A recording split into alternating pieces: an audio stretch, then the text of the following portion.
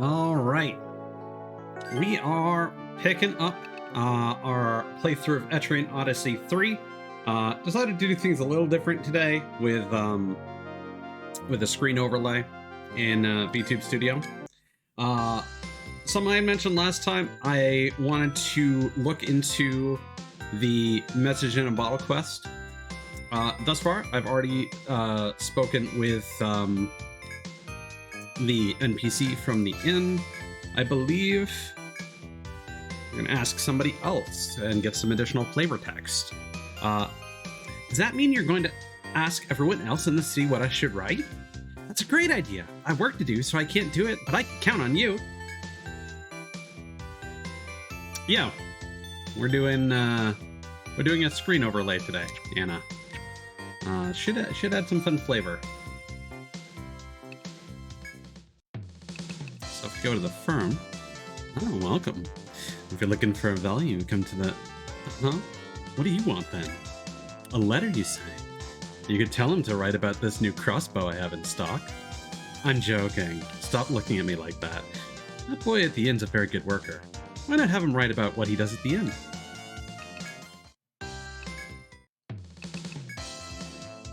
Hello? What is wrong? Oh, you need my advice about what to write now? Well, she wrote about her family, yes? Was that phrase? Turnabout is fair play? Maybe he should be writing about his family. How are your explorations going? I see. So you hear about a letter. You really should think about who you ask. Well, okay. I'll give you an answer. If it were me, I'd write about my current goals. A man's passions show off its values. I don't know if that helps you at all, but that's my opinion. Hello, Anna.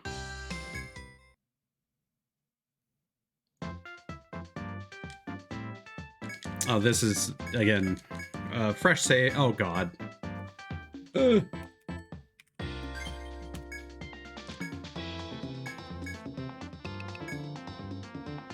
What's the matter, everyone? Huh? You need to think about what to put in a letter. I see. Well, I'm sure that girl will want to know more about who found her letter. So why doesn't he write about his own hobbies? If it's something she doesn't know, it's nice to learn. If she does, it's relatable.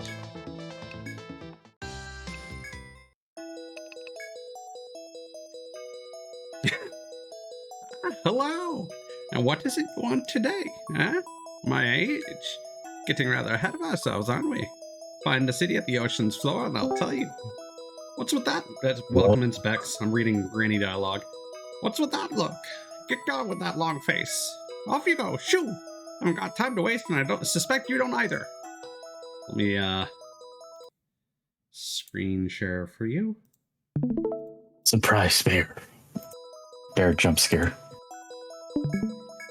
I don't think the Senatus actually ever has any dialogue for these quests this time. Right. It's fine. Everyone, do you have any advice for me on what I should say in my letter to Ellie? Tell him the ideas you heard. Tell him to write about his work. Why not? My job, well, I do see a lot of people every day, so I have a lot to talk about. Got a few ideas about what to write now. I think I can do something. Thank you for your time. I left the reward at the bar, so please get it there. Oh, and thanks for what you've done for me. I'll take 50% off your storage fees, okay? Please don't tell the other kids about this, though. Get that savings, my guy.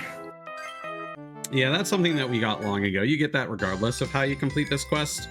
But it was bugging me that I didn't find out about the extra answers we could have provided until after the fact. So I just wanted to go back and go through that dialogue. My family? Makes sense. That would be easy for Ellie to relate to, yeah.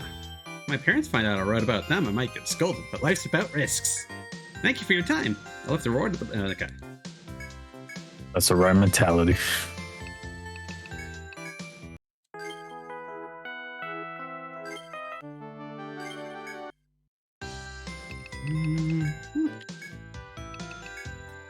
Nope, fuck.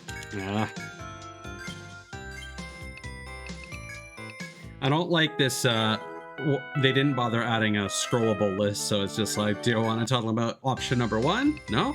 What about option number 2? What about option number 3? And it's just,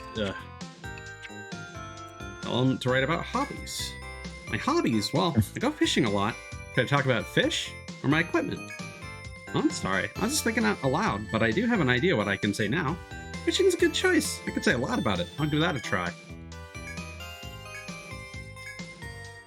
Literally gets a message in a bottle from a girl across the ocean, and he's literally doing the Tinder guy thing where it's just like, take a look at my big catch. You know what else? Big. Tell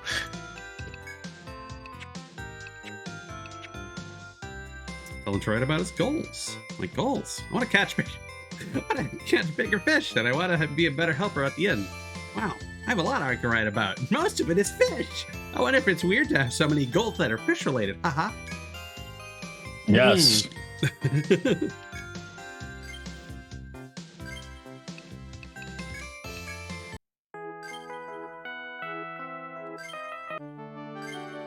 So I think that's probably going to be the last option, but we'll double check.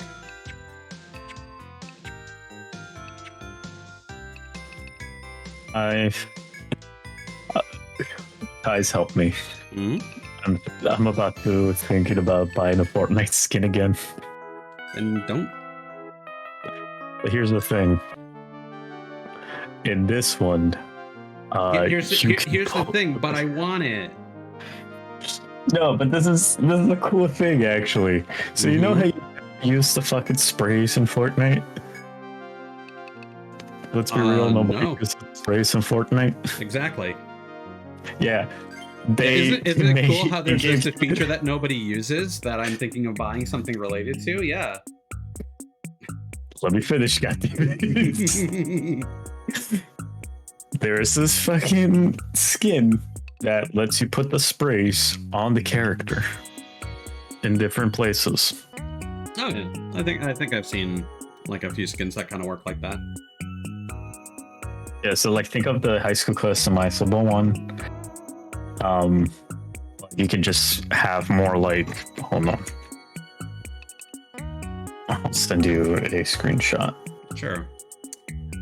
So as a follow-up to that quest, again, the girl's village is being overtaken by the Green Death.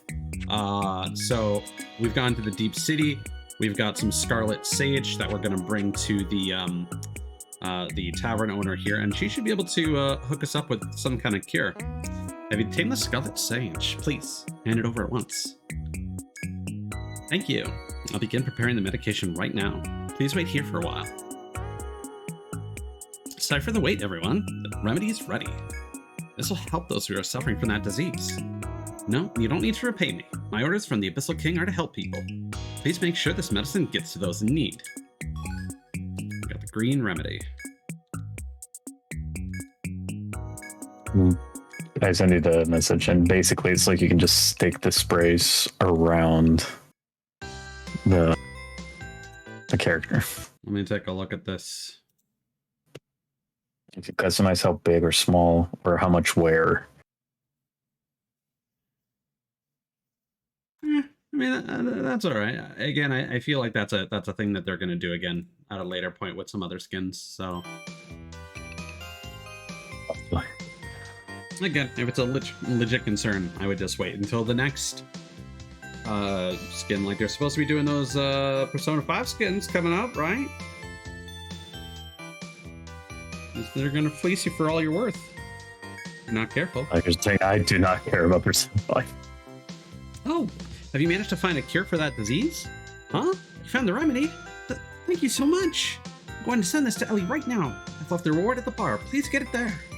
You've been a great big help once again. Thank you, thank you, thank you.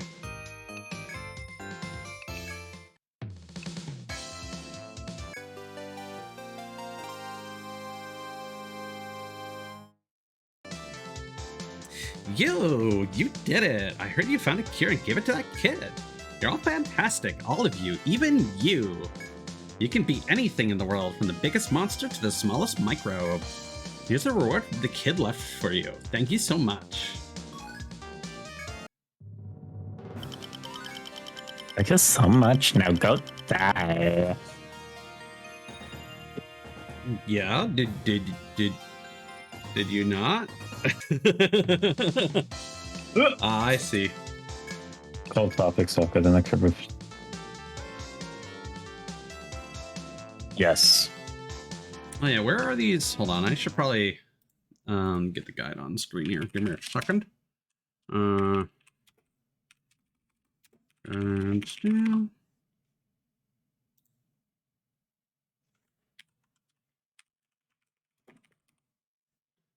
I don't think we can do this second one. Just yeah, we got to get bones from various monsters. Okay. Not the heckin' monsters. Admittedly, I have not completed like farming everything we potentially could. Just because we only just got to this stratum. I have beaten all the FOEs that we can encounter so far, which we will talk about in a moment. So, as a reminder, we have reached the Molten Caves. So we did run into the worms, which nuked us. I have beaten those. Just barely. And then the next floor is kind of where we left off. And of course we got our second battle theme here.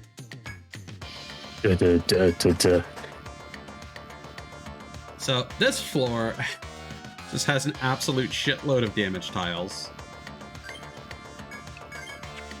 Oh, I just noticed I forgot to fill in this. Okay. So if you remember, we were asked by the Abyssal King to go to the prison on this floor of the labyrinth. So these FOEs here are the mother dragon. So the dragon eggs that we can encounter here do hatch into dragon pups after a couple turns. And they are also capable of summoning the mother dragon FOEs. Apparently, not 100% on that. At the very least, these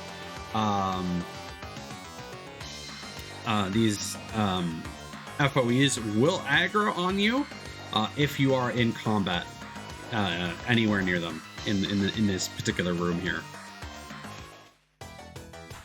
We also got the, I believe these guys used to be called Armoth. Now they are the Cave Elephant. Man, that is... You thought elephants were horrifying. Mm-hmm. Try Cave Elephant.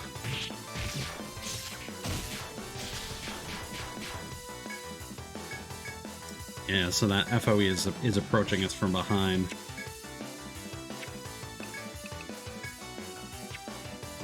What are they weak to?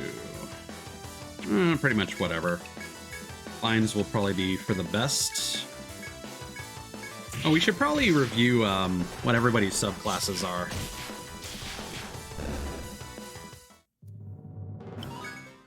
Oh, they can summon the Mother Dragons? Okay, good to know.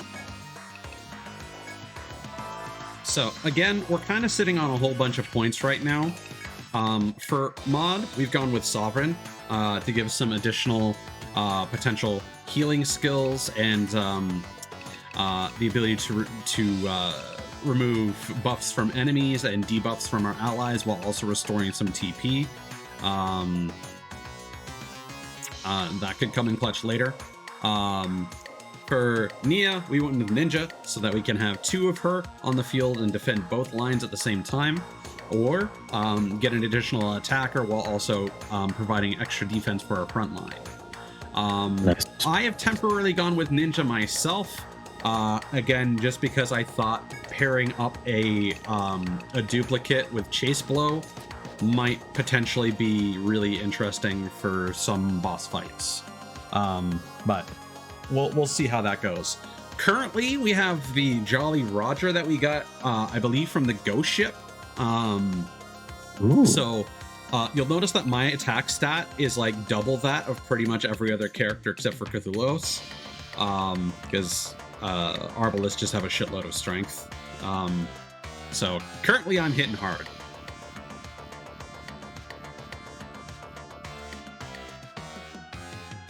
Yeah, I don't have any petrification yet, so I haven't been able to get that conditional drop.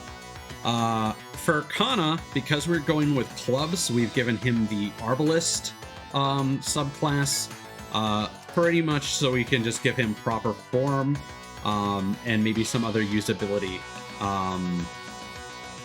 buffs, like maybe we'll pop flares or grab smoke grenade or something like that. Didn't really think of much else I wanted to do with the Gladiator, so this is what I went with for him.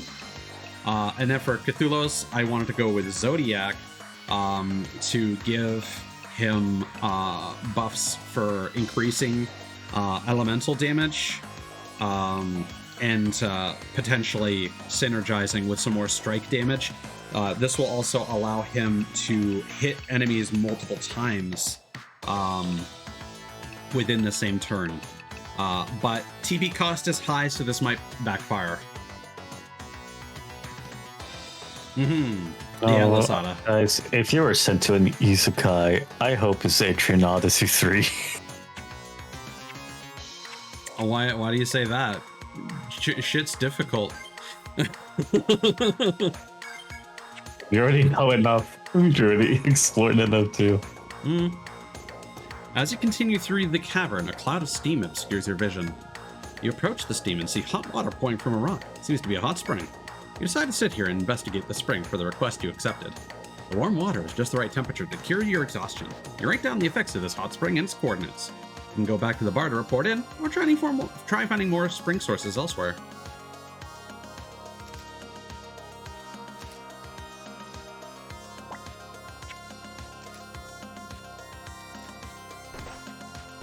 Oops.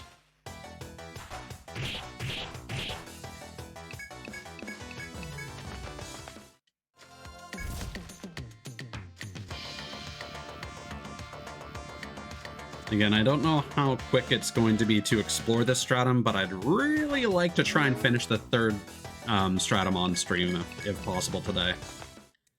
Before we do some armored core. Were you around for any armored core specs? No. I wish I had it. I mean, I streamed it the other day. Yeah, no, I think I missed it. Okay. Hopefully we'll get to that, but I had a very active weekend. My god.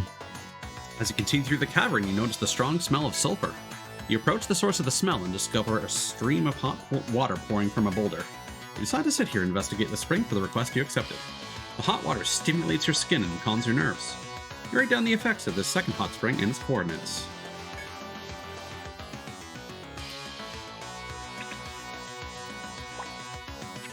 Oh yeah, one of the issues, so we did beat this Mother Dragon here.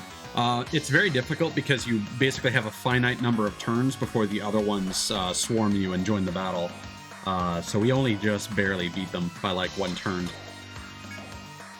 As you proceed through the cavern, you hear water gurgling somewhere nearby. You search for the source of the sound and discover hot water pouring from under a boulder. You decide to sit here and investigate the spring for the request you accepted.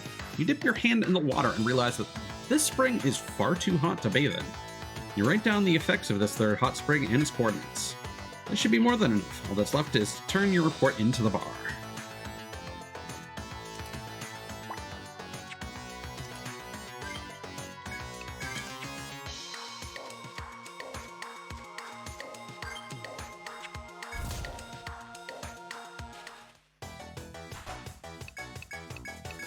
See, I'm not going to say that I would want to be isekai'd into an Etrian Odyssey game, but I would love if Yuji Himukai ever takes like Skebs. I would love to commission him for a character design of myself. Them or oh god, what is the Senran Kagura artist? Non Yagashi. They do the occasional male character design, and some of them are pretty solid. As you cross the scorching hall towards the southeast door, a figure appears before you. Your duty is to meet with the eldest one in the Hall of Conviction. Olympia points out a rocky wall to the north, beyond the scorching ground. The room in the center of this path is the Hall of Conviction, your destination. Proceed. Olympia stands before the door, blocking your passage. It seems that your first priority should be to meet with the eldest one of the Deep Ones.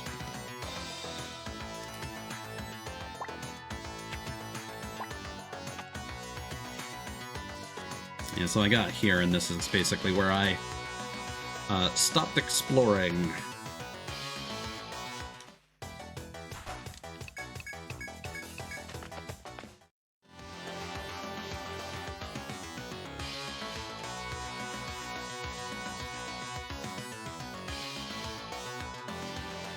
But yeah, I'm starting to get the feeling that compared to Etrian Odyssey, comparing the difficulties of the games, I feel like Etrian Odyssey 3 might be closer to the first game in terms of difficulty rather than the second.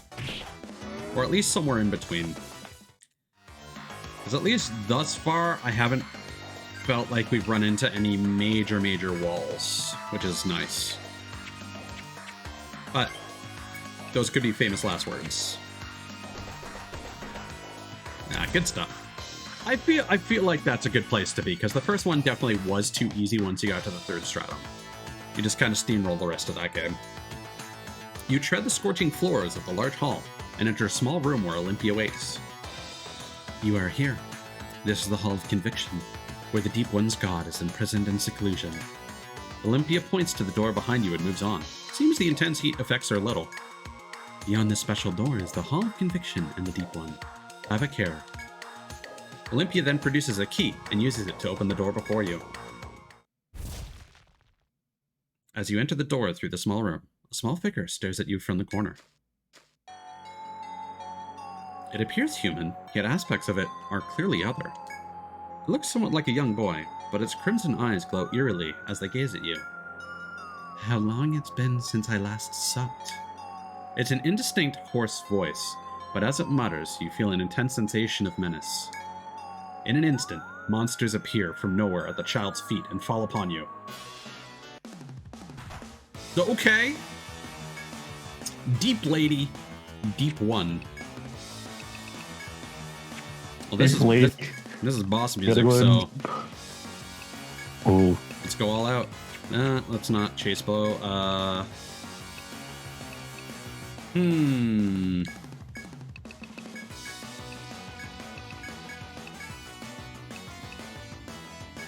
Do Volt. Post game is fine as far as I'm concerned, Lasada. Like, the 6th stratum is always there to kick your ass. Oh, that was bad timing. Mod needs to slow down a little bit.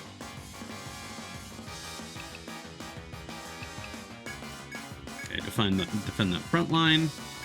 Oh yeah, this is a real fight. Okay. Oops, real fight.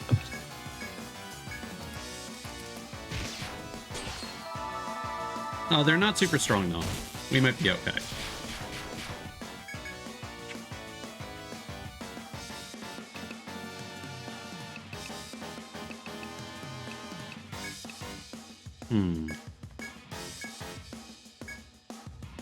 Yeah, I don't... Nia's not doing a lot of damage. I wonder if they're not weak to Volt. Let's do Chase Blow.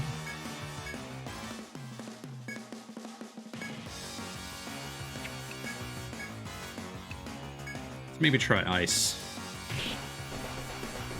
Yikes. Okay.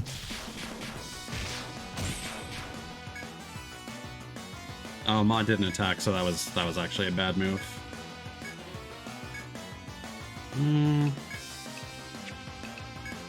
Let's try and blind them. Just saw your post on Twitter. I just noticed a giant you Elmo posing. Oh yeah. Let's try fire. Oh no. Oh boy.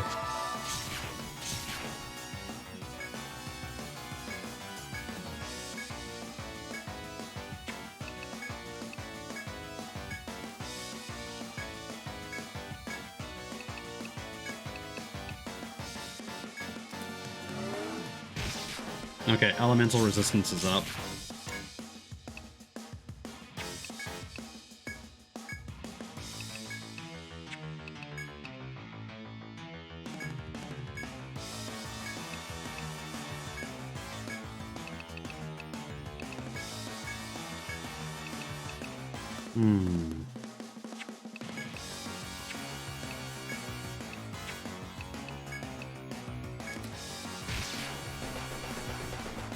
God damn it.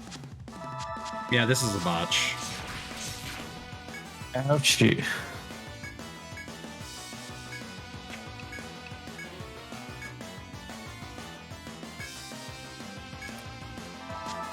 See, I wish we had the option to revive more people in one turn.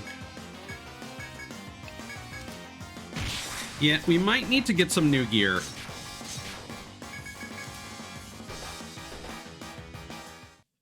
Okay, let's give that one more try, playing more defensively. Hey, Kana. Welcome in, love. Good to see you. Take down.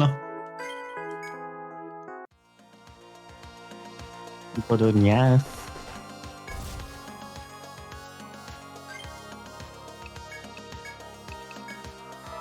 Okay.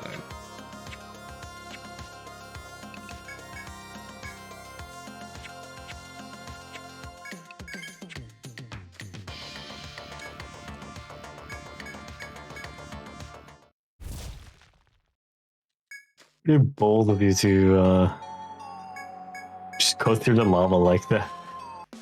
I mean, we don't really have a choice, but yeah. Yeah, no, I noticed in the map it's like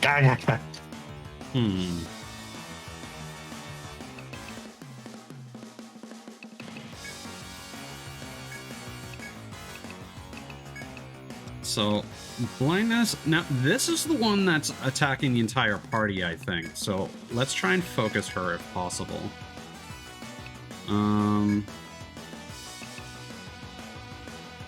And Mod's acting too quickly now, so we'll actually have him defend for a turn.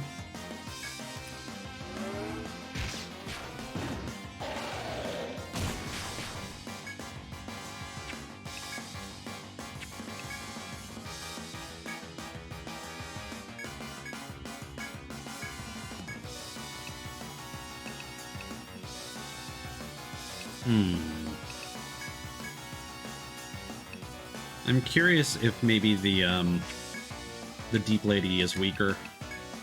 If we try and focus her down.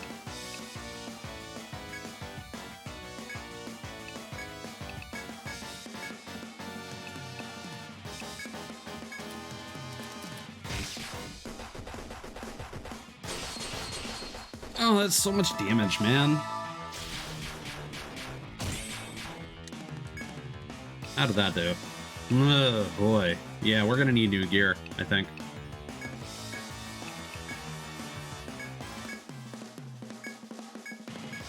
Non-smashes. I think we're also gonna need to get Mod some more healing. Because he's not keeping up with the DPS that they're putting out.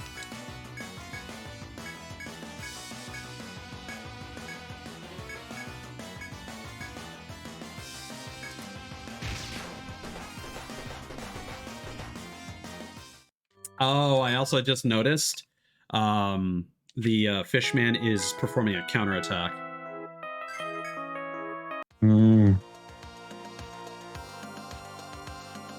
Okay. Let's get out of here. And let's get some new gear if we can. Might have to do some quick farming, but that shouldn't take long.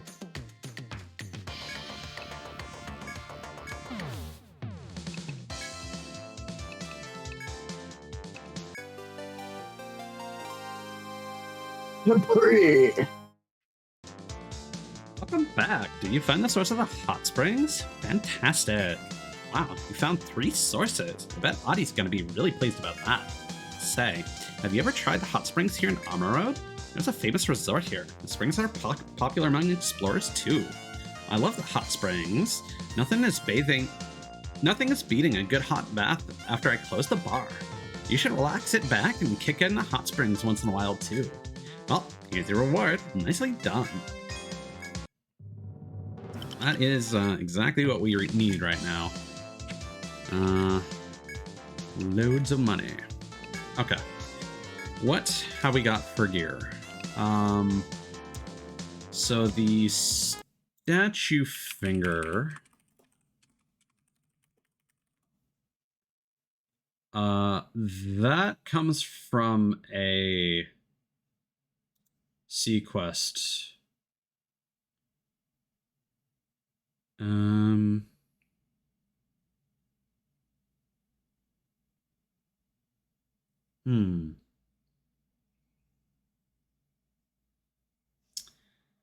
Yeah, and that's going to be the golem, which I'm not really looking forward to fighting. Okay. So, some more defense. Oh, we need a lot more money if we want to upgrade our stuff. Okay. Money! Time to do some farming. Oh, man. And you said you don't like farming simulators.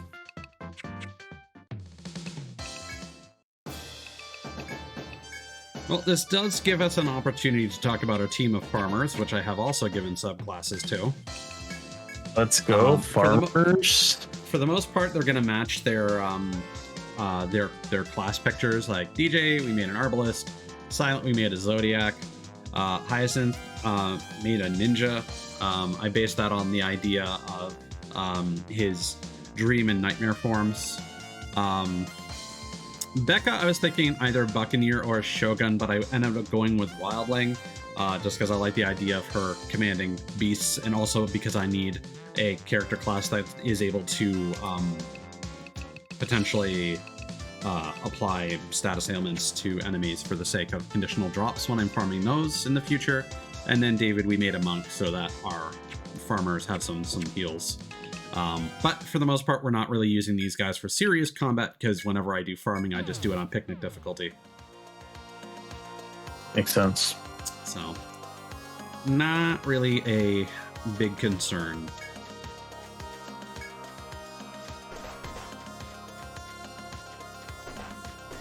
So again, it's a lot of just mashing the X button and then selling everything that we gather here.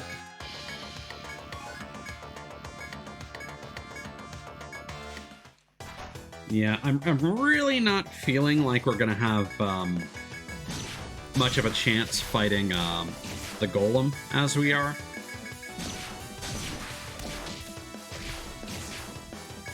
Did I forget to put it on picnic? Probably.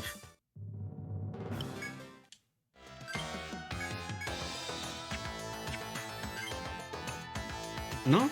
Weird. Those are just really low damage numbers. I thought I had better weapons. But it's fine.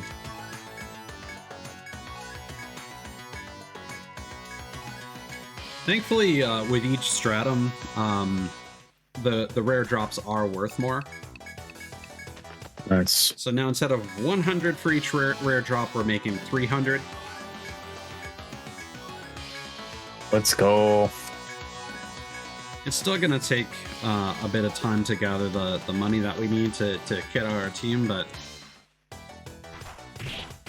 with any luck, we can just do 2 runs, and that might be enough.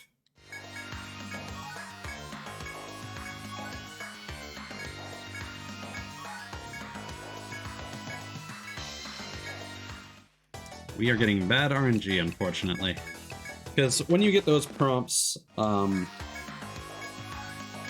that you're on the verge of discovering something rare, it's basically like a combo chance where you will continue to obtain those items if you keep gathering at the risk of running into an encounter. So if you run into an encounter after only one gather, then that's just bad RNG, unfortunately.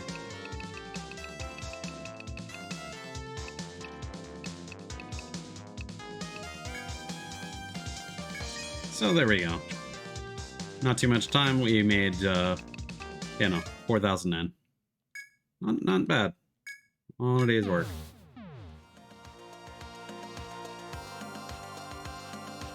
Now, if we're lucky, we can get to the next floor before the day cycle's over.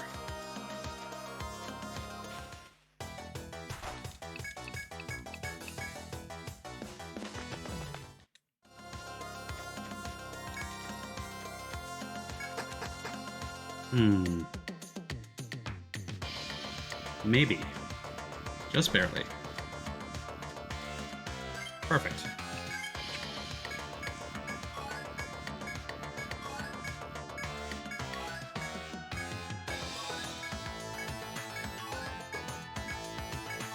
So yeah, it's coming together, but definitely gearing out our team requires a lot more farming than in previous games. And I kind of wish that wasn't the case, but at the very least, the game has tools to equip you with, without significant difficulty. Again, it would have been much more tedious back in the day without being able to lower down the game's difficulty. But, you know, we have this tool, may as well use it. Do it. Save those coupons. That's the plan, Masada. I know that endgame stuff is going to cost several hundreds of thousands of intel, so that's what we're saving them for.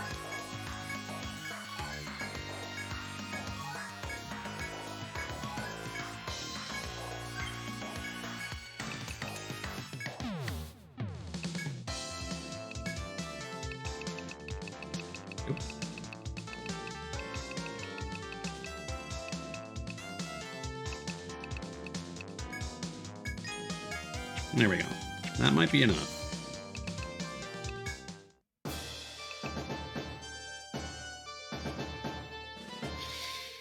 Yeah, that's a lot of grinding there.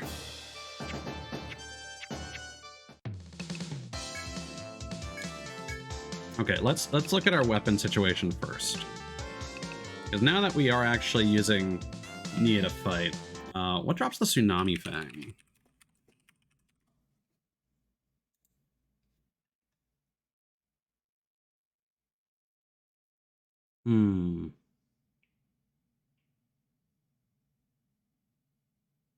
Okay, looks like that's another Sequest boss.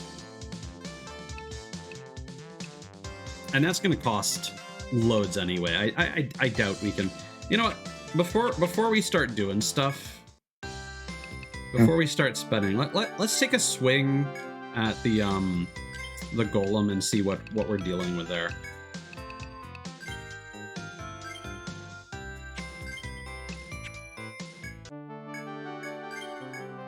The golem's usually a recurring difficult boss, so I'm expecting it to be above our capability, but who knows? Okay.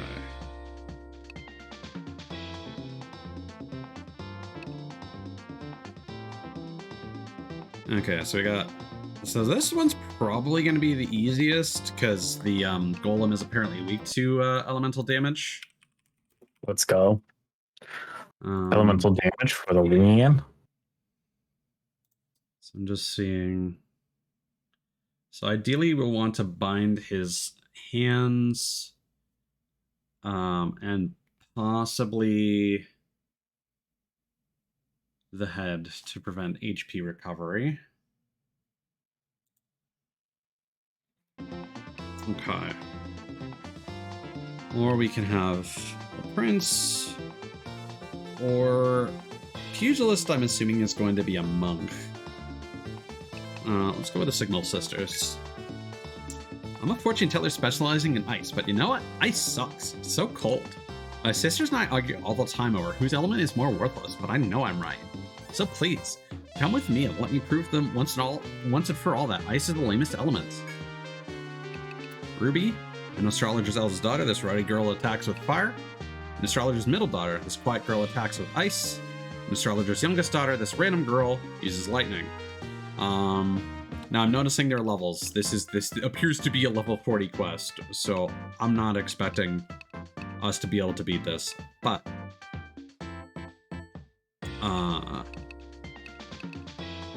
maybe with Kana and Mod, we might be able to do this. And guard tactic.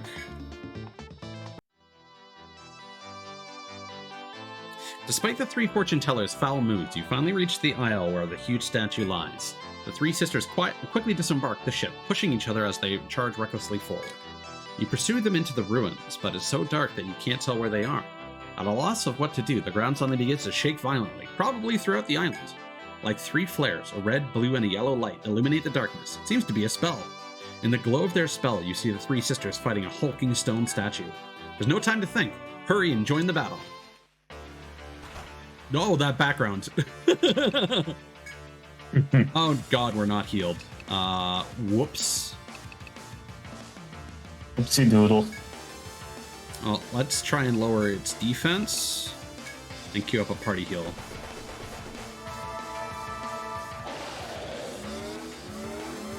Okay, they're all charging for a turn.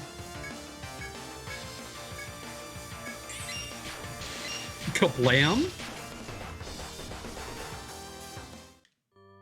Oh, if your characters die, that's game over. Okay. Ooh. Okay, so Whoops. we definitely need to have a nap.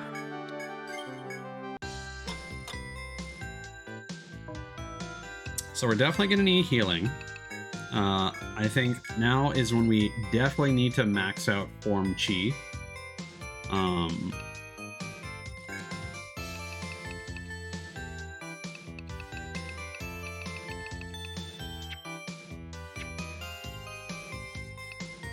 Okay. And then let's see if we can gear out our party.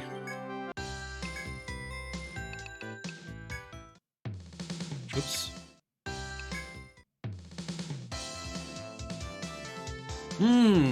Yeah, that's a good idea as well, Lasada.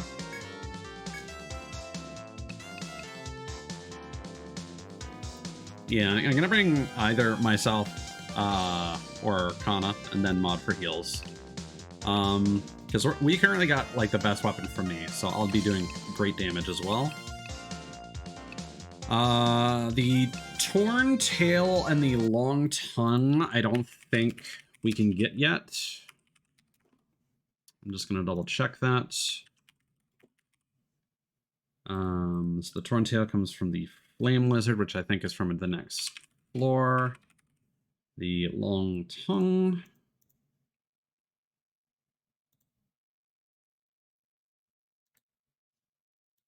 Yeah, cannot get those. So Golden Dog, it's a minimal increase.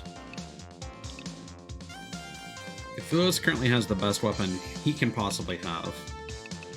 So yeah, I think Nia is the only one we really need to concern ourselves with upgrading the weapon for. And it's going to be a question of either getting Hayakaze or the Trident. If we can beat the Golem. Actually, no, the Golem's not going to get us that. We need to beat another boss. So honestly, we should probably just grab the Hayakaze regardless. Armor-wise, yeah, it's the Adam armor that we could get from the Golem. So we should kit out our party members with the better armor here.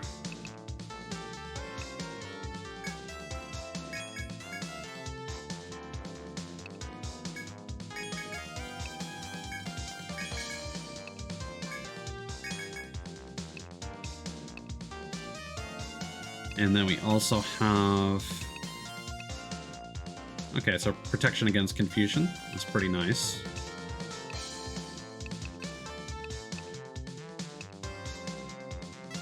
Mm. Yeah, we'll need to do some more farming, unfortunately. Right. So the Pallane seems like it could potentially be really nice with the physical damage reductions, but I think the strength bracers are going to be better overall. That said, we're only probably going to be able to buy a limited number of them. Otherwise, the Beast Gauntlet should be fine. But the White Brim would probably be a good idea. Hell yeah. But I think we got the best bang for a buck in terms of armor. And then we'll just want to buy a spear. And then I think, for the most part, we should be okay with that. Neozoan, that is lacking behind in terms of damage by a long shot right now. So then, for our other gear here, I'm gonna get our farmer. That's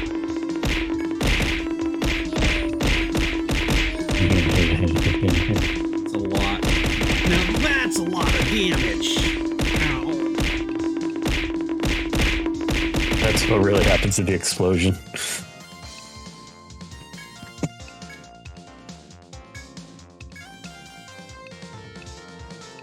Oh, wait. No, those classes can't equip that armor.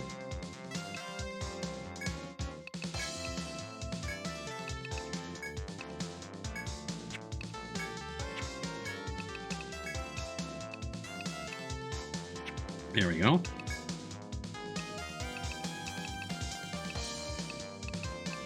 And I think we're at the point that we can finally get rid of that hammer.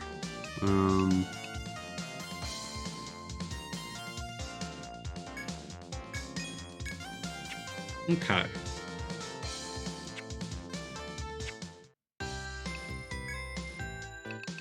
If I knew the farmer existed beforehand, I would have said, Kirsten, can you just draw me as a farmer instead? Just give me the creepy ass gaze.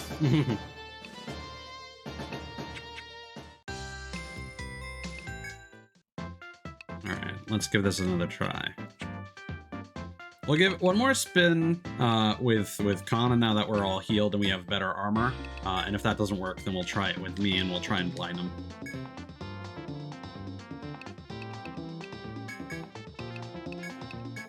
It's the MC, let's go.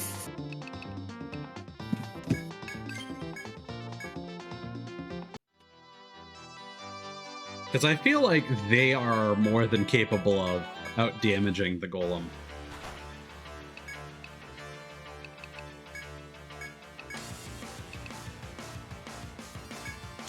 Was he acting first? Probably. Yeah. Jesus. Okay. Healing is on point, though.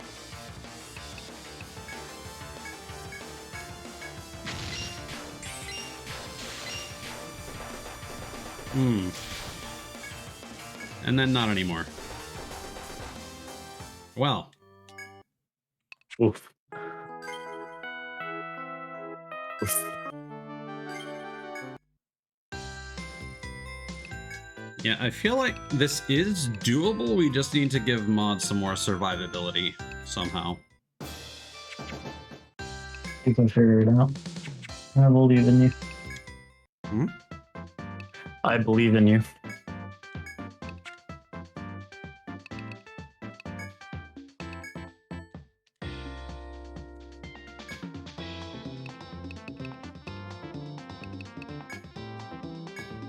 So if we could put mod on the back line, that would actually be way better for us, but that's not possible.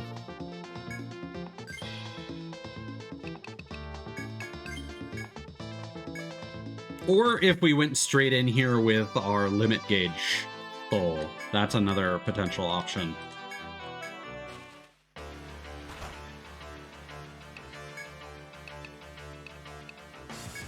Alright, let's try and blind you. Party heal. Gee, okay.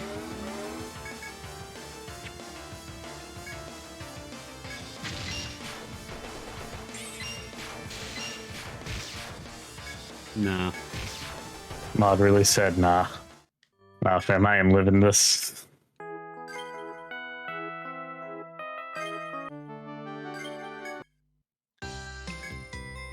Let's try the route of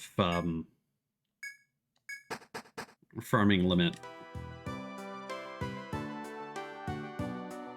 To do that, I'm just gonna do that on Picnic.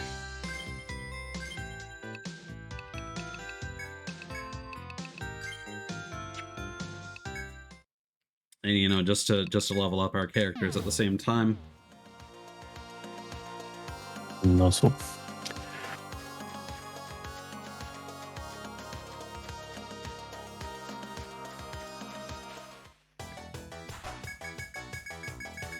Ooh.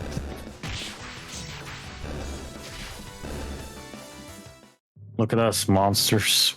We're going around town. Bring it around town. Okay, so that should be like 5 fights.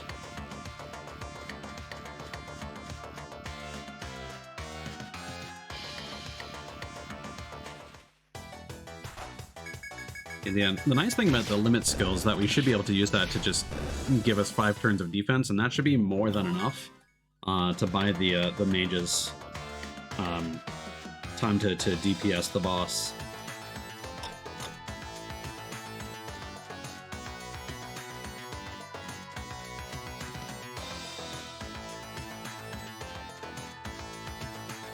My only concern is that usually the golem revives itself once you kill it the first time, so I don't know, we might run out of turns of defense, so it'll still possibly come down to trying to arm bind or blind the golem.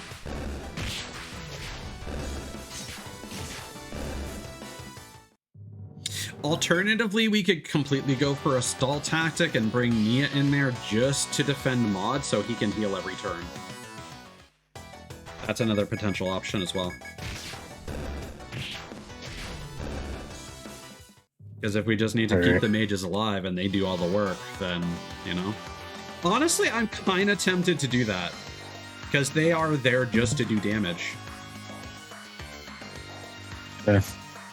I'm gonna hit to bed. Alright, have a good night, dude. You too. Good luck. Goodbye. Bye. I saw a Passaron. We'll see if we can reach it.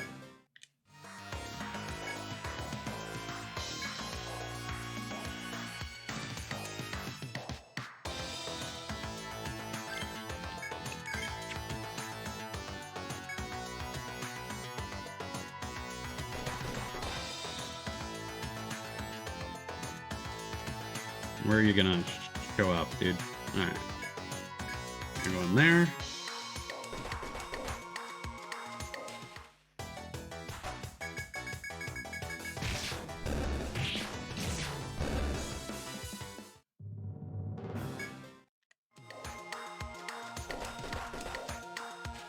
Yeah.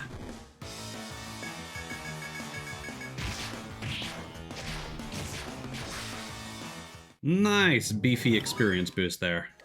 Alright. So now everyone should be full.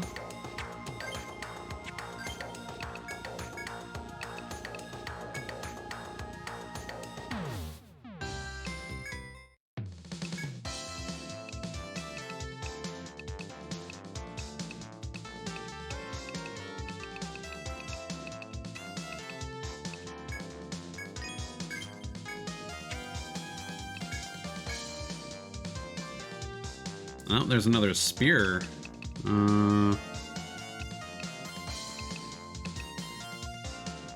Hayakaze is still going to be better.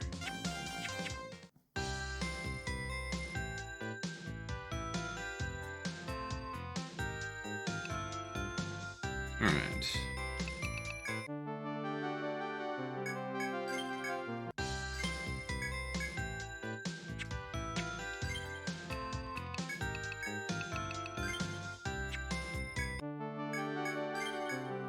Alright, let's try the stall tactic. I have a feeling we'll probably run out of TP before the fight is over, though. But it's worth trying.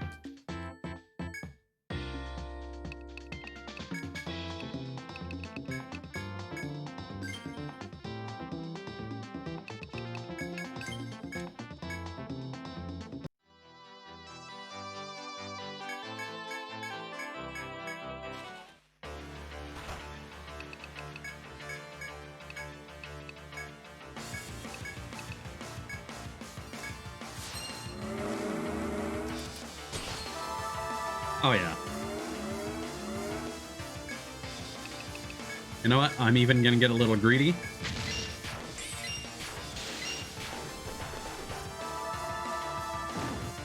Kaboom. Line guard. We could potentially try a Blitz Ritter and see how that fares.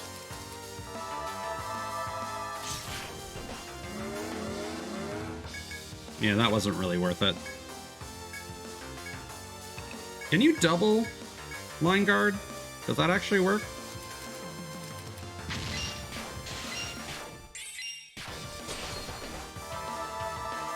Yeah?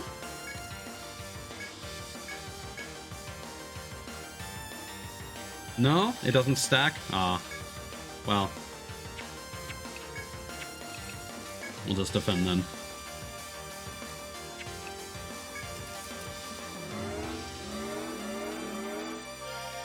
Oh, it barely regens any. That's silly.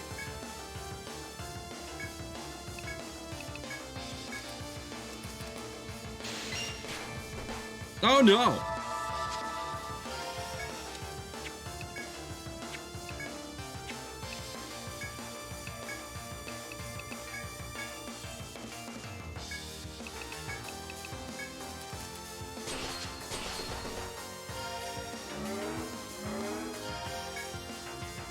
I see, it kind of screwed them over.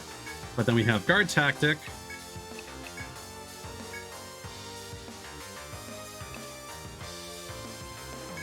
Yeah, let's... no. We could switch. We could switch with one of them, potentially. Can you actually do that with a guest party member? You can! That's funny. Alright.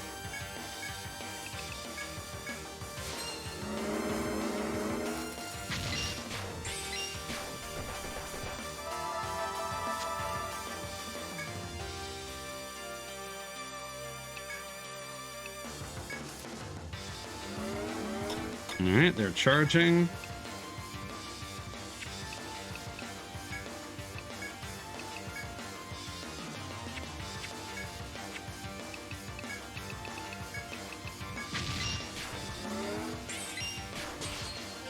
Okay, yeah, they recovered.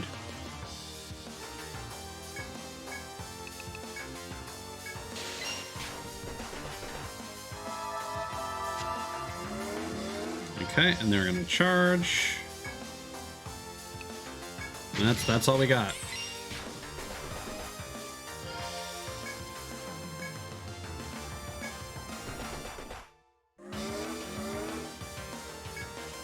Attack us on the front line!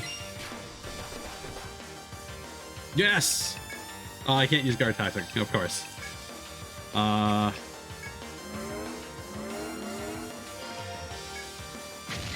Kablam!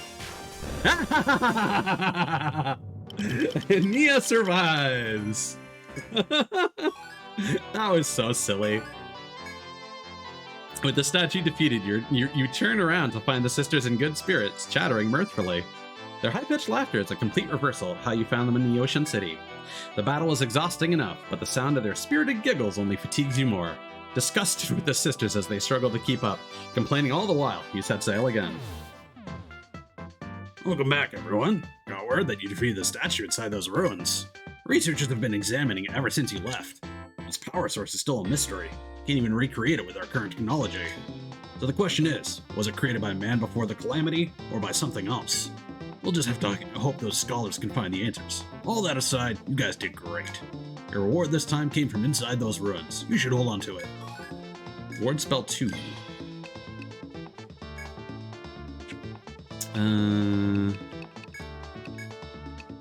What's that gonna do? Aegis barrier. Elemental damage. Okay.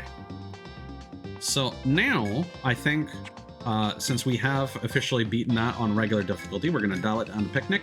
We're gonna get the main rewards here. And we apparently have to defeat the golem while it's blinded.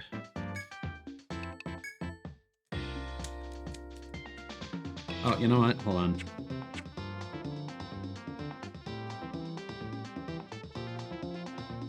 Oh, mod actually... No, that's weird. Is that maybe a bug with respect to the Ninpo double? Or is it because mod died that he regained all his HP and TP, but Nia didn't?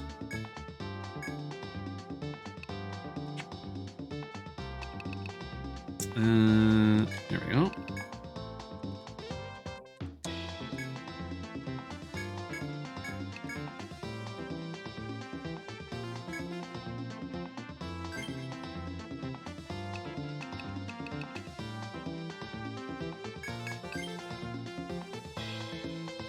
Actually, let's bring Hellfire.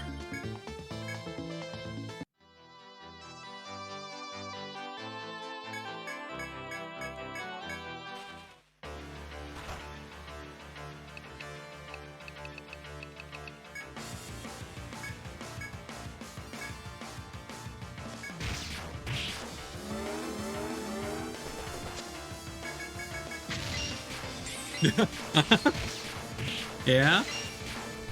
Yeah? All right. Picnic mode. Thank you. I was able to reconcile with my sisters. I guess there's a reason for everyone in the world. You look exhausted. I guess those three really did a number on you guys. But hey, cheer up. I left this for you as a token of their gratitude. Sapphire's book.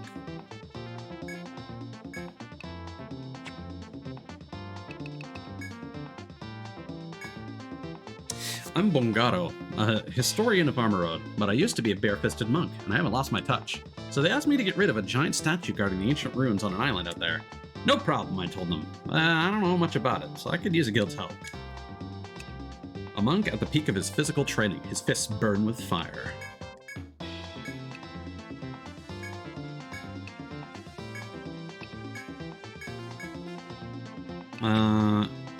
Yeah, we're actually gonna need to do elemental damage, so we should bring...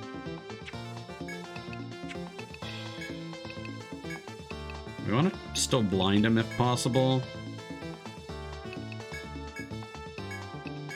That should be good. And then we'll bring... Hellfire...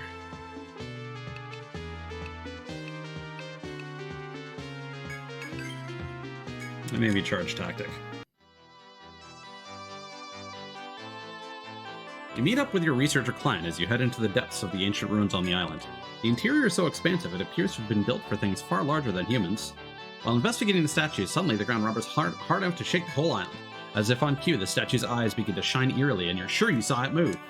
The client snaps his fingers, as though he knew this would happen. It seems he's ready for a battle.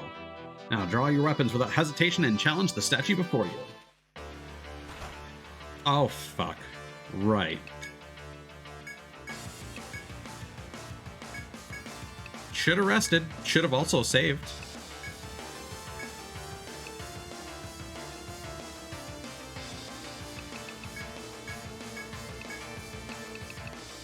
Yeah, I can't do anything with Nia. God damn it. Do you have a particular weakness? Not really.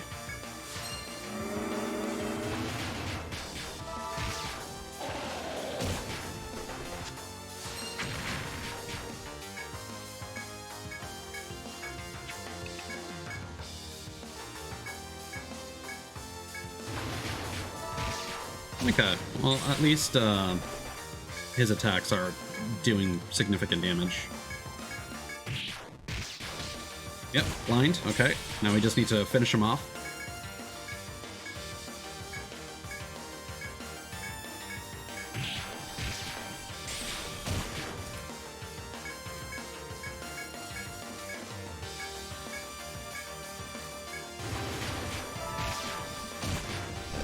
Nice. The 3 lights gem. Your strenuous efforts pay off as the statue finally drops to its knees before it falls to pieces. The client examines the stones from various angles, but noting specifics from the battle moments ago. After some time, he sighs in satisfaction and thanks you before heading deeper into the ruins. You smile wryly at his insatiable lust for knowledge before returning to your awaiting ship. Nice to see you. I enjoyed a heated, hands-on battle with a statue. Now I'm off to find more enemies. He's a strange guy. Makes you wonder if he prefers to study or fight. He left something for you guys with me, though. He seemed excited, said it would be perfect for you. Ongaro's singlet. That sounds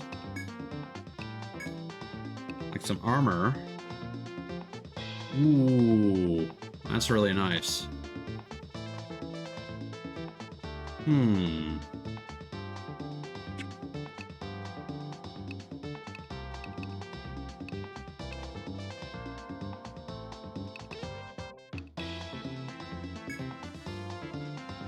Who would potentially need...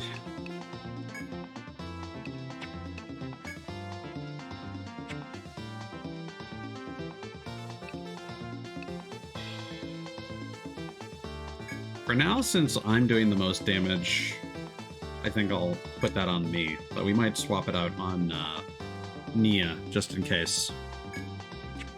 In fact, we might want to buy Nia the Aketon anyway, because that's his better armor.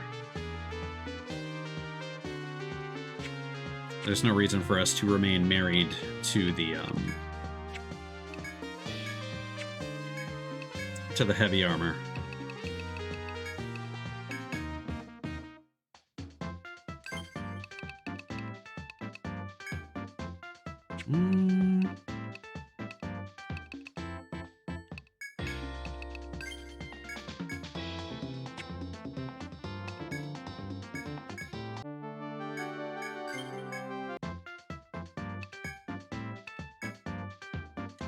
Can you believe it? I met this total stud equipped from head to toe in obsidian armor. I'm clearly going to need some cute armor to match, but armor from that tree place is so last spring. That's why I need someone to escort me to the ruins. Dessert and Knuckle. This great warrior only recently came to Armor Road with his hammer. Okay, so let's try and bind him again.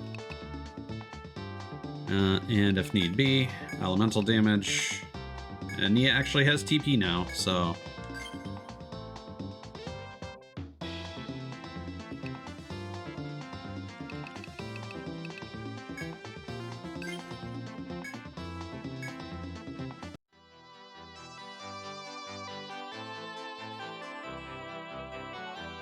The site of the ancient ruins is a welcome reprieve from the sweet nothing shared between the clients.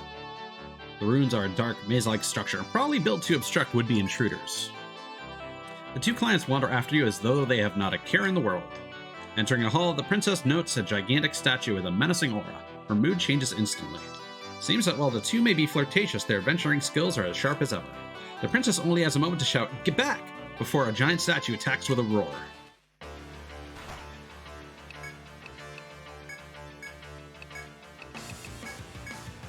Let's double up.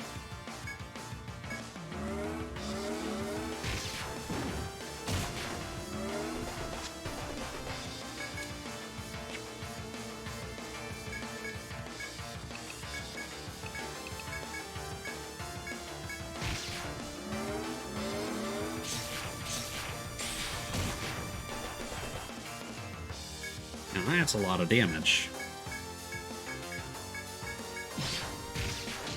Perfect.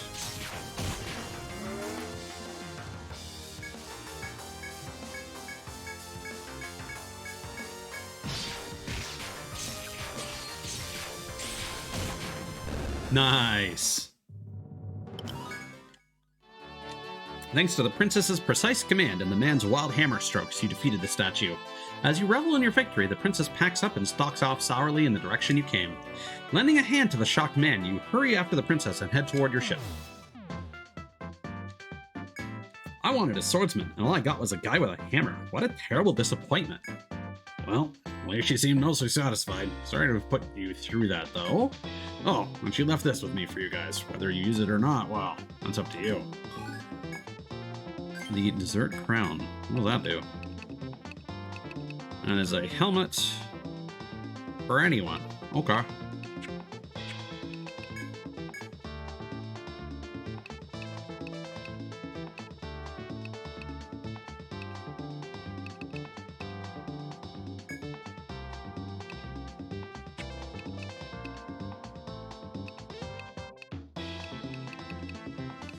So again, I think we're just going to try and shore up our defenses as much as possible.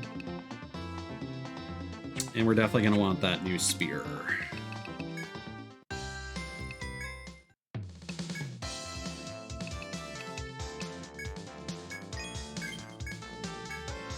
Ah yes, and we have that new heavy armor.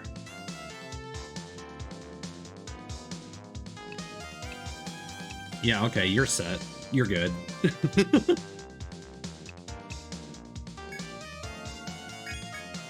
Yeah, you're living large now.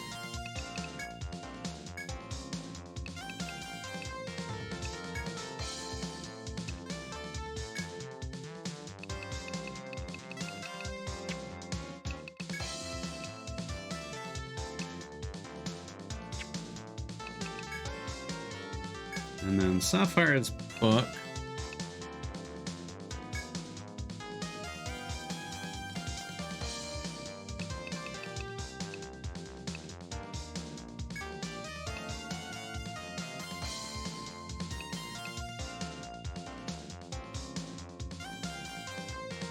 Yeah, we're gonna give that to Silent.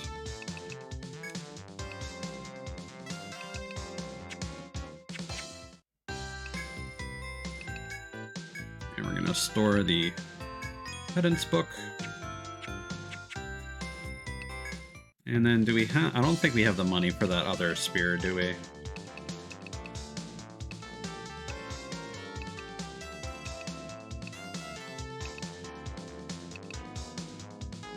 Okay, so we'll have to do at least one more run. And I think that will put us in good streets. We'll probably do the two farms regardless. Just because we're already going through the motions.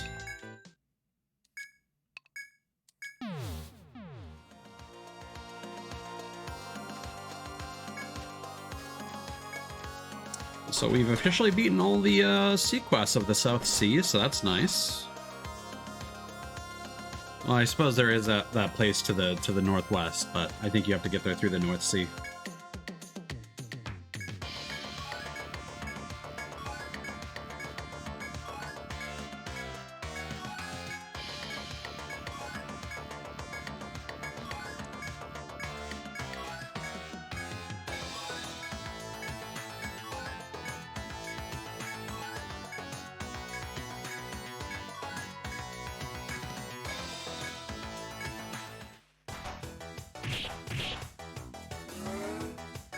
Can we quickly murk these guys? Okay, now we're starting to deal some decent damage.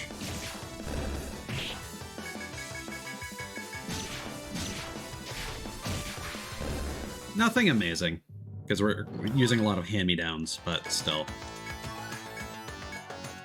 Some additional materials that might be good for unlocking some of the other weapons or armors that we might not have yet.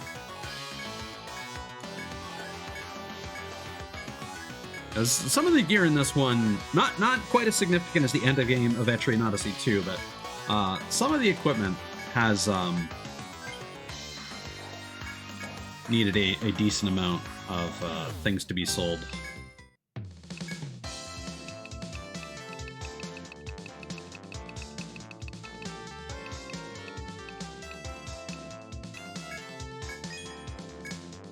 Not the greatest haul, but whatever. One more.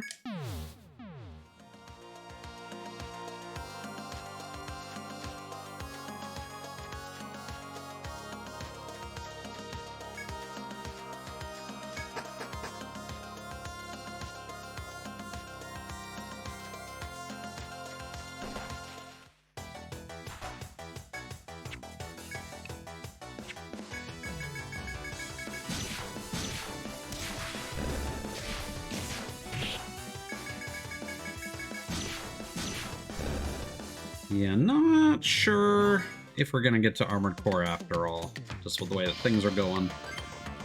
Because I would probably rather finish this stratum.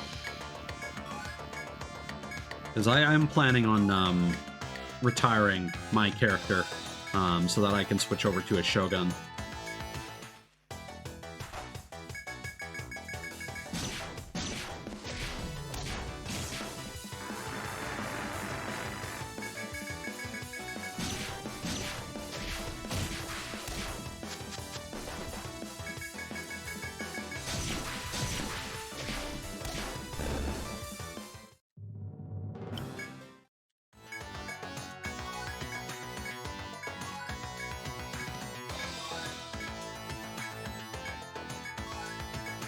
Oh, and something I had mentioned on Discord but didn't bring up on stream yet is that with the subclasses, I discovered that you cannot equip the armor of your subclasses.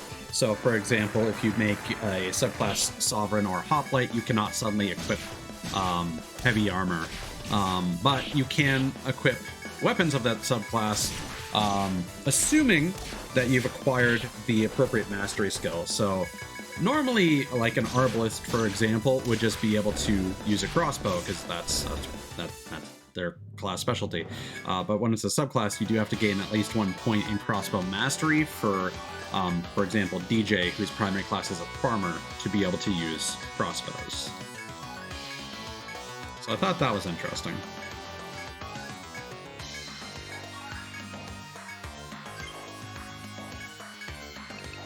I think some of these gathers are gonna give us a lot more.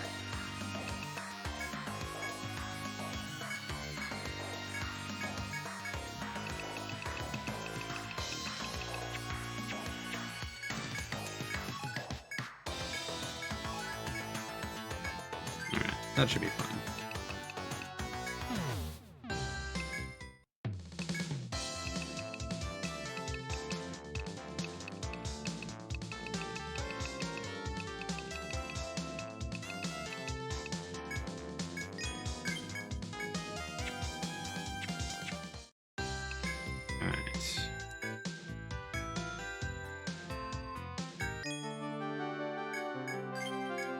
Now, let us rest. Let us change back the difficulty.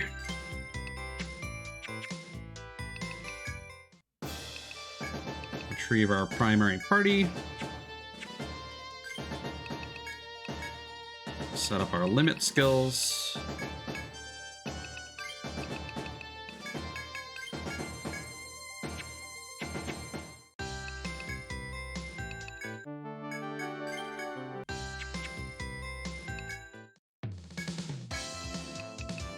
So we definitely want this spear.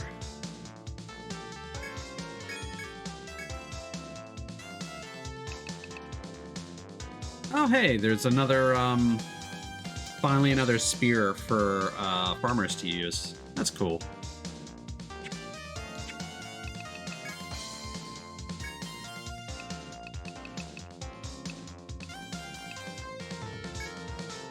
Oh, we already have an extra Sarissa.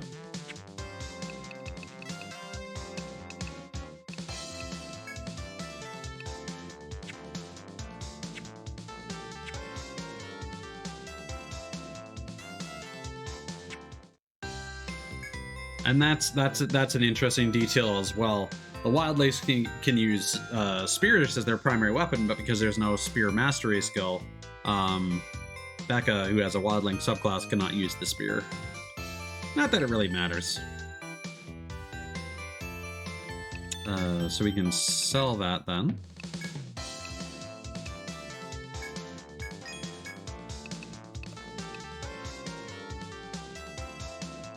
And then,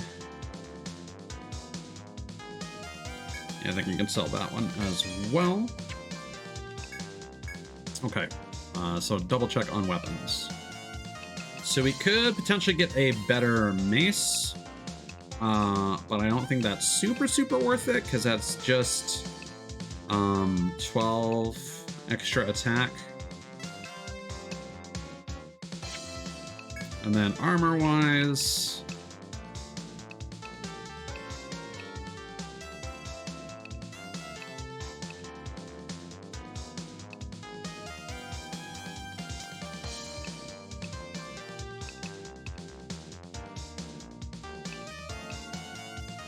it's 4 extra points there. I don't think that's super worth it. And then we have 8 potential points across the board for armor if we want to buy that. But I think we'll roll with what we got and see if this new gear has tipped things over the edge in our favor.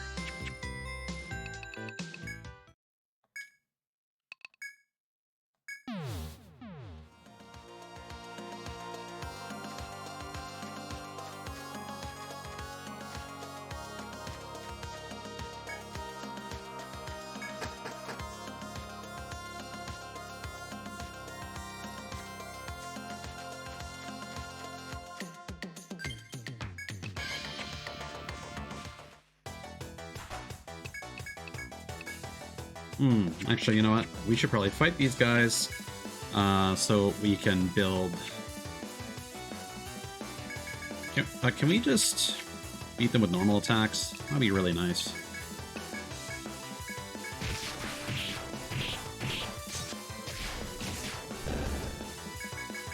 Yep.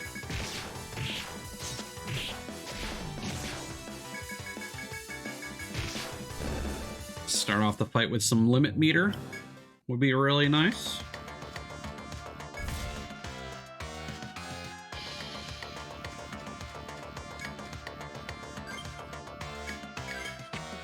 Because we're gonna have to heal up anyway.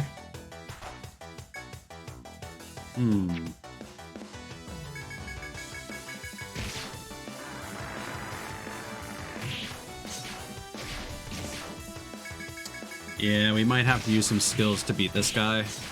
No, maybe not. Maybe not.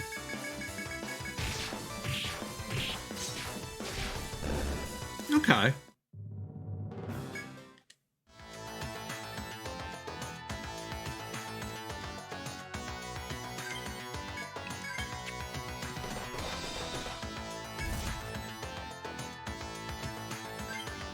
Nice. Okay. Let's do a party heal. And then let's see if that's sufficient. And if need be, we can switch our limit skills for something else.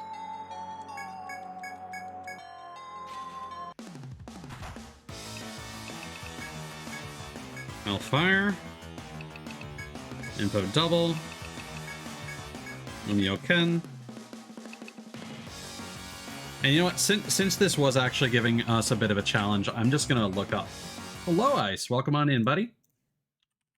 I'm just going to look up their weaknesses and whatnot. Just for sanity. Yeah, sure enough, the deep one is weak to elemental, whereas the deep lady is resistant to elemental, has no weaknesses. The deep lady can deal ice damage to the entire party. We need to bind her head, because the deep one has a chase skill that is why we were getting hit twice across the entire team.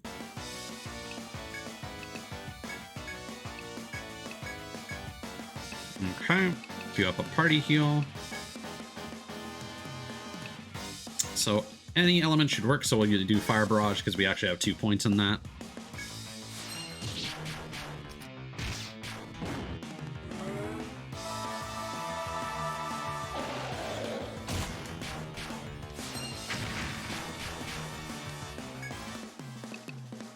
Okay.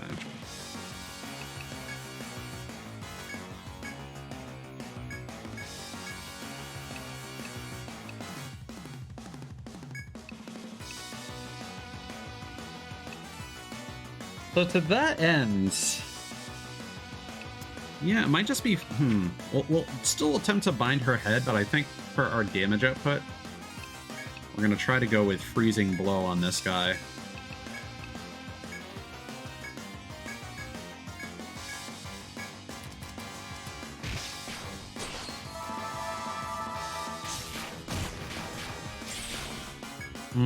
No. 9 Smashes is doing... No, I don't think they're going for something Lovecraftian necessarily. Well, kind of. Kind of, but not really. It's just that the previous society has sunk underneath the ocean.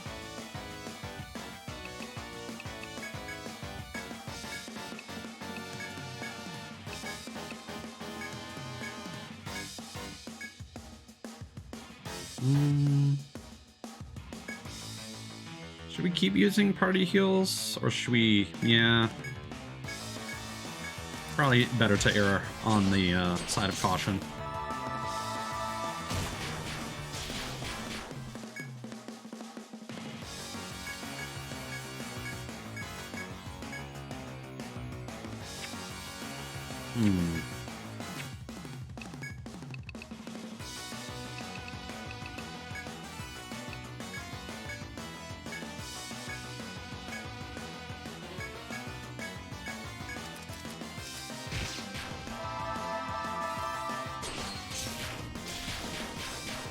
Ooh.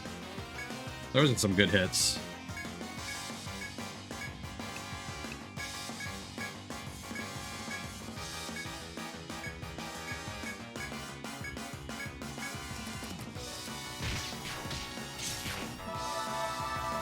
Well, finally the binding worked, but not quite the way I intended.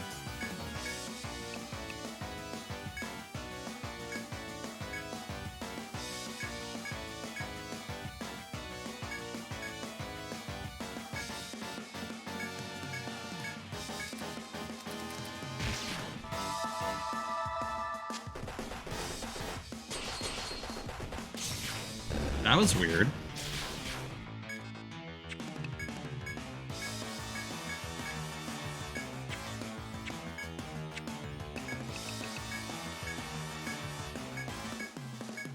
All right.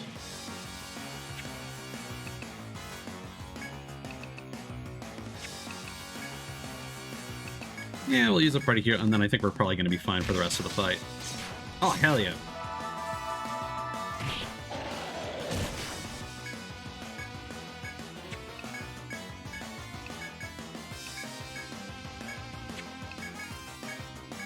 Oh, you don't know what's coming.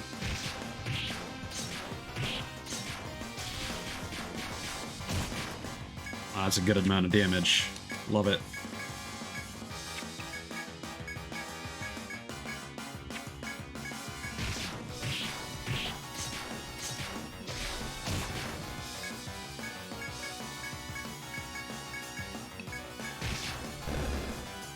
All right. We successfully adapted. The child before you gazes at you with curiosity as you defeat the Piscine grotesqueries. Its eyes are filled with joy and wonder. It is clear that it takes delight in your presence. Despite its rapt expression, you wonder when its blood and flesh will again become monsters. You're not quite sure whether to draw arms and attack, or attempt to parley with it. What will you do? Say that you mean no harm. No harm? Do you or don't you? 'Tis one to me. What is your reason for coming here? As the child seems to understand your tongue, you tell him of your quest to meet the Deep One here. Deep One, such a foolish name have the sons of men given to my people. The child's sneering words drip with venom as his crimson eyes continue to gaze at you. If you come not as sacrifices to be, see, it's supposed to be like hithy normally, so he hence. Contrary to all appearances, I am rather busy. The being you know as the Deep One then closes his eyes and ceases all movement. Now do you see? That is a Deep One, mankind's worst and most fearsome enemy. Olympia speaks, having apparently entered the room without you noticing. This childlike thing is their king, called the Eldest One. You have seen how it spawns. The Abyssal King captured it over 100 years ago. It has been sealed in this hall ever since. As Olympia tells you this, the Deep One smiles from time to time, listening with closed eyes. I am not king yet. In human terms, I would be something like a prince or princess. Olympia glares at the childlike being, then looks back to you and resumes her speech. You know now of the Deep Ones. Your duty to the Abyssal King has been discharged. Olympia then directs you to return to the Celestial Palace to meet again with the Abyssal King. After looking once more at Olympia and the Deep One, you decide to quit this Hall of Horrors.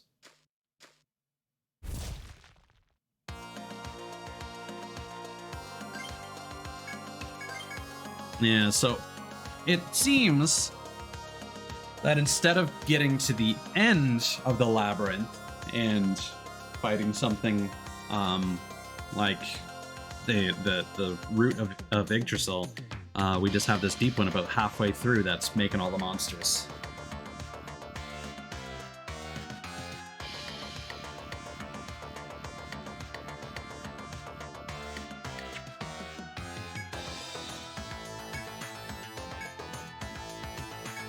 Okay, so we cannot open the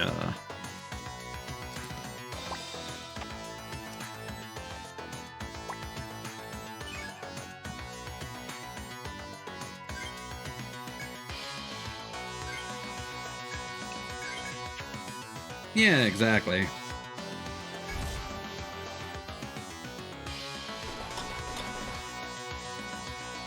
Yeah, it's definitely like Lovecraft inspired. I feel like most games that have Lovecraftian references are more overt in it,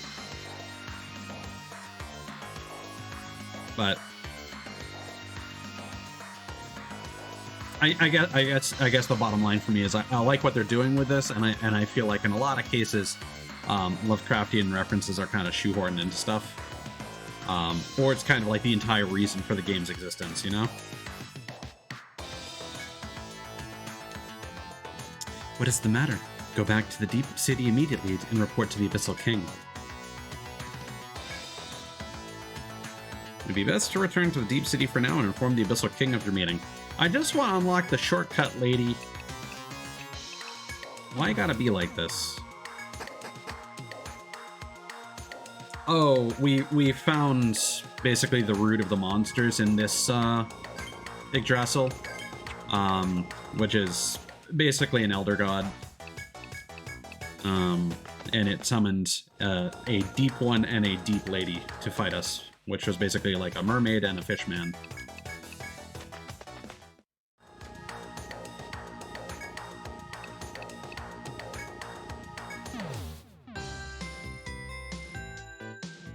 Yeah, I just mean more so that a lot of Lovecraftian things are normally more like a Call of Cthulhu kind of aesthetic, and this is something different. This is definitely more anime, and I don't see a lot of anime interpretations of Lovecraft stuff.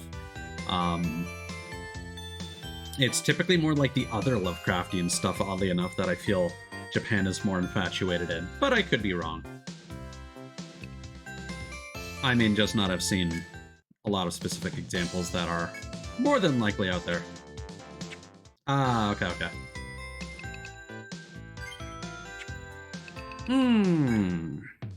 Did we get any drops? Yeah, a couple on the way, but nothing super important.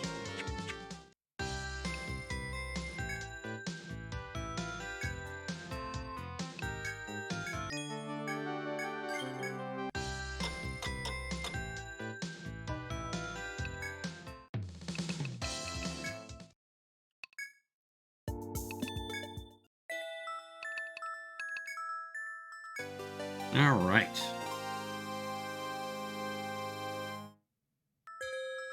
So, you've returned, explorers? Olympia tells me you met the Deep One and lived to tell the tale. What you met was their eldest one, a dreadful thing who dwells in the abyss and spawns young. When I learned of that threat as Armorode's last king, I fulfilled my duties to protect mankind. Ancient lore of the royal family speaks of evil presences lurking in that abyss. Our source was Yggdrasil, a mysterious yet wise tree that towers in the center of our city. Yggdrasil granted us with superior technology. In return, we swore to protect it from evil. I accepted and submerged a part of Armor Road to the ocean's floor. We fight that evil to this day. Am I giving you too much to digest? It is important that you understand this matter. If you have any remaining doubts, then loosen your tongues. You're Armor Road's last king? You have the right of it. As the only male heir from Armor Road, I am the last of the royal line. In a more peaceful time, I would have wed and lived a normal life. But the calamity that transpired 100 years ago forever changed my fate. According to Yggdrasil, that great quake caused the evil slumbering deep within the earth to awaken. At that time, the evil spawn rose to Armor Road, resulting in many gruesome assaults on the people. Yggdrasil claimed that only by sinking to the abyss could I prevent the evil from stirring. I obeyed and submerged part of Armor Road, along with soldiers who vowed to fight the evil with me. We did this to save hundreds, whose descendants still live above. Such is the duty of a king. What is Yggdrasil? Yggdrasil is the world tree. It may be difficult to credit, but I can converse with Yggdrasil. Since ancient times, only those of Armor Road's royal family have had this skill. It was knowledge gleaned from Yggdrasil that brought advanced technology to Armor Road. But it is not necessary for you to believe me, so long as both Yggdrasil and I know. What is Olympia? Olympia is my faithful friend and servant. She is a powerful woman who supports me in my struggle. But that was not the intent of your question, was it? She is not human. Hers is a life born from the forbidden knowledge given to me by Yggdrasil. She moves and speaks as humans do, yet her strength is far mightier. Try and treat her as you would a normal person. What is this evil? The king of the deep ones I had you meet. Better to call it a god. For them, that is. For humanity, it may as well be a demon. The deep ones revere it as it slumbers deep underground. Yggdrasil seals it from awakening and running amok. That is the large tree's chief purpose. Perhaps you think all this quite absurd, but remember what you saw below, and try to understand. But I have not explained yet why only the deep city deals with this evil. I shall now do so. The evil lurking in the abyss is aware of humanity and thrives on emotions such as fear. Should Armor Road's populace learn of this evil's existence, even Yggdrasil could not hold it. And so, fewer who know of the evil, the better. That is why we of the Deep City hide ourselves. Now that you know this truth, you are honor-bound to join our struggle against the Deep Ones. But first, I should reward you your service in traveling to the Hall of Conviction as I asked. Take this. It is also a king's duty to encourage fine work, after all. Loads of money. And experience. But I have a separate favor to ask. It is related to your guild. Hear my request. Good. Tell them, Olympia.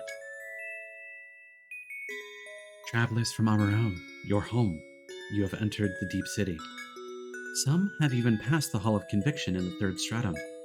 Going as far as they have means provoking the Deep Ones.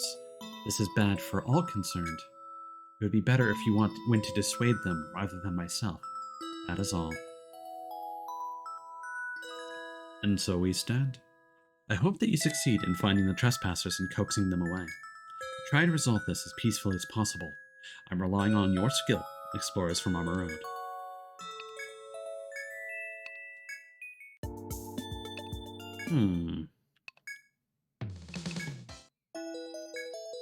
You got anything for me? No? Alright.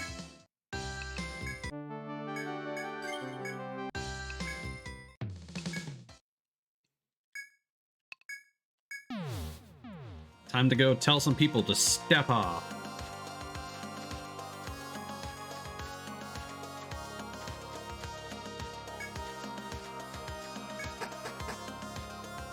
This turf belongs to the Deep Crew.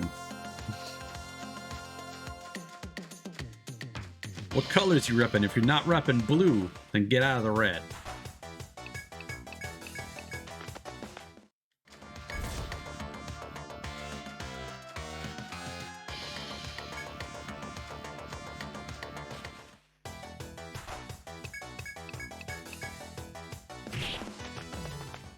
Alright.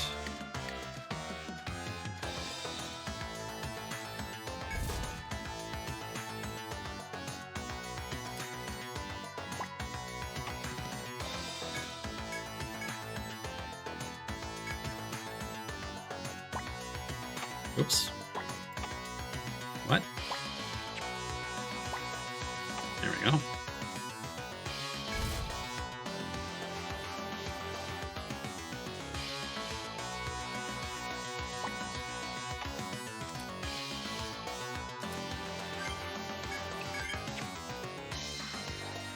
Okay, and again, for the sake of my sanity, I'm just gonna take a little peek at a map. Okay.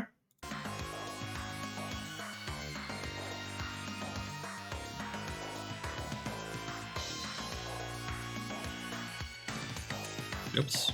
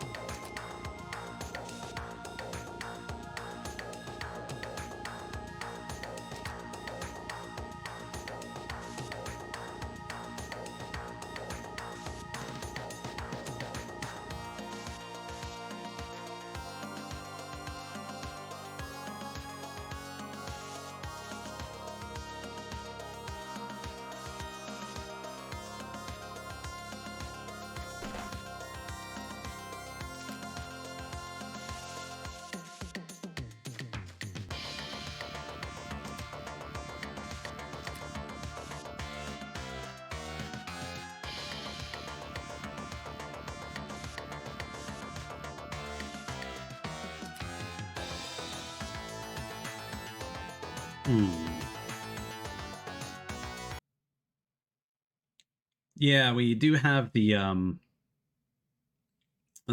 second battle theme now. It's pretty good. I still personally prefer the first one, but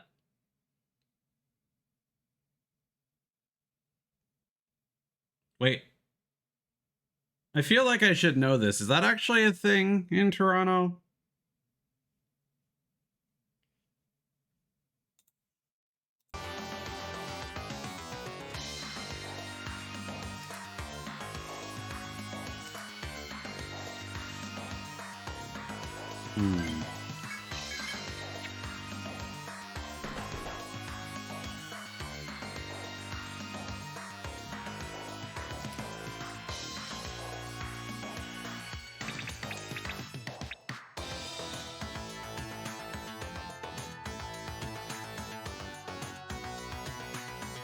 You know, I'm realizing, so we went here. We've not actually seen that tile.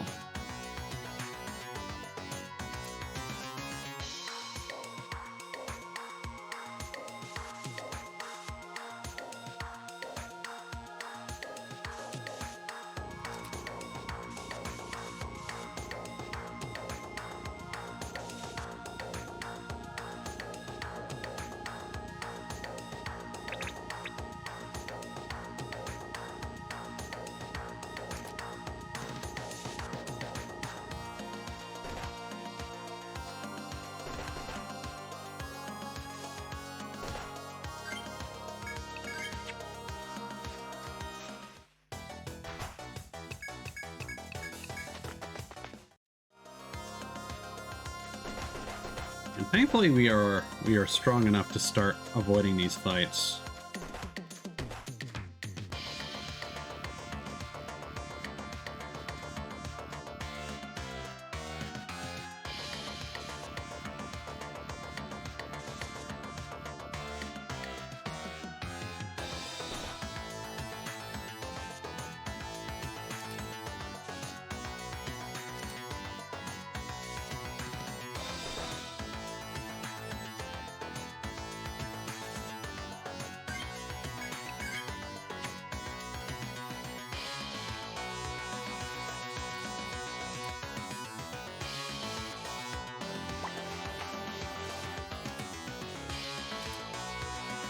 And then this down here.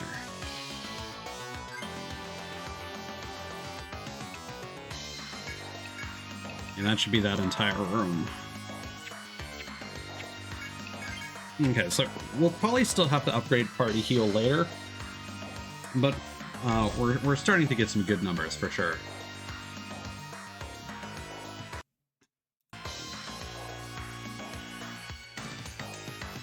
Yeah, I suppose if that's going to be anywhere, it's going to be in Toronto, because Toronto has this weird thing where a lot of like American hip-hop culture ends up getting imported.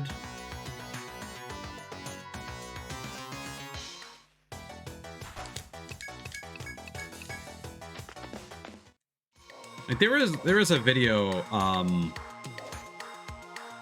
I honestly don't know if this is like legit or not. But there's a video that's like, I think it's literally like there's a clip from it that's called like Toronto Man, a documentary or something like that. And there's a related short that's like man learns a bunch of Canadian slang, and like there's like one guy who explains like A very poorly, but then the majority of it is just random Torontonians listing like Jamaican slang. And it's like, okay, not really what I expected.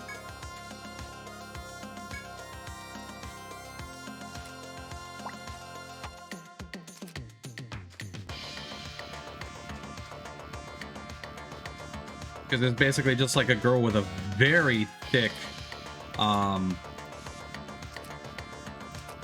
Canadian, possibly even French Canadian accent. Just being like saying like wagwan, and it's just like, huh? Why though?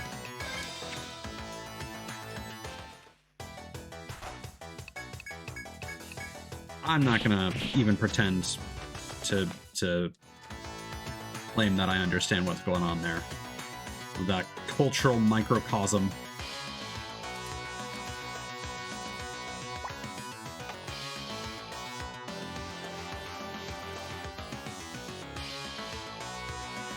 Yeah, the Stegosaurus, it's pretty weird.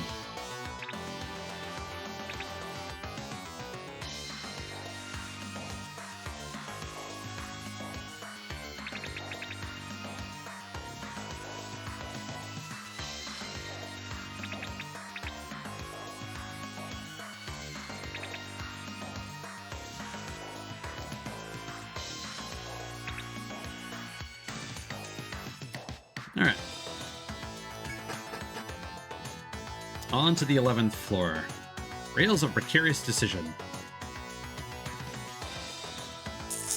We need to make sure that we double back to the bistro before we move to the 12th floor. Okay, looks like we've gotten to our good old friend, the floating platforms.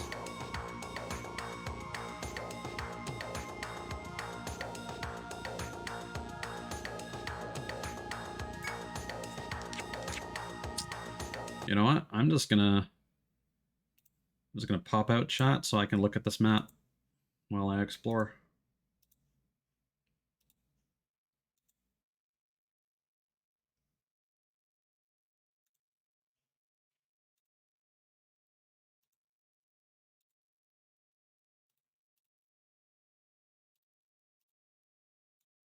Okay.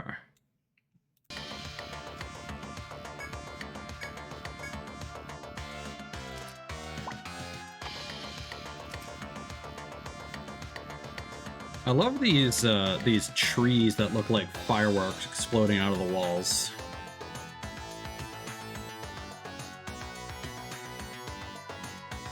Oh, this is new. We don't need to interact with them.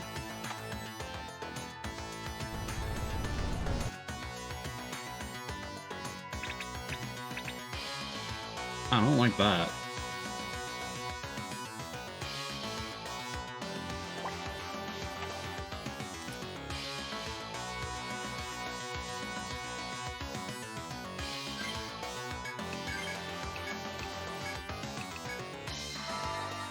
What's nice, though, is that we are apparently free from the damage tiles now.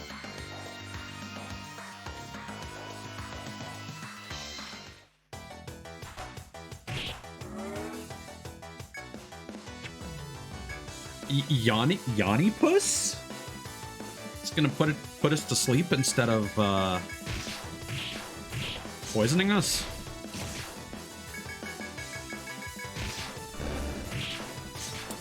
I mean, I will say I enjoy these dragon eggs. They sure don't put up much of a fight, so we should be able to coast relatively easily. Expect. As you walk down the narrow pass of the lava cavern, you find a thin rock jutting out. Looking closely, you see that the rock is adorned with clearly man-made decorations. However, the stone has nothing to do with your current task, so you leave it be and walk away.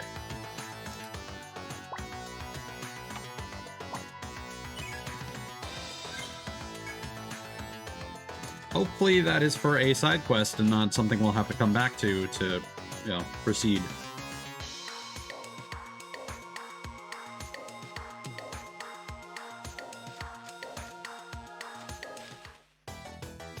Ah, there you are. The flame lizard. No. No, let's defeat you first because we don't know what you do.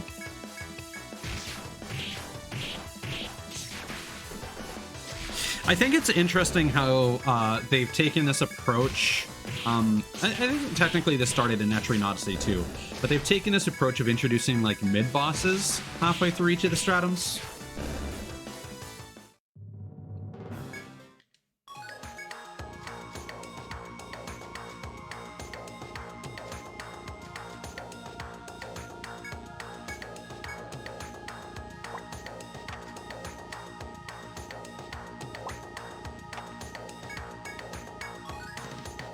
Plastic rock.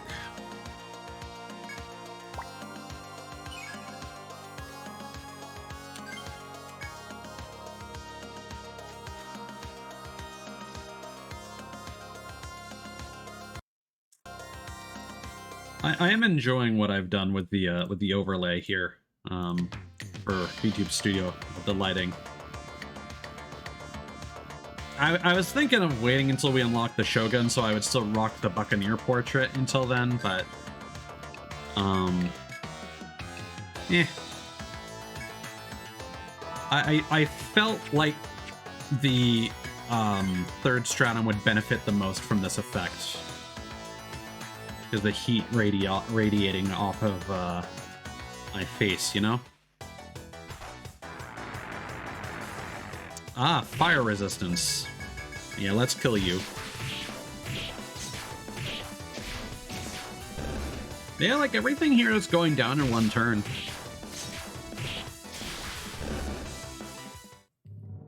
Also, I don't think you guys were here yet. We did beat the golem in one of the sea quests. Again, those sea quests continue to be rather chill. Because the golem basically takes like negligible damage from anything except elemental attacks. But one of the NPC combinations is just 3 zodiacs that charge for a turn, and then even on standard difficulty, each of them does like 600 damage every second turn. So they're basically doing 1800 plus damage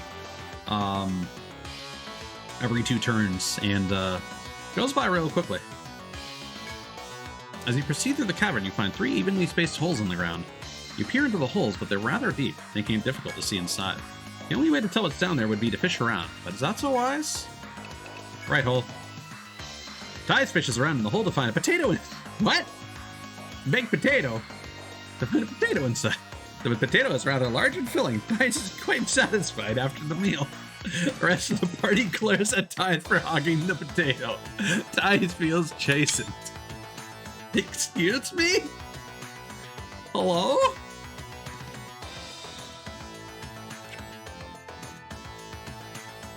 I just want to grab another screenshot of that, honestly. Yay!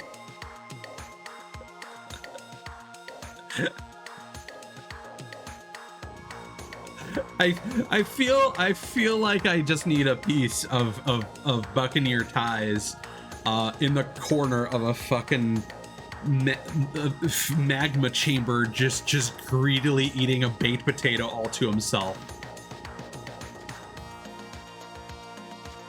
One would assume, Cthulhu. That might be my favorite moment in the game so far. That's just so wild. Oh, when did I last quick save?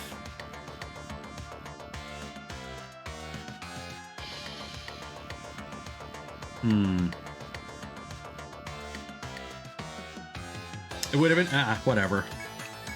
Potato run is the true end. I was just kind of curious what other things may happen from that encounter. Possibly the Game FAQs guide may have some answers.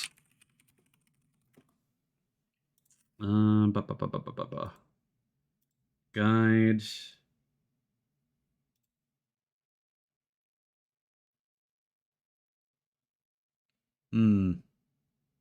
No, they're two very different things. The left one recovers HP, the center recovers TP.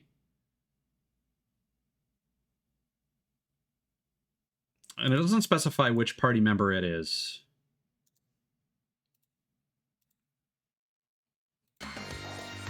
Yeah, no, Cthulhu. I don't like Attack on Titan anymore, so no.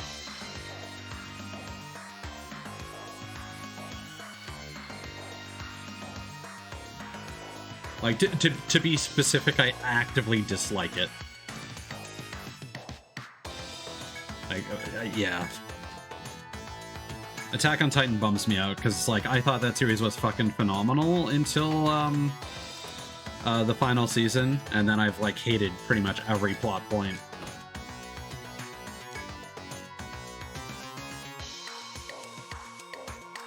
I still haven't watched the second part of it, or the half movie of the finale. What they're doing with it is stupid as well. I feel the need to mention. Like, I get it. Mappa is already fucking crunching their employees to death. But I would rather they just wait and put it all out in one shot. Oh, the Dragon Pup actually came out.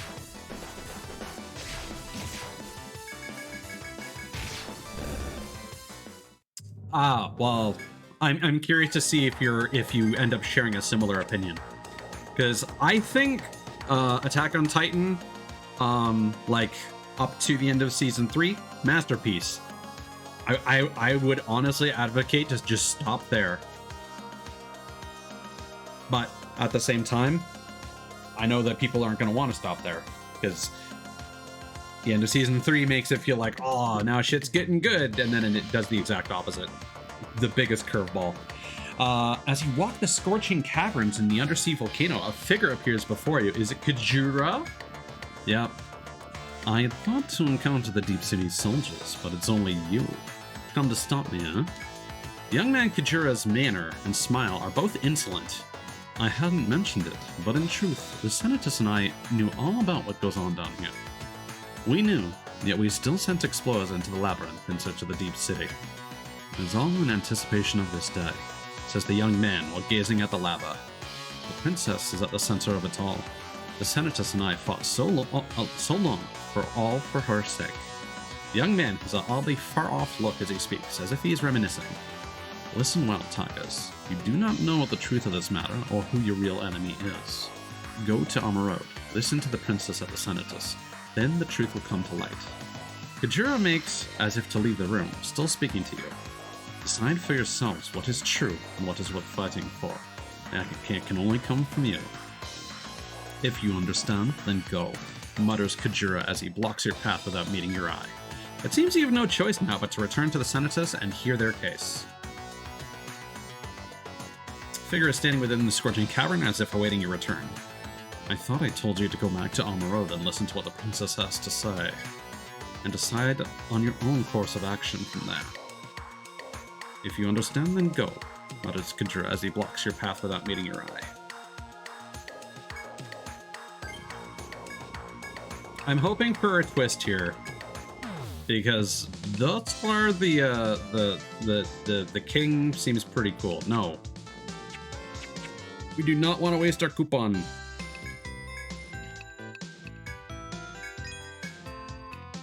We have a couple frost jars we should probably use on something.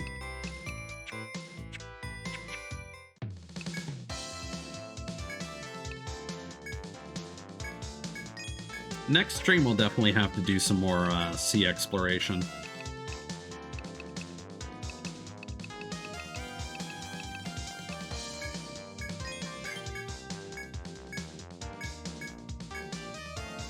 Simple scope.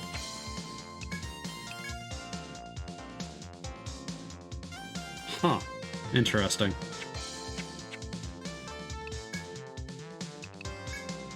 Scavenger Toma. I'm swimming in these things. These? Lava beasts drop them if you defeat them with ice. If you want the real treasure, you can't take the easy way out with ice. But it's so damn hard. To be honest, igneous rock is practically worthless. You guys. This is just an ordinary rock. It's not treasure at all, so there's no need to tell anyone. It's melted practically all the way down. It'd be cheaper to buy a new sword than to fix it. Oh, my sword? I got into an accident with a lava beast. What do you hear this? It's too hard and hot for me to take by myself, so I hooked up with an ice-using gladiator. He had great taste in equipment that fit him. Plus, he was a real hottie. So we go into the lava area, and what do you think happens as soon as we meet the lava beast? Idiot gets his cocky grin on his face, and pulls out a sword. Come on, how stupid is he? How the hell is a gladiator with a sword supposed to use frigid blow? Ugh, so mad at him. A sculptor's request. I am Tercel, a sculptor in Armorod. My next piece requires a piece of obsidian, so I need someone to get it. Accepting this quest, are you? It's easy peasy. Think of it as a relaxing break, yes? This one's coming from Tercel, a sculptor who moved to Armorod recently. He wants 3 chunks of igneous rock so he can make carvings out of them. Sinus sitting over there just came back from the lava area himself. If you're not knowing about getting that kind of lava, try asking him. I'm sure I can count on you. Get going, explorers. Ant Agony.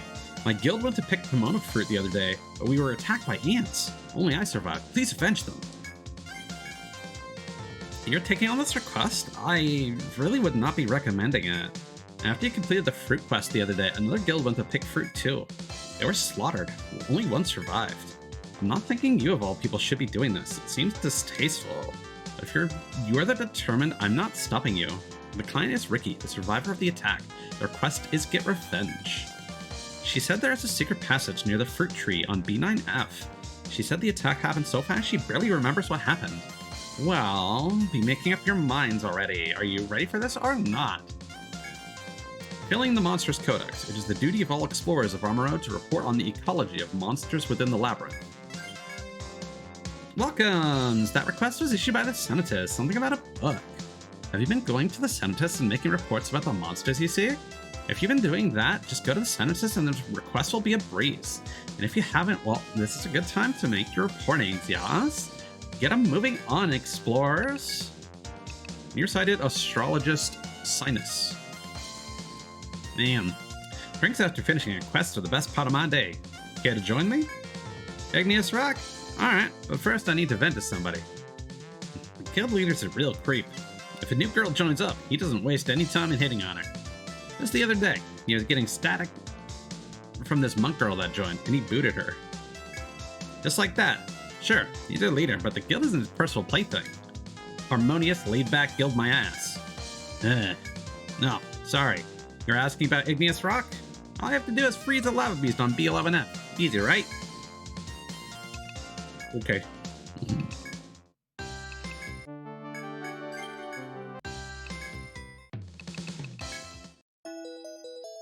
How is the Deep City? I sent Kajura to investigate it, as well as what lies beyond. If you're here, I assume you've spoken with him? Wait here. The princess was around a moment ago, saying she was feeling better now. Greetings, everyone.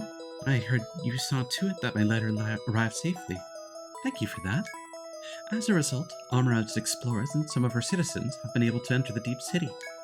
I hear that you yourselves have freely traveled between here and the Deep City. As you've accomplished so much, I must reveal some of what we have kept veiled thus far. I will tell you the reason for the schism between Amarode and the Deep City, the buried truth. Once you know the hidden history of Amarode, I would like you to reconsider your path. Shall I continue? Thank you. Then let me tell you the truth behind the calamity these 100 years ago. Before the calamity, Amarode had a guardian god known as Yggdrasil. That tree in the center of our city was no ordinary tree, but a highly intelligent entity. In return for its knowledge, the tree demanded that we humans wage war against its enemies. These enemies are the spawn and the minions of evil, the Deep Ones. Amarode's king learned that this evil is a threat not only to Yggdrasil, but to mankind. That legendary king from 100 years ago, Seyfried, decided he must take up arms against the evil. He sunk a portion of Amarode, as well as Yggdrasil, to the ocean floor to continue the fight there. All happened just as Yggdrasil said it would. And that was the calamity. Was the king justified in his actions? I have my doubts. I'm trying several methods to deal with it in my own way. I'm sorry. It seems all this talking has exhausted me. Please ask Floatia to tell you the rest. My, that was rather long-winded. I bet you're tired out listening to it. But the princess is right. We have our doubts on what Master Seyfried did. Was it the best solution? If there is an evil threatening mankind, then mankind must band together to fight it. That's what the princess and I think, and that's why I'm using Kujura to find the Deep Ones.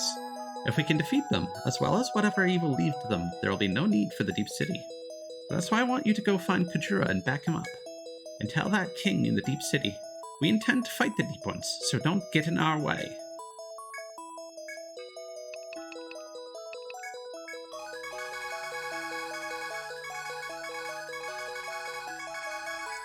Whoa.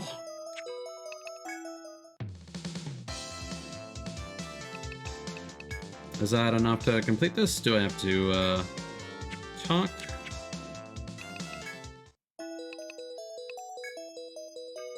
Ah, it's you. You're here to report to the Senatus about the monsters you've discovered. You've been a diligent worker. Your codex has already reached the number of entries we want.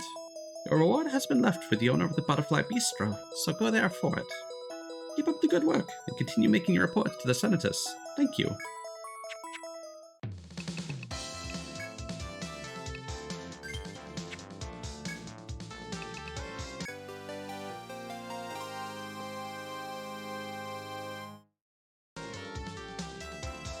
You made your report about the monsters, yes? I was talking to a guard about it.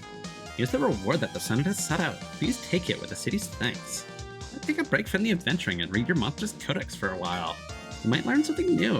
Well, until next time, keep up the good working!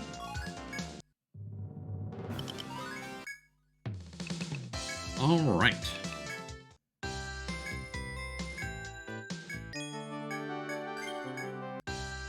Back to it.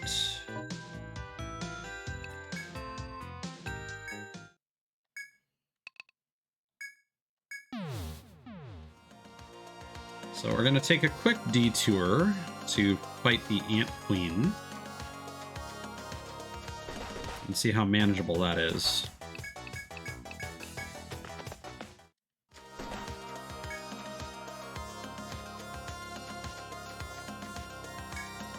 As you proceed through the scorching cavern, you find an area covered with bloodstains.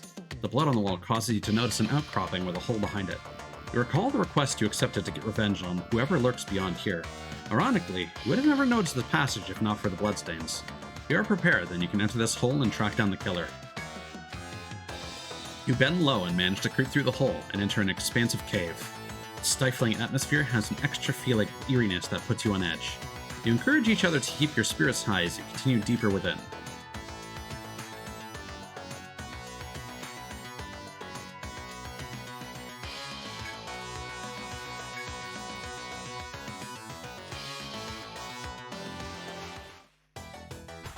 Oh boy, it's just gonna be ants, isn't it? Can we run? Yeah, we can.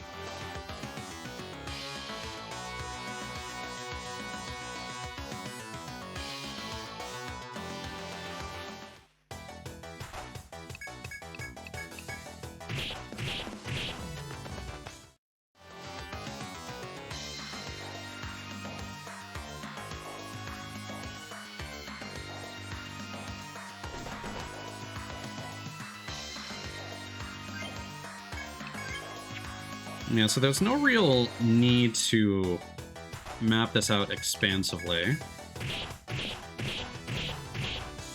Wow.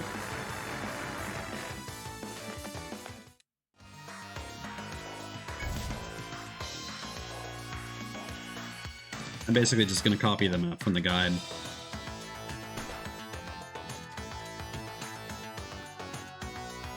Okay.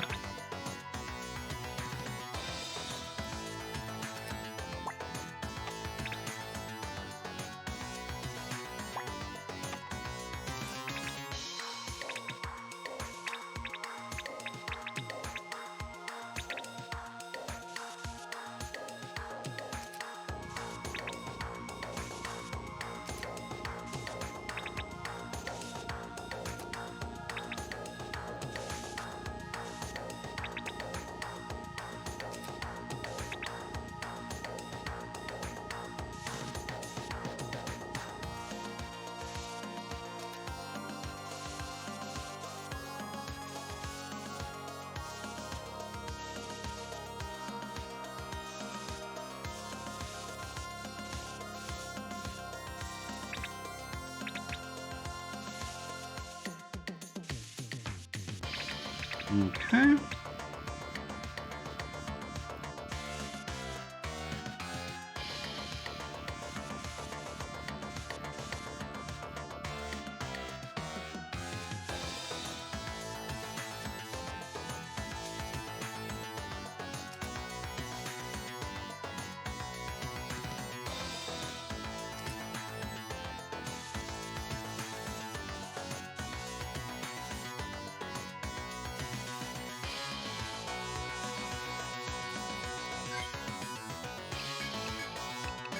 And then we'll heal the party up.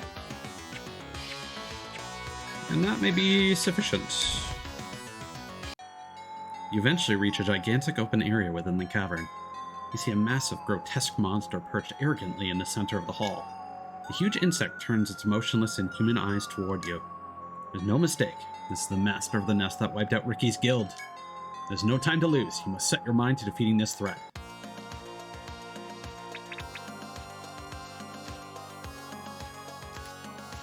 Oops.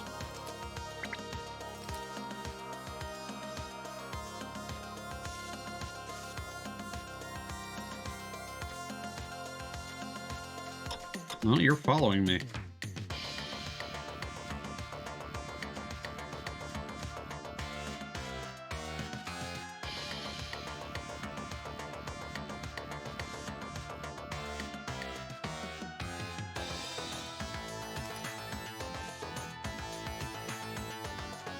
See, my thought is the reason I'm going through all these tiles is that I have a sneaking suspicion that the boss is going to summon allies during the fight. And they might be other FOEs.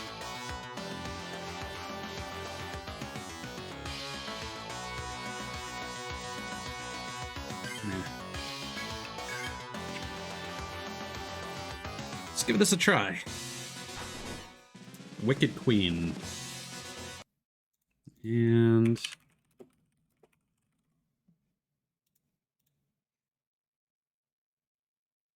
oh yeah, this is totally just the royal ant from the first Etrian Odyssey.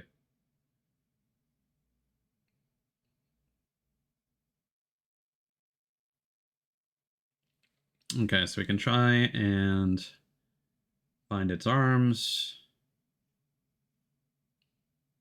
It's resistant to physical.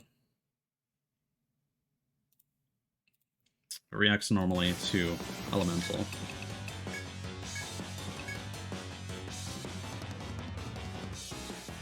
This is a remix of Etrian Odyssey 1's boss theme. Huh.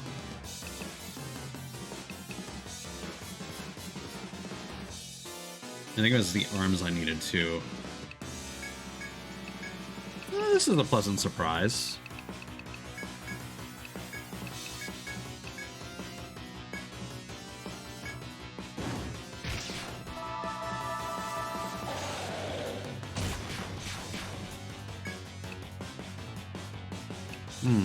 Attendant. Ha ha ha ha. Okay, I get it. What are the attendants?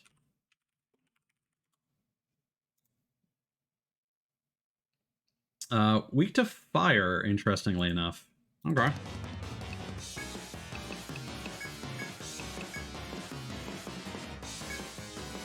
Oh, this is a super boss, I think.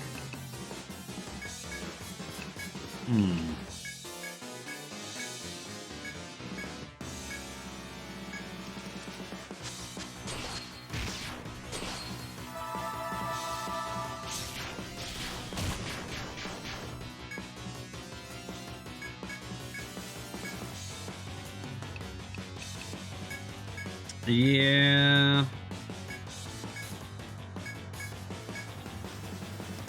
I think this is firmly a bonus. They're not doing a significant amount of damage. It's my damage output that is not keeping up here.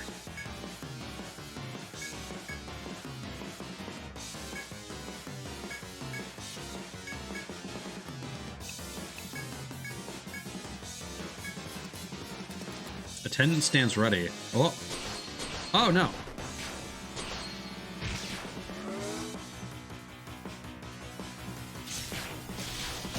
We apparently impaired one of them?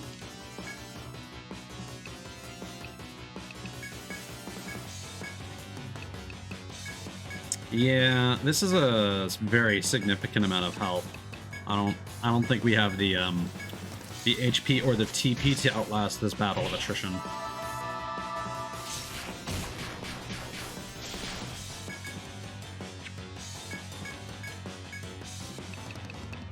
Yeah.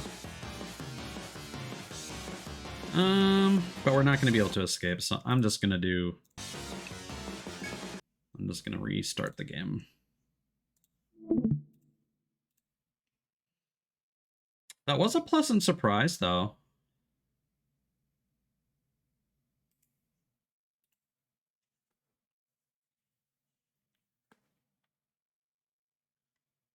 I wonder if that means that we're going to encounter a boss from Etrian Odyssey 2 later as well.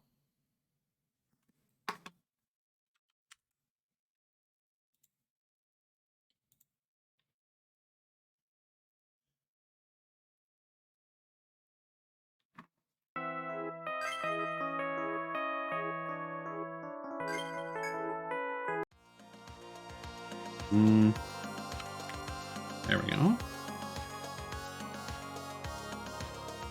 Just making sure that the lighting is... No, I think I need to adjust that. Give me a moment.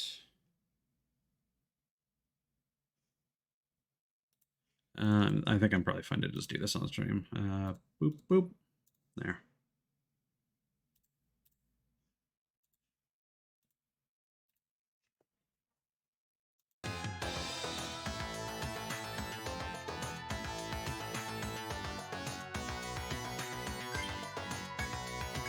Yeah, let's just use this last pole stone. Why not?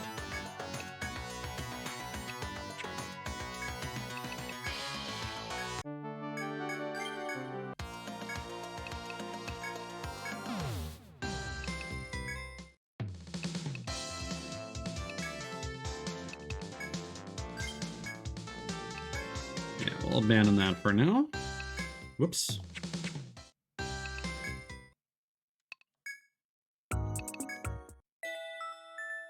I thought I asked you to halt any intruders, but what business brings you here today? Ah, you have come to deliver a response from Armorod. Very well. Air it for all to hear. Slay the Deep Ones and their master with man's strength alone? They understand nothing. I have told you before. The evil feeds on human emotion, thereby increasing its own strength. The fewer who know it exists, the better for all. Those fighting it must have tremendous courage. You will not find such courage in the explorers of Armorod. I charge you with stopping this mad plan.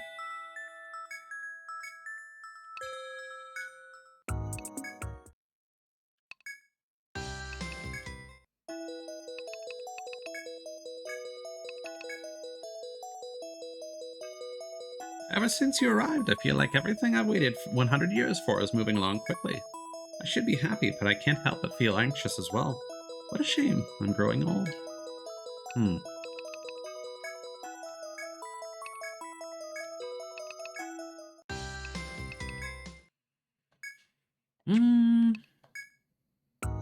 I guess we just go and meet with Kajura. The Hall of Conviction is a burning prison in the caverns where the Deep One's power is kept in check. It was all we could do to capture the eldest one. We hadn't the strength to defeat it. I pray the day will come when these monsters are slain and peace returns to mankind.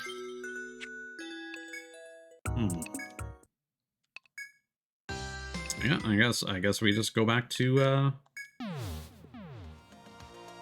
the 11th floor.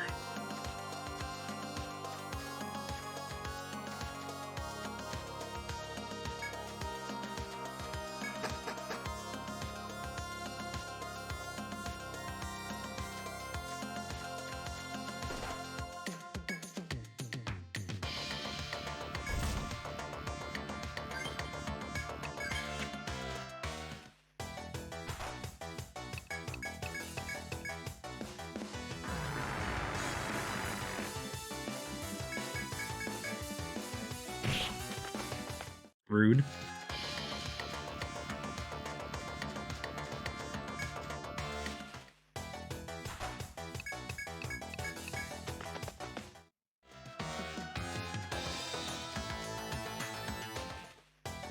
Uh-oh.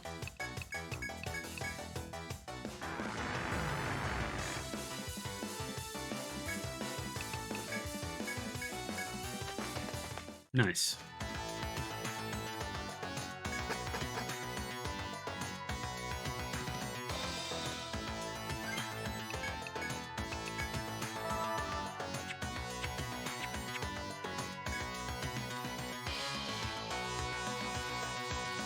The figure is standing within the scorching cavern as if awaiting your return.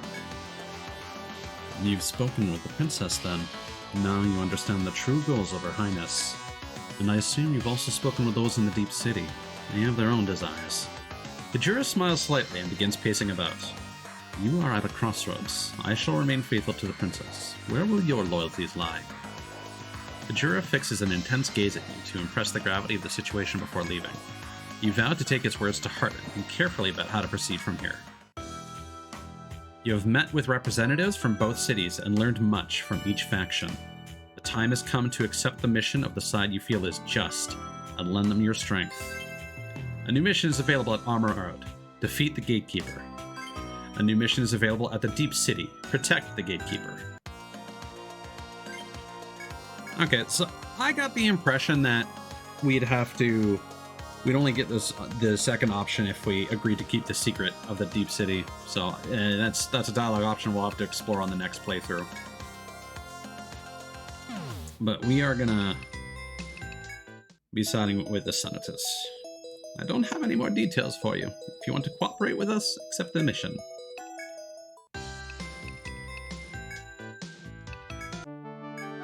I don't like how they made us go into the labyrinth and then backed out just to do all this. Welcome back. I have another favor to ask of you. Olympia has discovered what these intruders are about. They hope to proceed into a deeper stratum. Senatus would say that the Deep Ones are their enemy, and have no intention of turning on us. But I've told you already the reasons why this will end in disaster. End this foolishness. Protect the Gatekeeper. The Gatekeeper guarding the portal between the Deep City and the lower reaches is a dangerous post. Ensure the Gatekeeper's safety. But we want Nippon Steel, which we can only get from the surface people. Slay the Gatekeeper. Our agent Kajura has infiltrated the underground labyrinth and reports of a gate leading to a deeper stratum. Slay the guardian of that gate. We'd best let the princess give you this mission's details herself. Wait here. I was only just informed. Thank you very much for your assistance with our request. However, what you have now undertaken will not be easy. Well then, I'll explain this mission afresh. Below the cavern currently under investigation, the Deep Ones and a greater evil lie in wait. However, in order to reach that point, one must first overcome a sentry placed by the Deep City. Majura's report makes mention of the Gatekeeper, an artificial warrior created by the Deep City. We would like you to slay this mechanical sentry and open a path to the Deep One's undersea shrine. As I said, this will not be easy, but it is the only recourse left to us. I beg you to give this task your all, and to return safely home to Armor Road.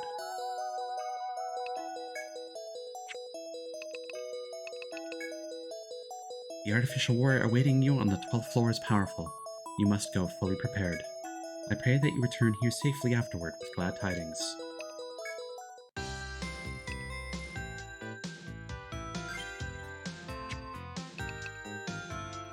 So I think what I might do preemptively is grab our farmers.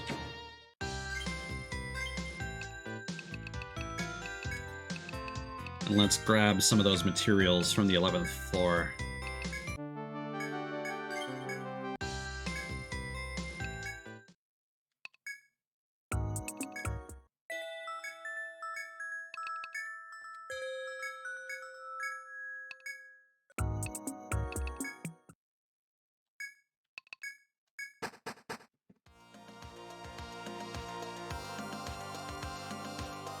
Just in case some of them complete some quests that then unlock different things once we reach the 12th floor or what have you.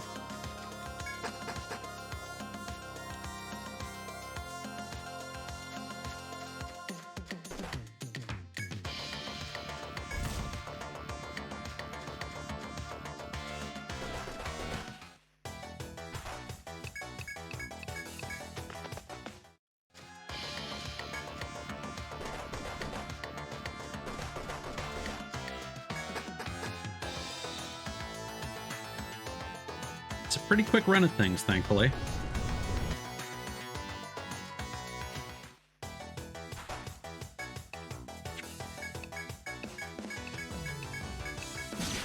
The farmers do have an increased drop rate, so we're gonna see if we can get that other drop from these guys.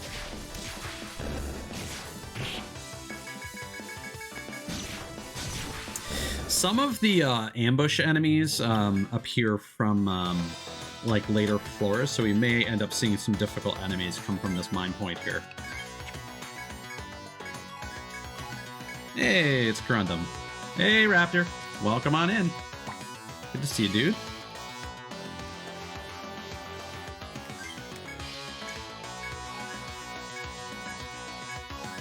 Fortunately, I don't know if we're going to get to Armored Core 6 tonight. May stream that. Well, no, actually, I'm back to work tomorrow, and my shift ends at midnight, so probably won't be streaming it until next weekend. Pyrogarite? All right.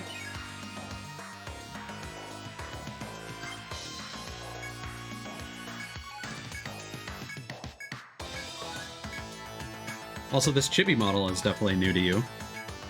Might have shown it to you before via Discord, but I've got it set up now, so that's a thing. Oh, here we go. So we need to defeat this guy with ice, right?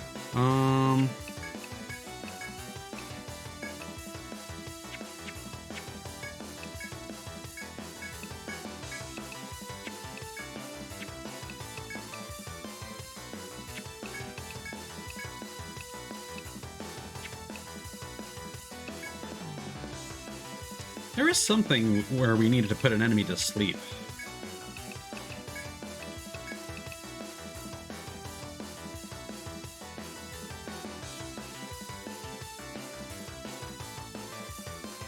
Thank you.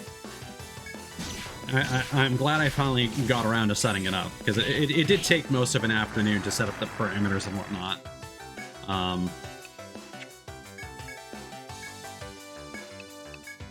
So it honestly was kind of a good thing that I held off on setting it up for a while, because I needed to take the time to make it look, to make the tracking look correct.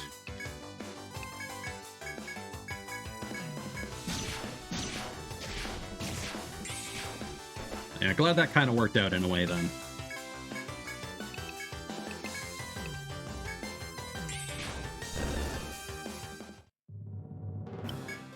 I mean, I do want to stream more Armored Core 6 anyway, but with how long this is taking, I would rather finish this stratum in the game first. And then hopefully next weekend finish start and finish chapter 2 of Armored Core 6 all in one stream. I feel like that would probably be a better experience than just playing a little bit, you know? I'm also thinking I might see if I can take an unpaid week off, because this 1 week of vacation has been mostly me being productive and not a lot of relaxing, if I'm completely honest. My sleep schedule has been very all over the place.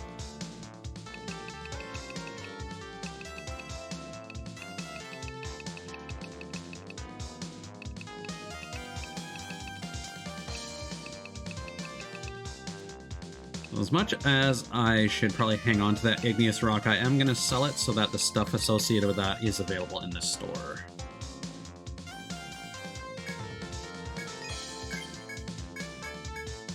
Okay. Bunch of goodies.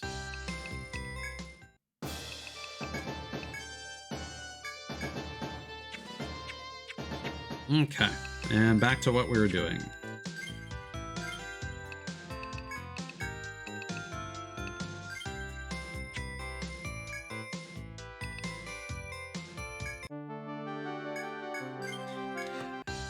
But yeah, I need to get my schedule fixed at work, because like I would probably still feel like there's a point in streaming like if I was doing so from like 10 or 11 p.m. But if my shift is not ending until like midnight Eastern, I don't really see the point in starting something that I do want people to be able to tune into.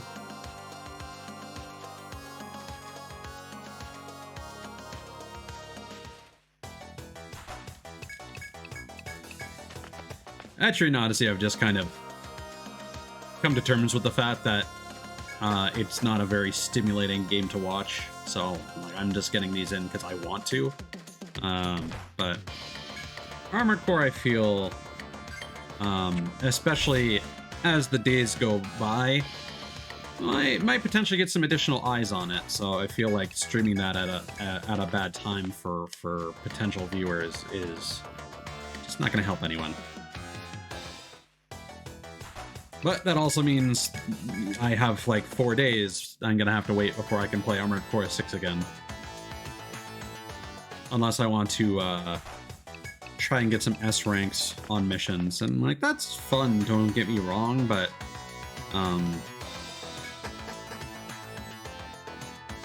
it's not quite as entertaining to me as the Etrian Odyssey grind, because like with Etrian Odyssey I can just mute the game and listen to like or I can watch some videos on my second monitor, listen to a podcast, listen to some ASMR or what have you. You know, there's a lot more I can do with that. With Armored Core, I do need the sounds.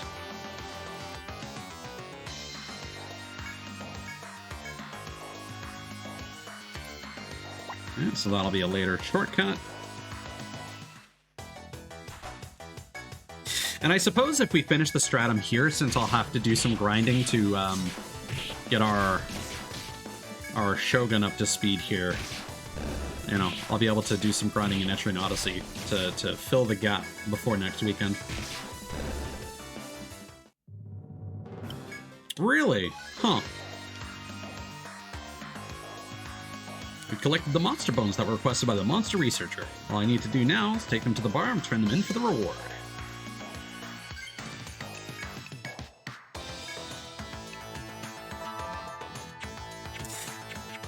I wonder if that's just a case where Namco Bandai hasn't like put out enough stock, which is weird because you'd think that they would have more faith in a FromSoft release, but it's hard to say. Oh, hello. Are you guys? Are you just dragons chilling? I think these are dragons.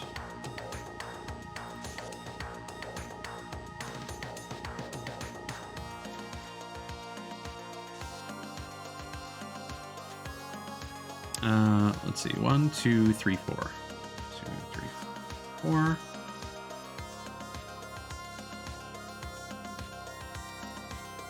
No. Wait, is that correct?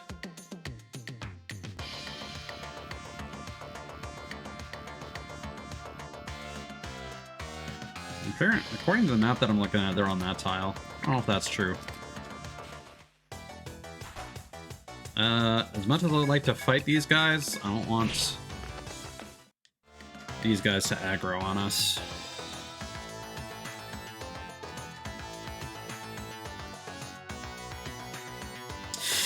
Yeah, that is a good point, Raptor. That is a good point.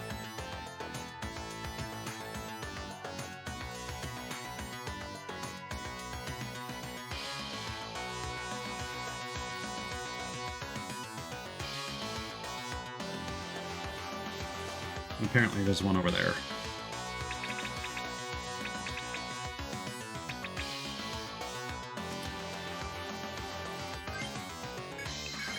But you said that stuff is, the fires are starting to die down, right?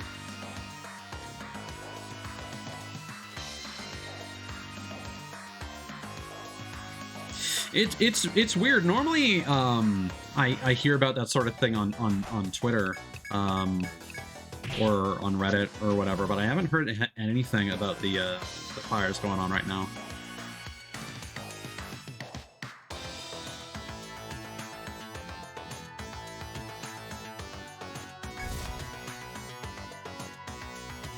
Oops.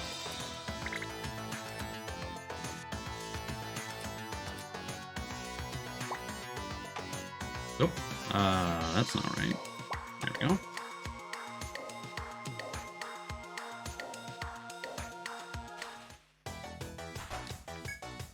I don't know if we want to bother with those guys.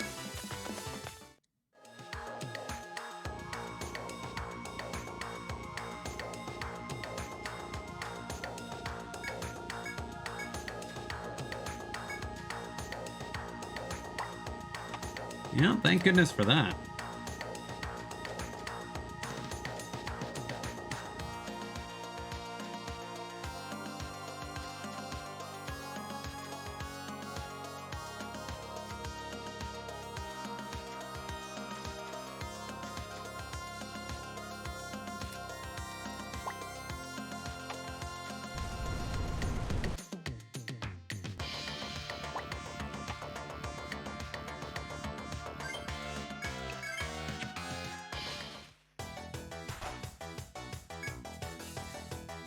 Yeah, now you guys get to die.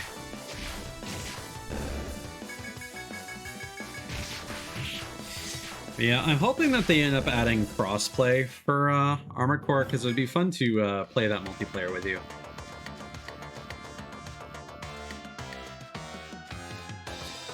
I'm also kind of curious how well it holds up on PS4, if I'm being completely honest.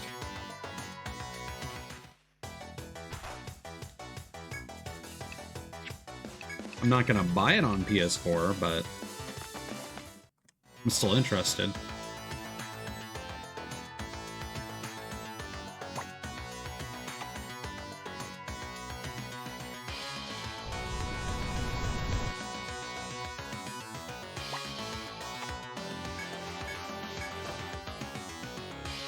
Wind script. I don't even know what that would be, potentially. What does that do? Oh boy, we did not have our limits set. Increase evasion rates. Okay. It's alright, I guess.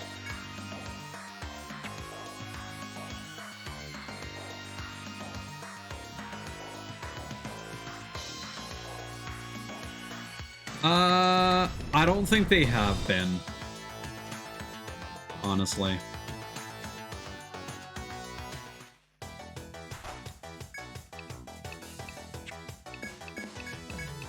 Because I think the most likely comparison, or the most logical comparison, would be Elden Ring, and that was that at least featured crossplay within the same generation.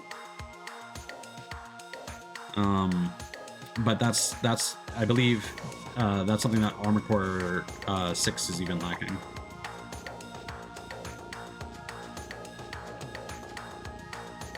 Or not within the same generation, within the same console family, is what I meant to say.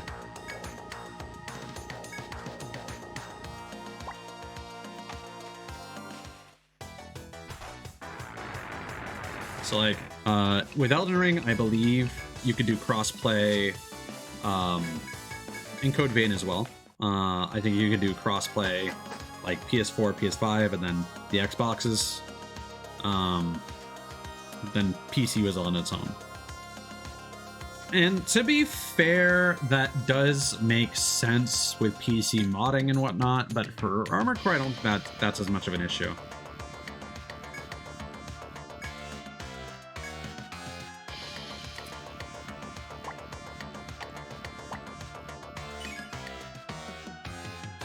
But it doesn't make it any less of a bummer.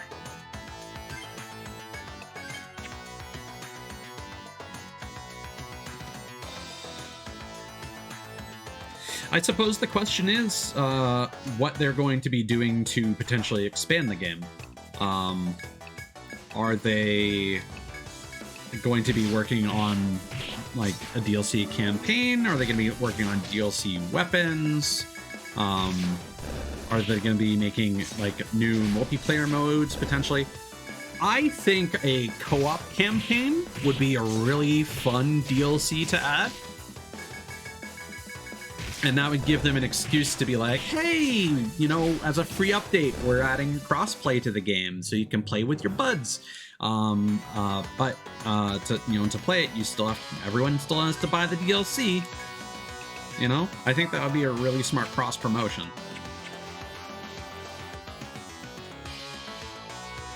Because they could have like some cool like raids or something. I don't know.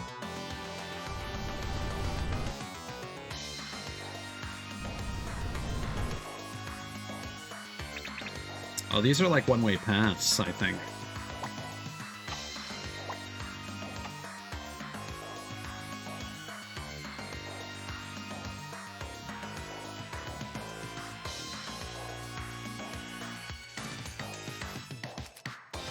But that said, the game is super hot, and I am really glad it's doing well for them. It's interesting to see how, you know, even with the bangers they keep cranking out, you know, the fact that they are, you know, they've done some different things, like they've done their Sekiro, they've done, Elden Ring, and just seeing how, Bloodborne versus the various Dark Souls. It's interesting seeing how the different games remain similar to each other. Like, I'm gonna be that guy, and I'm gonna say I feel like there's no point in making a distinction between Armored Core 6 and the Souls games. They've been making Souls games for a decade now, since the last Armored Core game. Of course, it's going to have some similar vibes. As much as people may want to argue otherwise and say like, oh, that's a basic bitch opinion, you're wrong. No, I don't. I would disagree with that.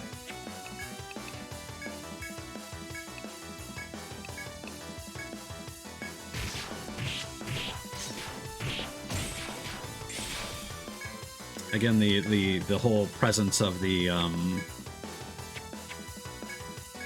lock-on mechanic, I feel, is a clear influence.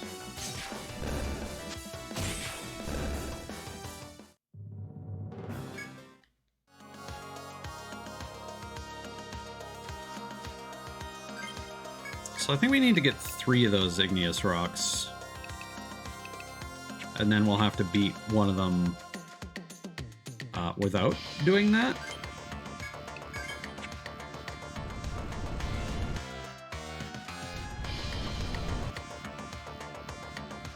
Yeah, like, I've said this before,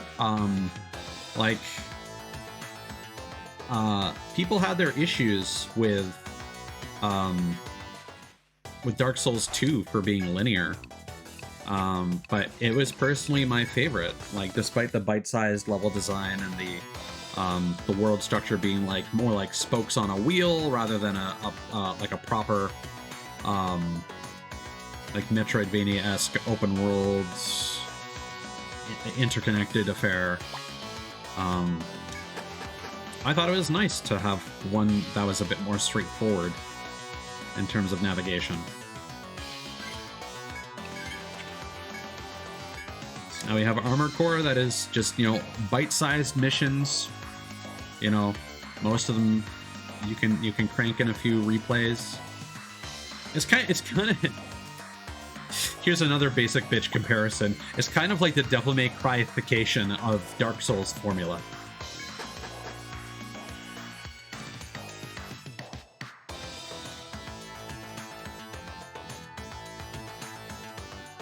Are you asking me or Raptor Cthulhu?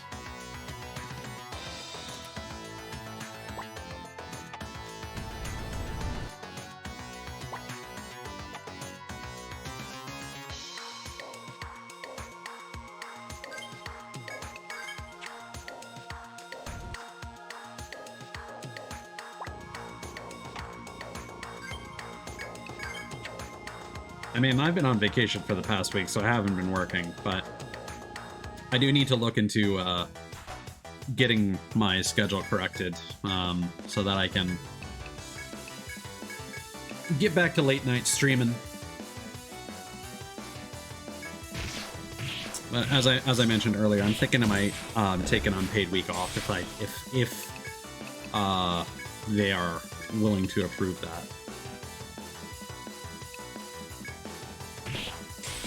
But unfortunately, they usually require a week's notice. Like I would love to just take another week off right now, but I can't. That's not how it works. Wish I had known that I would have these feelings at the start of my vacation. In which case, I could have put that request in earlier. But it is what it is.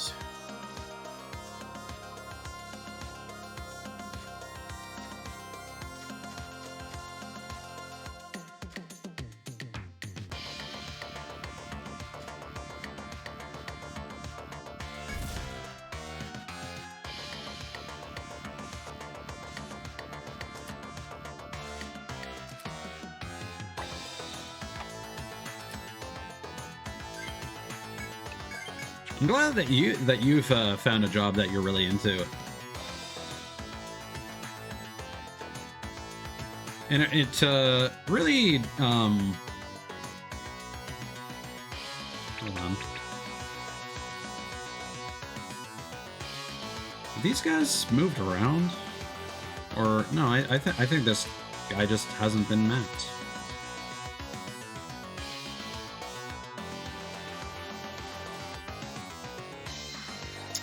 Considering all the research and stuff you seem to enjoy learning about, researching the ring that you're going to get, it kind of makes perfect sense to me that you would get into that field, honestly.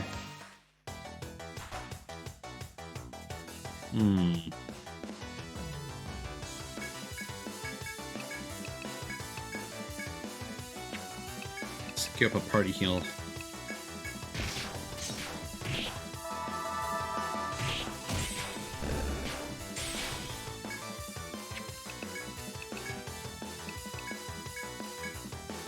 Oh, no, they're not aggroing.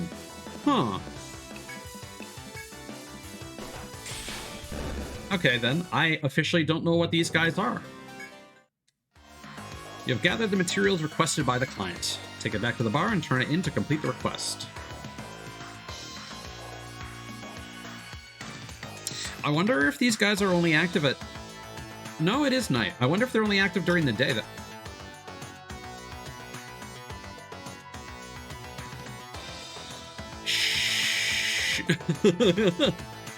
I said nothing.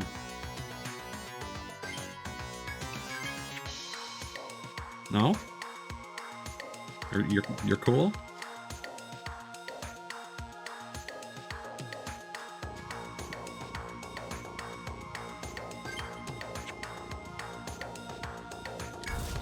All right.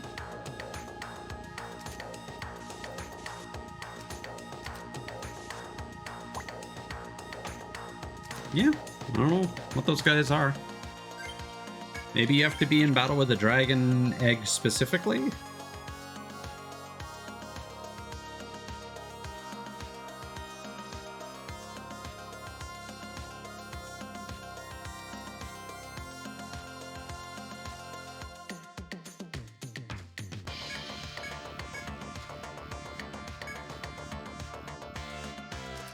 God, speaking of discounts, when I went to the independent grocer recently, I was on my way out and they were saying like, "Hey, we're hiring, you know, employees get like 10% off their groceries," and it's like, that's nice, but at the same time, it's kind of a drop in the bucket nowadays for groceries, for being honest. As you proceed past the magma, you detect a breeze blowing from a fissure in the wall. Cool breeze is refreshing against your sweaty skin. Consider taking a rest here. However, the blowing wind carries on an eerie sound like the growl of a fearsome beast. If you believe that the eerie sound poses no threat, you are certainly free to take a rest here. You decide to take advantage of the serendipitous breeze and relax your aching muscles.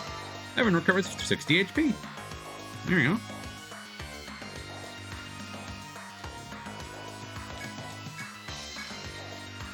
I'm afraid of no foes.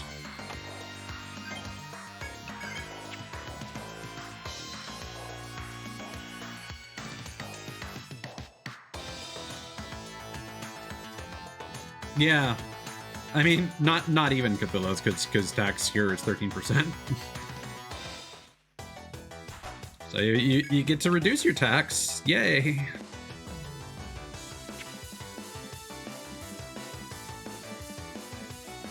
Alright. So let's try and deal with you.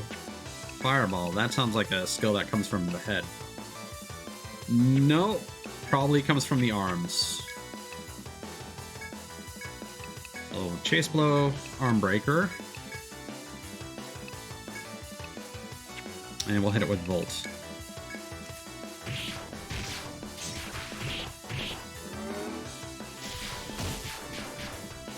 Defense. That's mighty rude.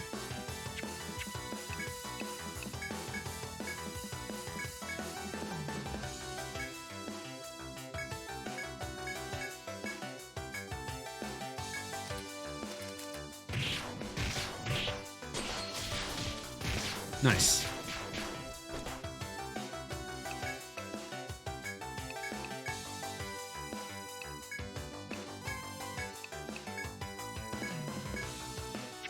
Do you guys have a particular weakness? Fire? Or...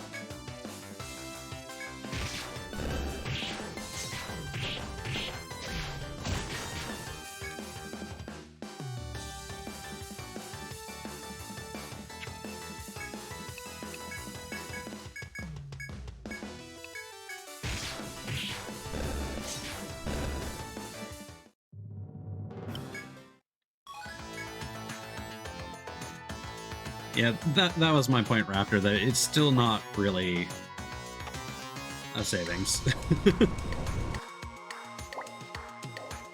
I mean, it is a savings in the literal term, but it's not even chipping away at the raw cost of the items, which is just...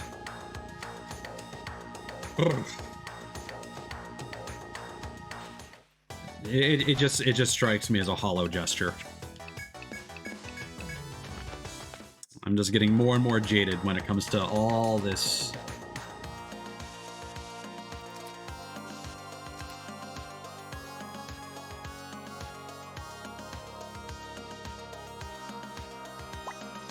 Oh, this is the path down.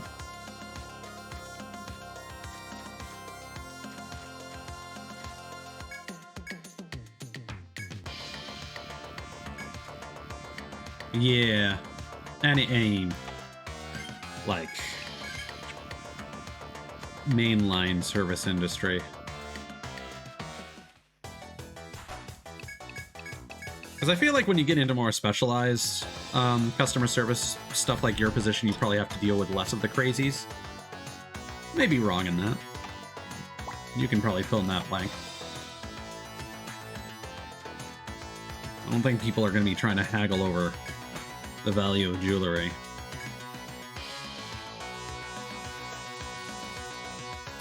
But there are always people that will prove that idea completely wrong. Dismemberer. Alright.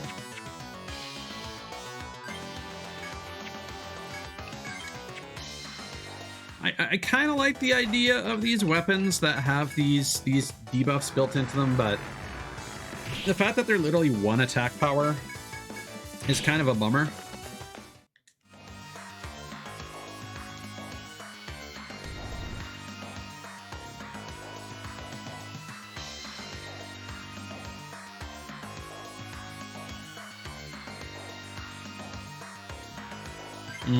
Gotcha.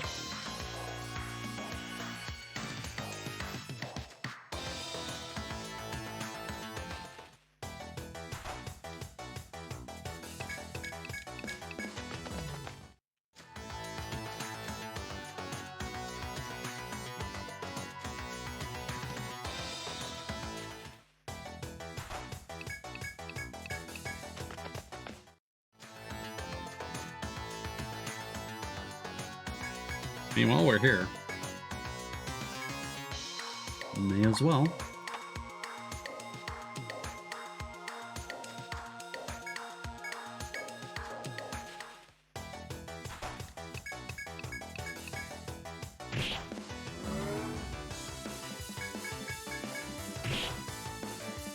Oh my god. Calm down, guys.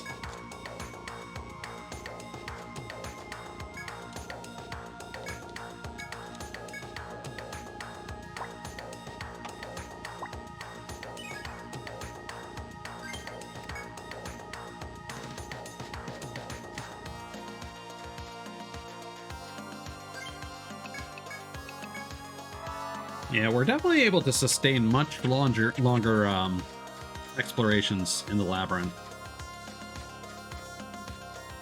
which I appreciate. Searing Spirit of Ruin.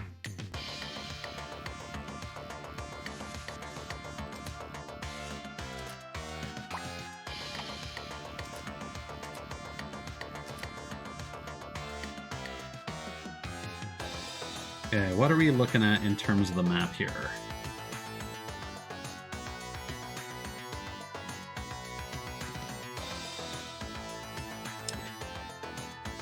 Oh yeah, you haven't been here for a single stream, have you? I'll explain this now because Russell had asked the same question during a previous stream, and I didn't really explain it clearly.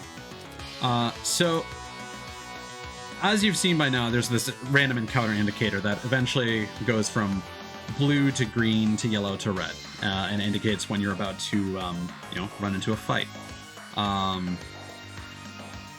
Oh, hold on. Are you angry or are you just pacing?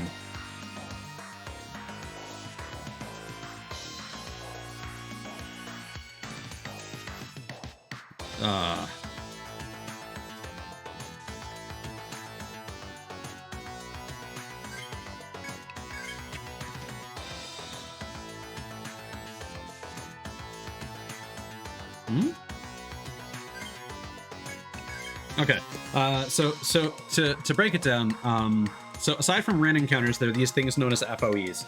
The Japanese term stands for Field On Enemy. Basically, it's a roaming boss. And there are different colors. There are orange ones, which is the usual color. There are red ones. This game also has gold ones, which are basically rare enemies, kind of like metal slimes that will, try to be evasive, or they'll self-destruct or run away. But if you kill them, you get a whole bunch of experience. These guys generally will follow a path on the map.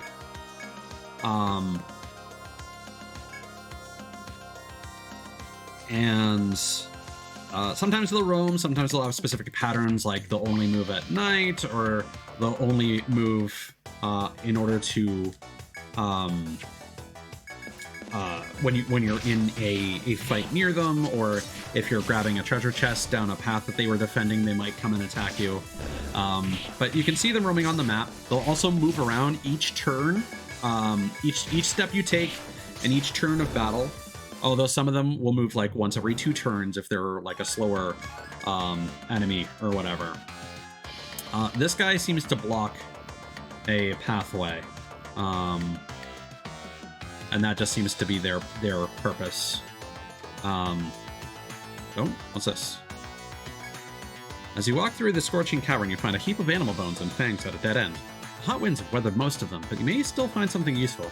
The question is, would what you find be worth stopping your exploration to search for? Search the mound of bones? You split up and search carefully and diligently, but there's no sign of anything useful. Just as you're about to give the order to stop, Maud cries out! Your absorption in your search caused you to overlook the shadow of approaching monsters. You hastily draw your weapons, but the monster's fangs are already bared for the attack. Just some dudes. So yeah, depending on, you know, where you're at in the game, some FOEs are designed to be dodged as kind of like a puzzle mechanic. Like they're just too difficult and they will wipe your party if you run into them, so you have to work around them. Sometimes they're just difficult enemies and you can fight them if you choose.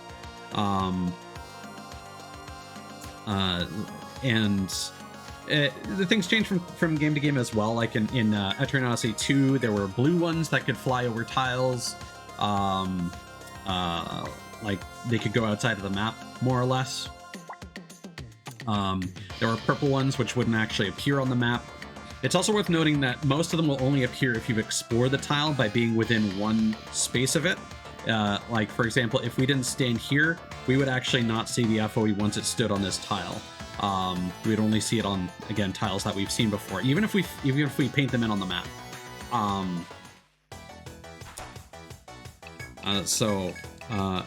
Seeing tiles with your quote-unquote eyes is important for making sure you're getting as much intel as possible.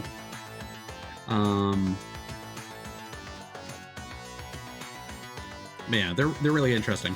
Also, if you're not careful and there's an FOE that's running around when you're in a nearby battle, they can actually enter that battle and basically invade it.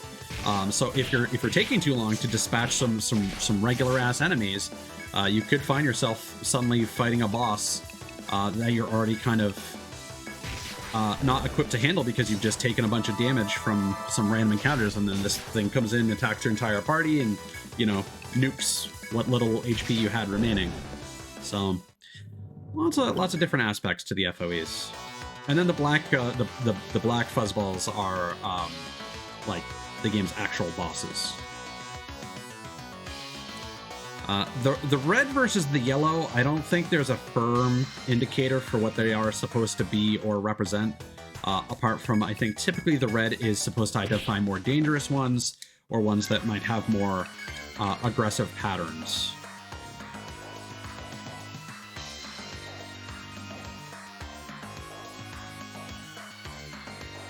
Because there are some that if you get close enough to them, they will start chasing you around.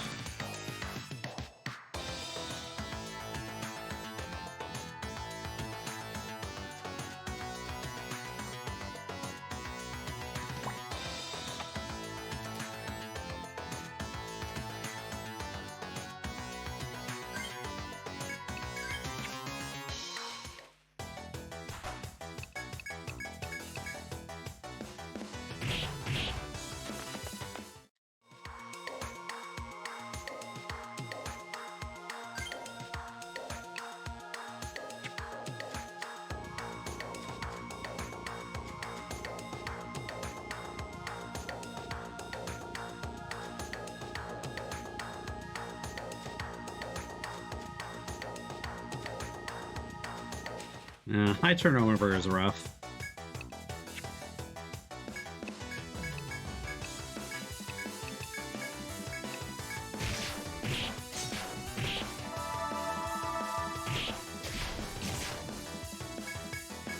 It's almost like a lot of the jobs that we have are not compensated enough for people to want to stay employed at them. Funny that.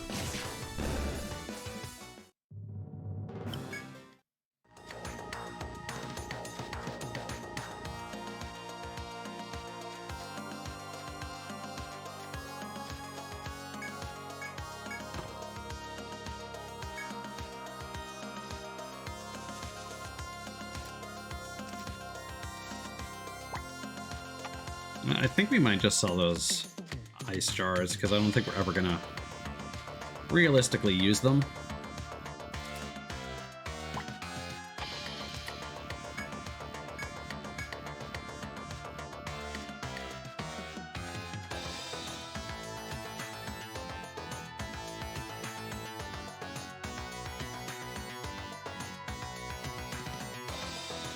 Ah, see, here's the issue. So we actually can't proceed now because the FOEs on this floor have actually blocked our means of traversing.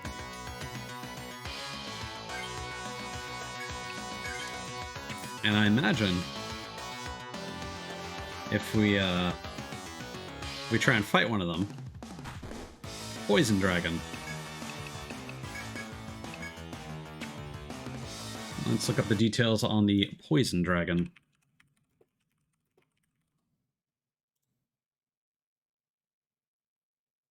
Okay, so I need to try and bind its head, and it is weak to pierce.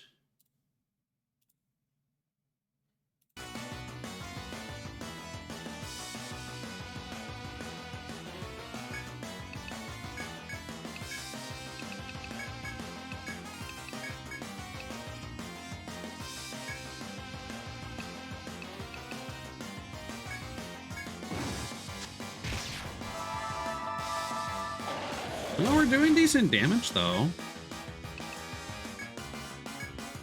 Oh, these guys are weaklings. See, this is something that happens occasionally.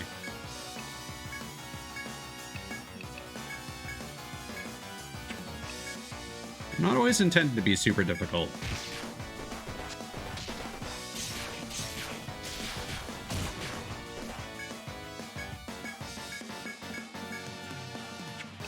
That said, our resources are quite low.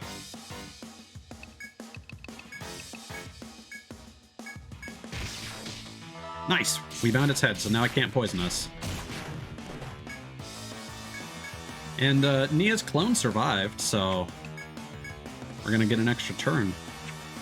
So if we do... No, Chase Blow wouldn't be smart to do. We could hit with a crushing blow. Why not?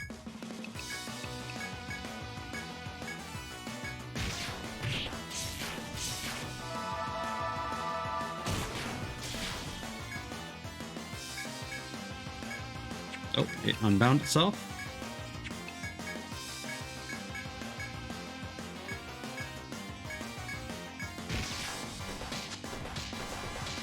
Well, that's a lot of damage.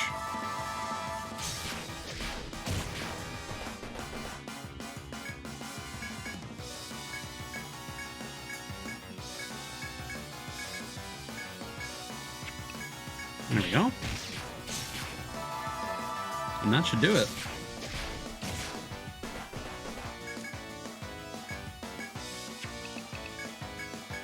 Lumioken. Yeah, it won't even get a turn.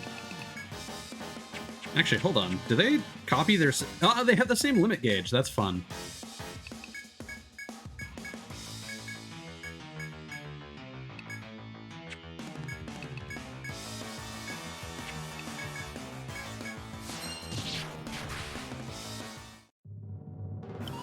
Well, there you went.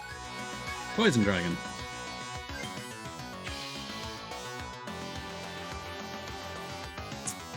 So, that said, we are out of resources.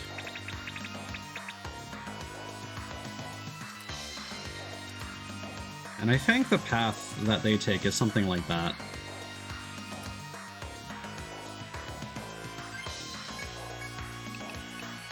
So now let's get out of here.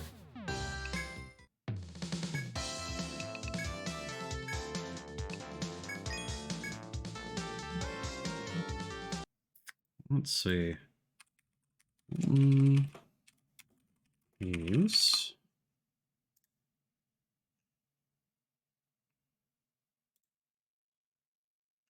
Yeah, so the FOEs on the 11th floor are just Mother Dragons. Well, let's hand in those quests before we start selling anything, just to be on the safe side. Sonic Dagger. Ooh. Welcoming! You appear to be safe. Have you found some monster bones already? That's what I'm speaking about. You're always well efficient in your work. Scott says this knowledge may begin a revolution in the science of monster biology. But no matter what he says, he still depends on people like you to do his job. I'll be making sure Scott is getting these bones. Here's your reward for this request.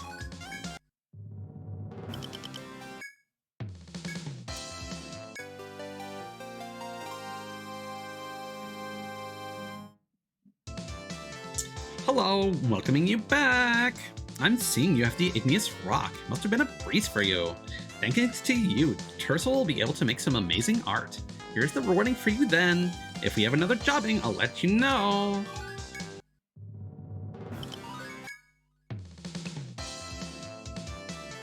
Unfortunately, Raptor missed all my amazing voice acting in Etrian Odyssey too. I was very pleased with the voice I gave Cass, even though he's supposed to be British. I went for the New Yorker. The jeweler's request. Oh, hey. How appropriate. My name is Finity, and I craft accessories. I'd like some materials that can be mined in the third stratum. This request is coming from the famous accessory designer, Finity. Are you wanting it? Always bringing back rare stuff from the lava caves, yes? Seems Finity has heard of your reputation for finding all kinds of new things. He wants you to mine for the rarest possible mineral. I'm sure you can do it. Go explorers.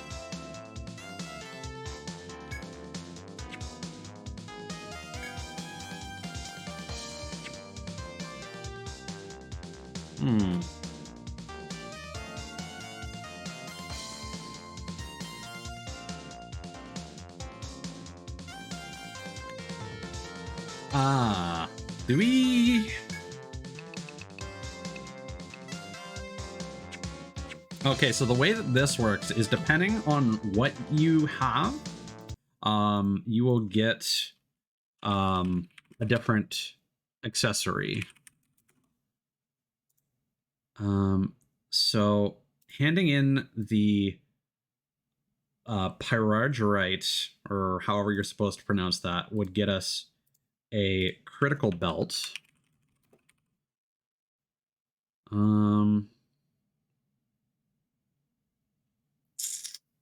Which gives us basically a 9% crit rate increase. We get a Gale Amulet, which is 5 points of agility.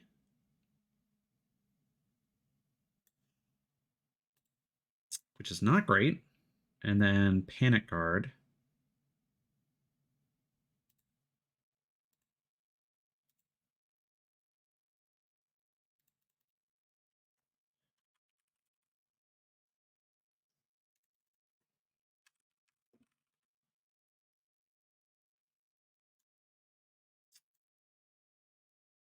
It would just give us a 30% reduction to the chance of being confused. I mean, I feel like if anything, this is just an excuse to grab our farmers again and just make some money.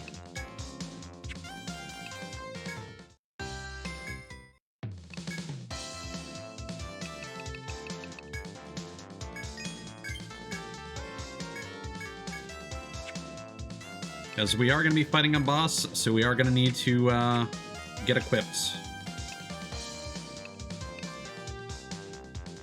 Okay, neither of those are particularly enticing. Oh, this is frost on all enemies. It's kind of nice, actually.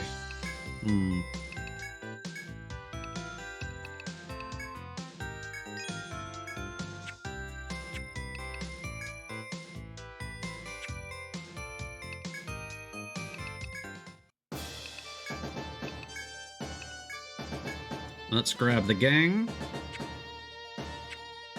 Oh yeah, Raptor. Since you're here, are you interested in having a character created?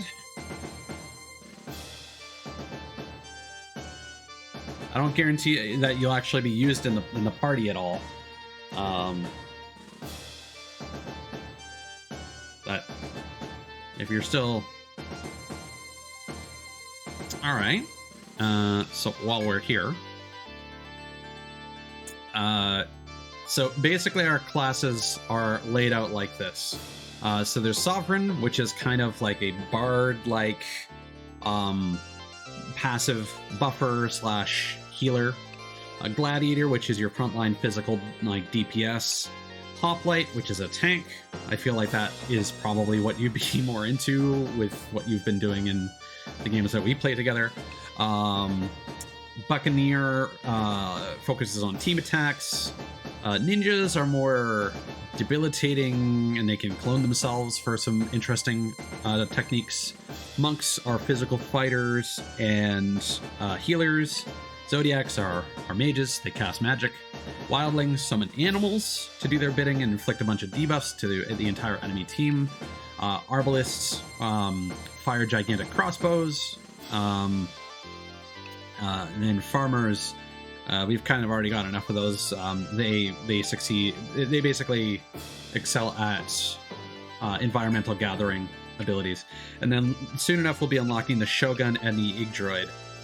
Ice Thrasher has already kind of made his request for the Yggdrasil.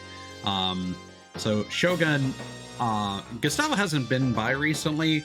We didn't actually end up...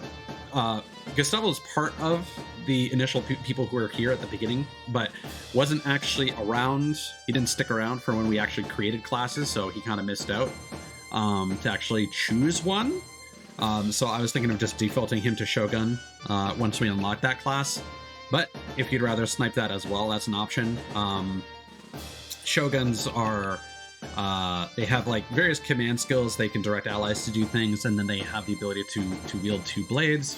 And then Yggdrails can summon robots to help them and attack. And these are basically what the portraits look like. So there are 5 portraits per class. There are different color variations of each. So these are the Sovereign. So again, prince and princesses. These are the Gladiators. These are the Hoplites. The Buccaneers, the Ninjas, the Monks, the Zodiacs, the Wildlings, Arbalist, and the Farmer. Let me know if you want me to take a closer look at the palettes for any particular class or what have you.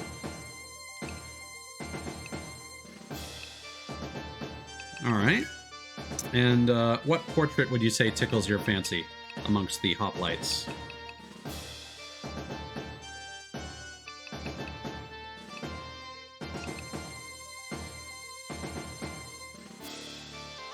We could also technically give you a portrait from a different class. But I think Hoplite is the only person... I think it's the only portrait we don't have anyone representing right now.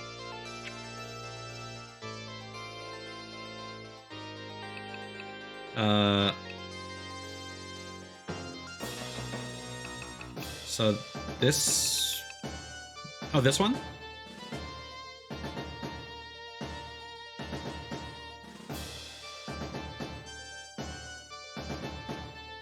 Yeah, okay.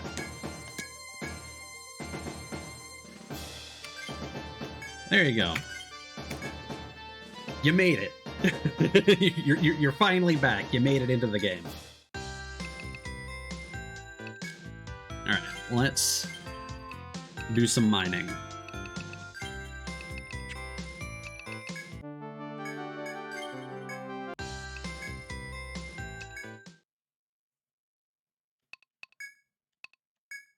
Yeah, I'm hoping they remake more of these, because Etrian Odyssey 4, I know for a fact, is one of my favorites. Haven't really put significant time into the others. If I'm being completely honest, never put significant time into any of them. The most I put time into was the first one, but I've beaten 1 and 2 now. There's evidence. But apparently, Etrian Odyssey 5 is considered to be the most popular. What would be the fastest way?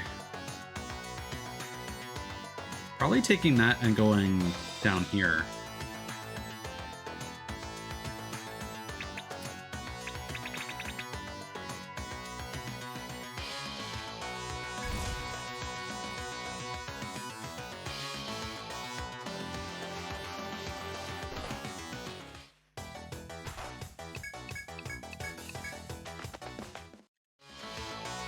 It's also interesting just seeing the like early on when we first started, like Kirsten's the only other person like in our group of friends that knows the franchise, so I've made sure to give her a character in each of the runs. Anna as well, of course.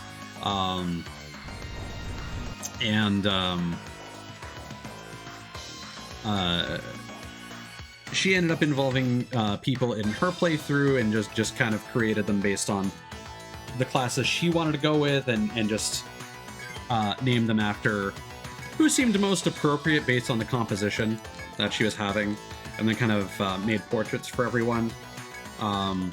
Which would be a good excuse for me to quickly flip over to my Discord reactive image. So I've got the Buccaneer portrait for myself. And then there was also she made me a custom portrait as well because I like the art style so much. Something I had asked her if she thought she'd be able to replicate the style. So if I go in here,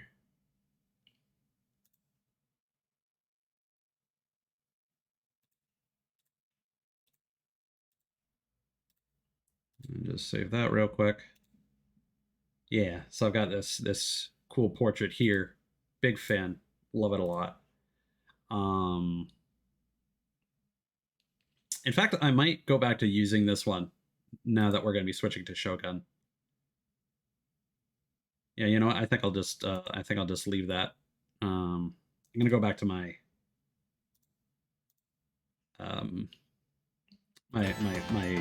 whoop, that's, oh, I turned off the wrong source. Nope. Yes, there we go. For the remainder of the stratum, at least, I think I'm going to keep going with this. Maybe we'll see the next one. I just think the red aesthetic looks really good with what I'm doing here. But yeah, so like for most people, they've been in most of the playthroughs. Mod ended up picking the martial artist, which or the monk, which doesn't actually show up until this game. And so obviously we are rolling with Mod. Kirsten ended up vibing with the Zodiac, which I'm not actively using because I like using the Arbalist instead for elemental damage. I think that class is just more interesting. Because we've had an Alchemist doing the same job in the other two games. But it's nice seeing the characters change, because in the first one, I ended up going with the Medic, because there's a Medic sprite that has red hair, admittedly, but they have glasses and a white coat, so we were like, that makes the most sense. But then in Etrian Odyssey 2, there is a gunner that looks like Kino from Kino's Journey, and I'm like, okay, well, I gotta go with that sprite. There is also a white tiger, like saber-toothed tiger beast class, but I instead wanted to make a joke of making Specs into the bear that exists in that class, and he got a real kick out of that. There's actually a clip of that you can go watch. In fact, I can probably just throw that in chat real quick.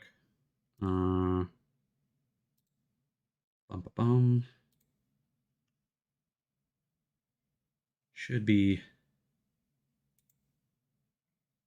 in my featured clips. Yeah, there it is.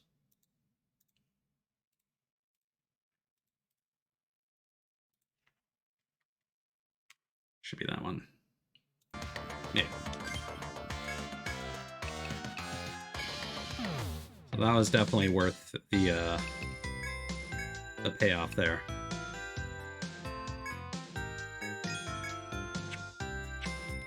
Yeah, like Kirsten started out as a survivalist, which is basically like a ranger with a bit of the farming ability from this one. And then now she's a Zodiac. I went from a medic to a gunner to a buccaneer.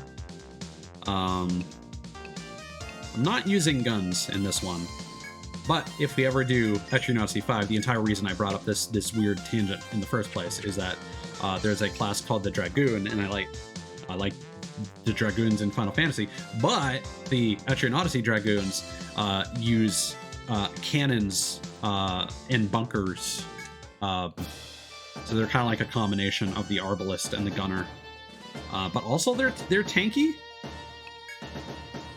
So they're kind of more comparable to like a gun lance from Monster Hunter.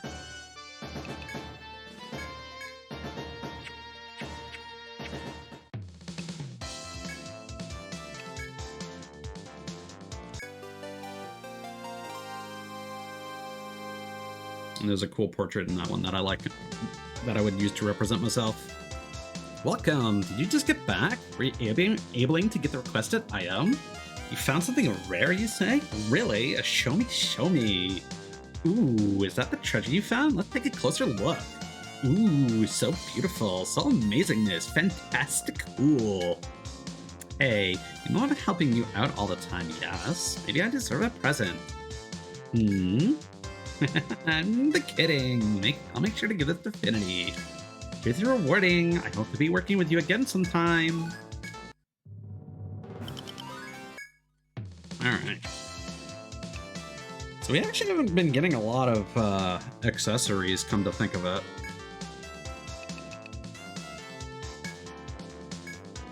Not sure how much I care about crit chance, if I'm being completely honest.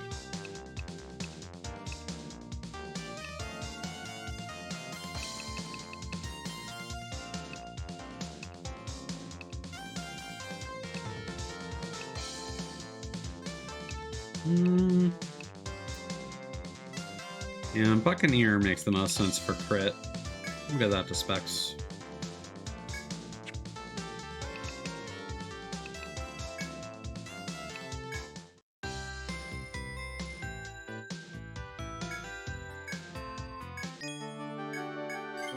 Oh, we're still on picnic. Alright. Sleep well, Raptor.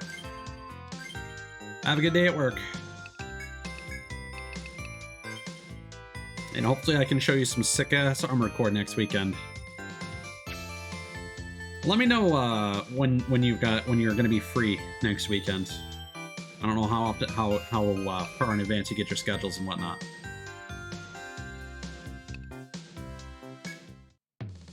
All right. So, Ayakaze still top. Jolly Roger still up there. The long tongue.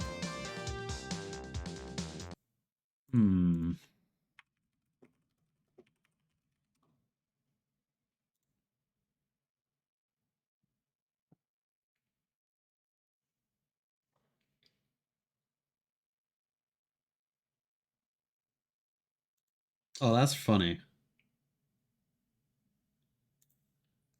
Yeah, we might potentially get that nearly just before the boss fight if we're lucky with the drops here. We need to get 4 anteater tongues, basically. Not a phrase I ever thought I'd be saying. It's interesting how Cthulhu's damage is so high, despite the fact that we haven't like upgraded the crossbow at all. Okay, so yeah, Nia doesn't have any better armor available. If we get 3 more small scales.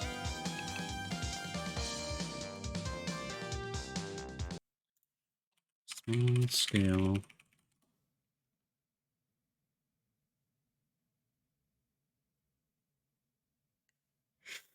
They drop from the dragon pups. We'll see if we can get those. They have a low drop chance.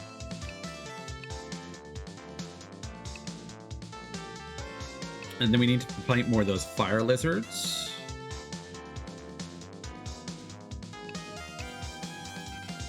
And the gray...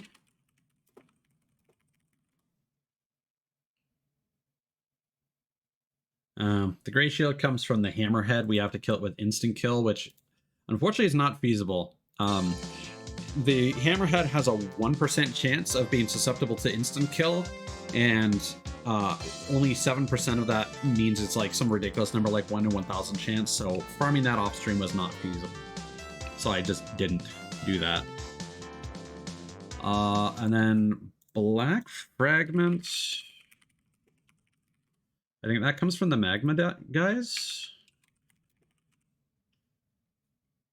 No, it comes from the killer ants, which are the gold ones. We should be running into a few of those. And then Sea King Ice. I know what that comes from.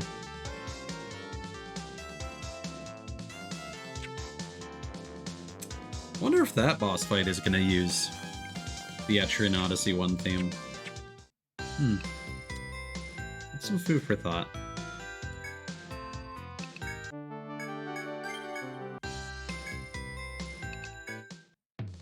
Any new quests? No.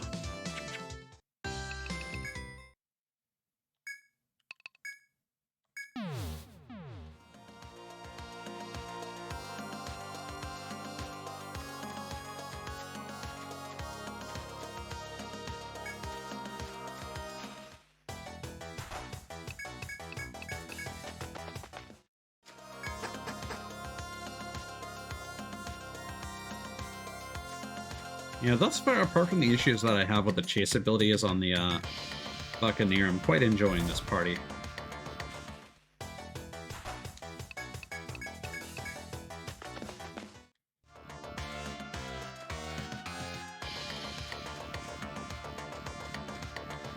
Still not sure if there's anything else I might do with Cthulhu's builds.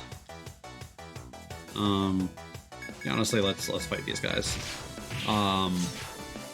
Just because it's going to be a very significant point expenditure to get Meteor, but I think that would be interesting.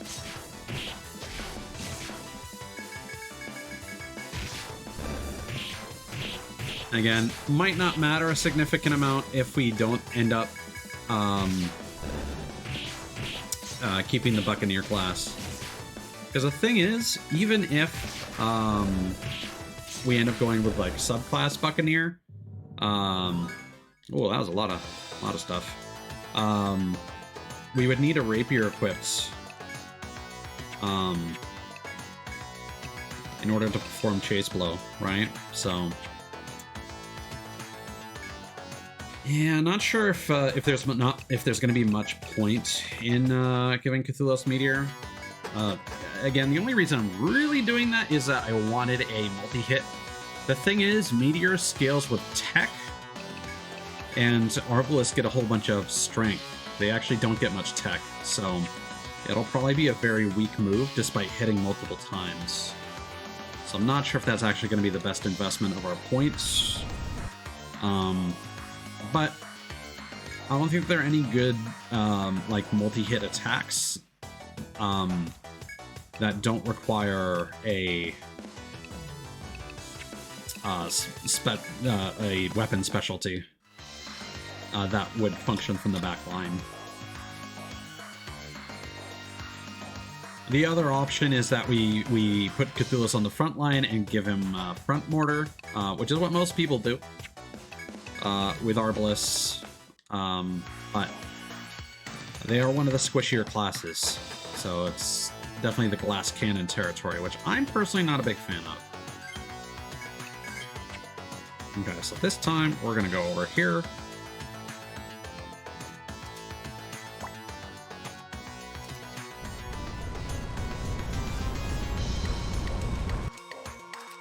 And get a big ol' shortcut.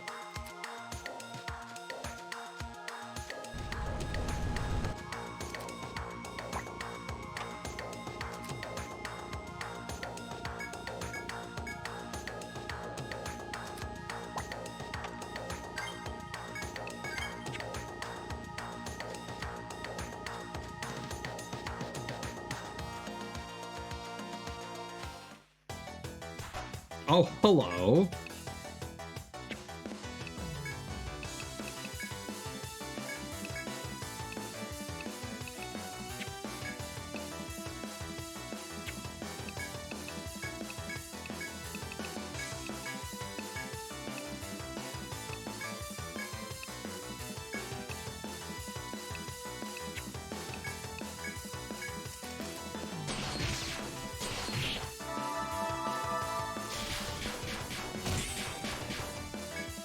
I will say, though, giving Kana the Arbalist subclass just to improve his accuracy, feeling very confident in that decision. Because 9 smashes is fun. Sure, it's a bit of a risk compared to the Sword Gladiator equivalent, which has a more consistent chance of hitting like 3 to 5 attacks without missing, but Gladiator doesn't really need a subclass, so it's not a big problem giving him a subclass just for like a single skill, pretty much.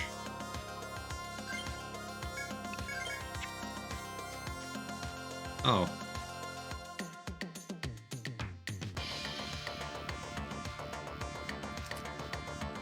What are you doing?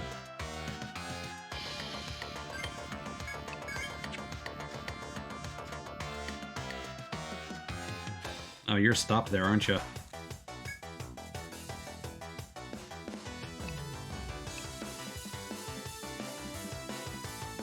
Okay, you're weak to fire, you're immune to fire. Yeah.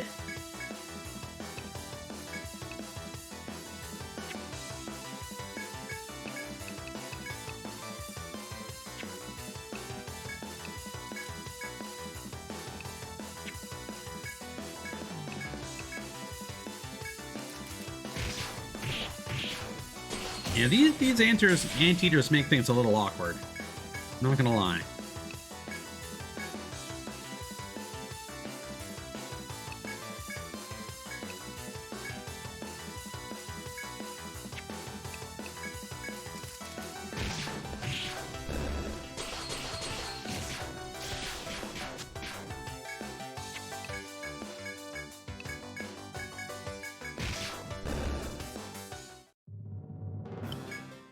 And they have a pretty poor drop rate.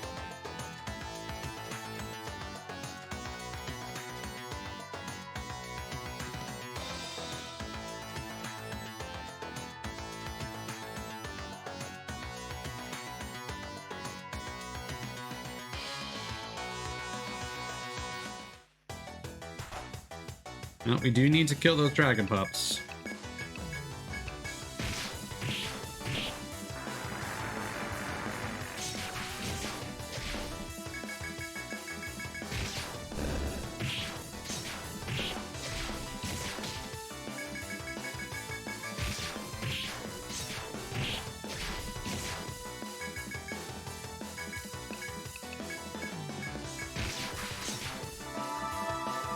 Again, really appreciating how agile our team is compared to previous games.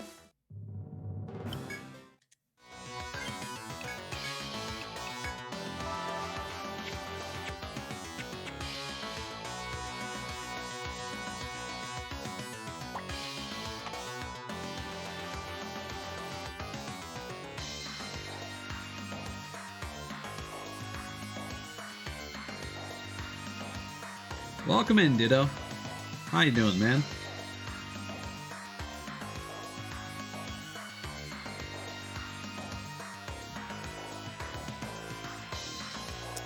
So apparently there are 2 shortcuts.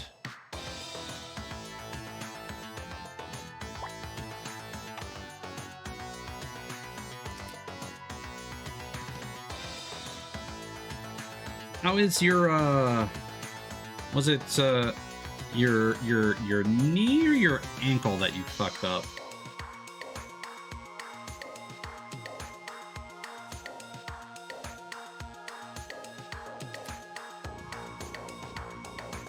So apparently the FOE starts here, so it crosses quite a distance just to fuck you over.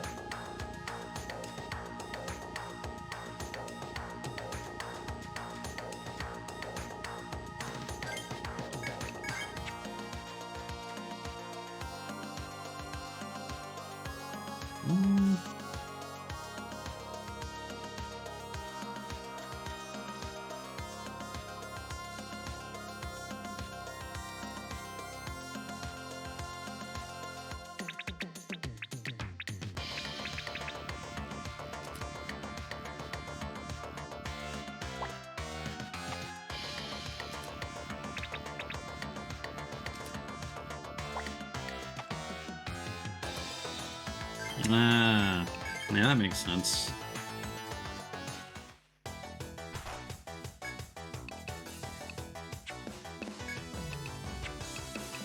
Oh god, I don't have limit skills equipped. That is driving me crazy. Because that actually would have been super helpful.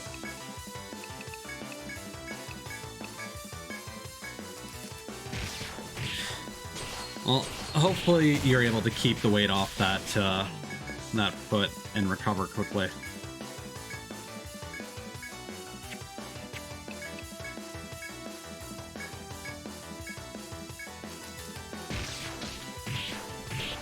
Oh, the bind icon for those anteaters is weird, like the placement.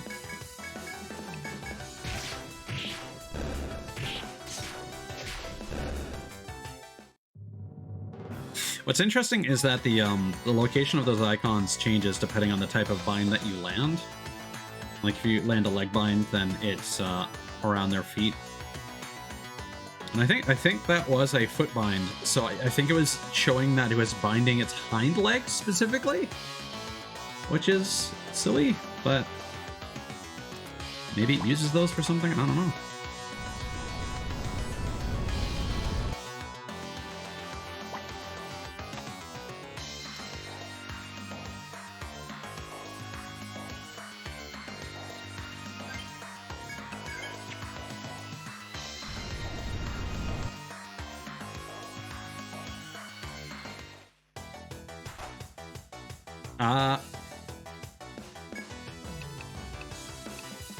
Guess who forgot again?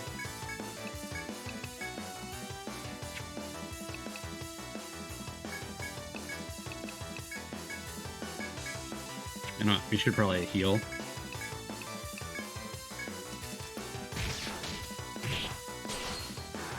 Yeah, their design is pretty interesting.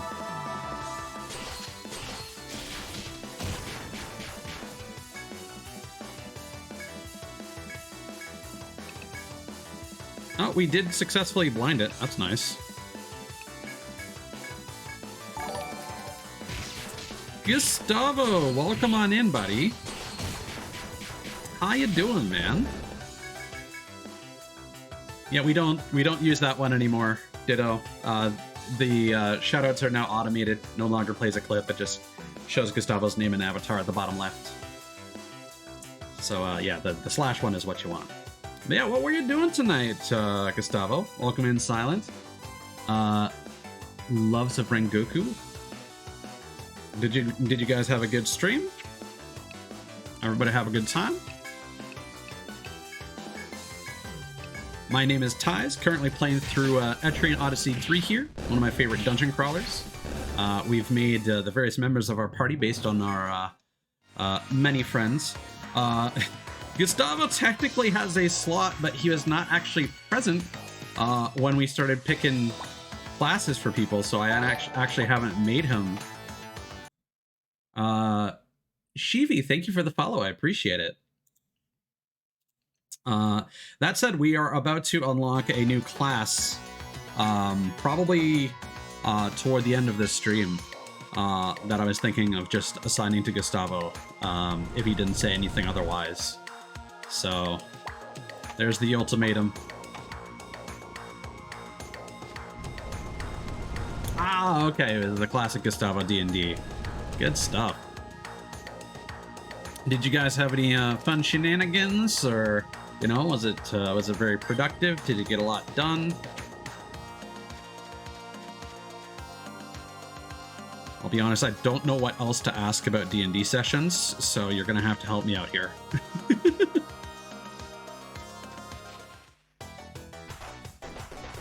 Well, yeah, we might want to escape from this one, because I have yet again forgotten to equip our limit skills. Oh, and for those not familiar, Etrian Odyssey is a first-person dungeon crawler. We explore it in first person, we can map it out. It used to be a DS game, so you used to use the second screen for that. Now we have a little panel on the right-hand side that we use to fill out the map. So that's what's going on there. when we're in the field, if anyone's curious about that. And we are just at the end of the 3rd zone. And we should be coming up to a boss fight soonish. These games are pretty well known for their difficulty, so it might kick our ass. If you like seeing people suffer, you might be into that. Nice. Not a rubber room with rats. Gustavo, what are you doing over there? Are you torturing your players? With rats?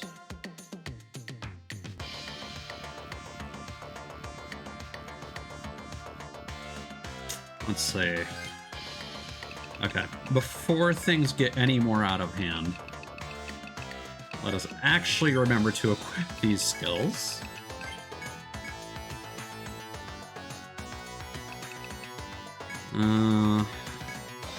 Let's maybe use an Amrita on Nia.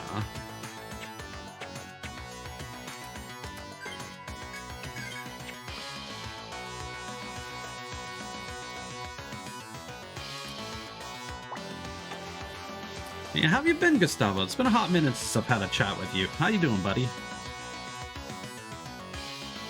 We definitely need to catch up. I should also probably hang out in more of your streams, but I digress.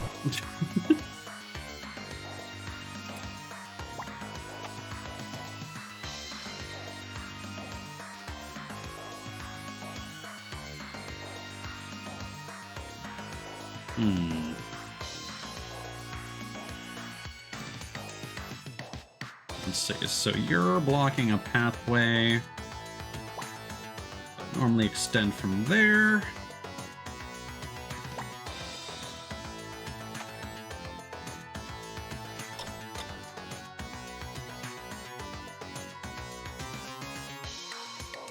Nope.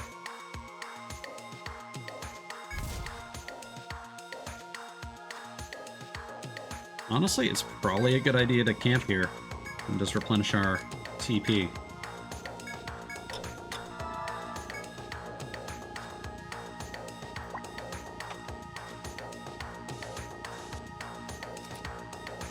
Just a short rest, that's all we need.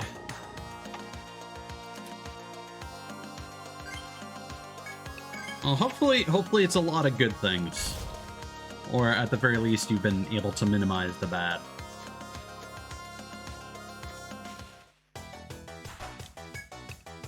We still need to get something from these guys. Let's see.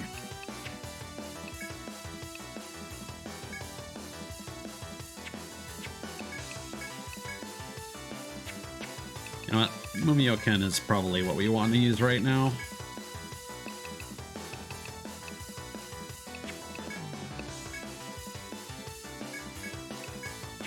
And weaknesses, ice.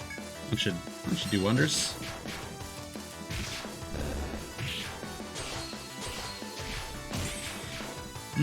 That sounds rough. I mean, you're already working pretty long hours. Hopefully they're not pushing you too much.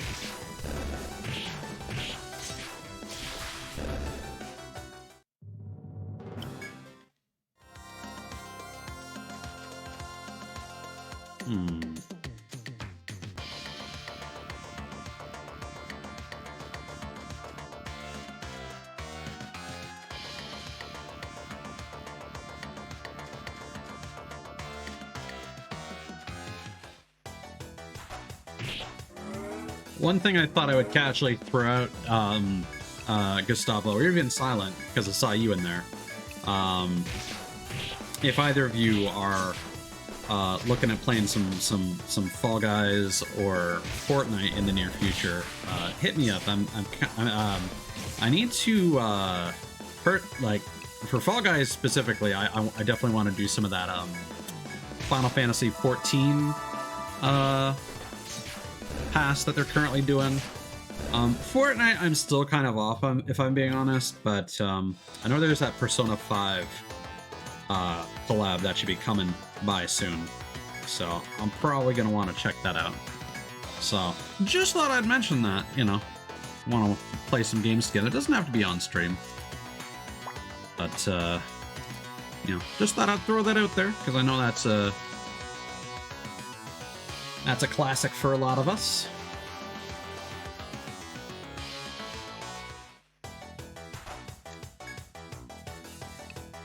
Alright, fire damage.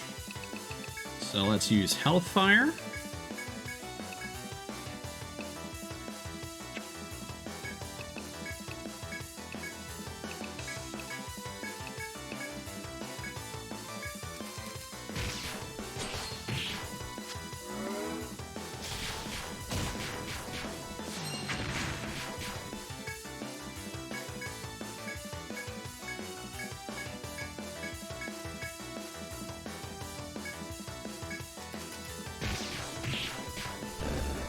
What happened there? Oh! The anteater ate one of the ants and regained health. That's funny. Alright.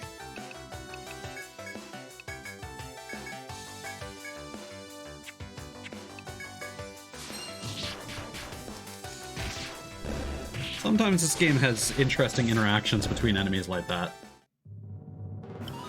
Hell yeah, dude. Get some good rest.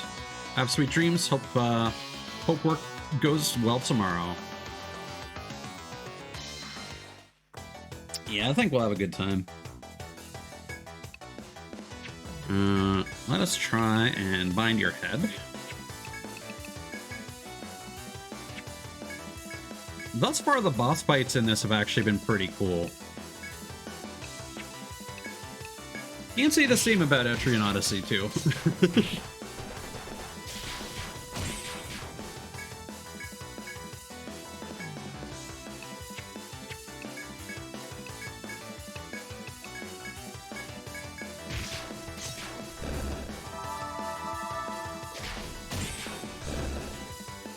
Yeah, once we unlock the Shogun, I'm gonna take a screenshot and send it to Gustavo and be like, "All right, what do you want?" I can probably ballpark, unless he wants to go with a different portrait.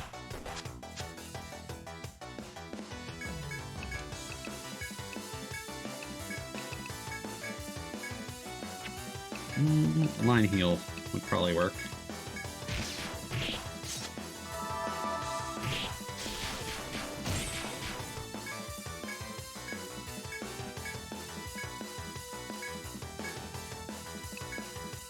Yeah, we got a good thing going right now, actually. We've got like a decent amount of TP. We've got some decent damage. I think we're doing pretty alright right now. But the bosses have had a lot of health comparatively, so we may still get shown up.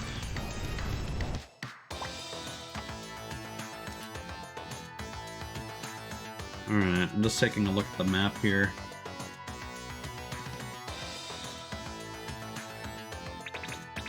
Yeah, so there's this like whole thing here. How many...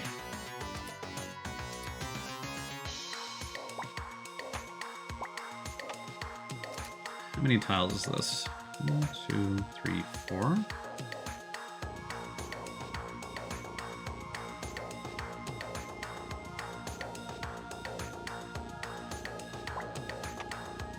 So it's kind of like that.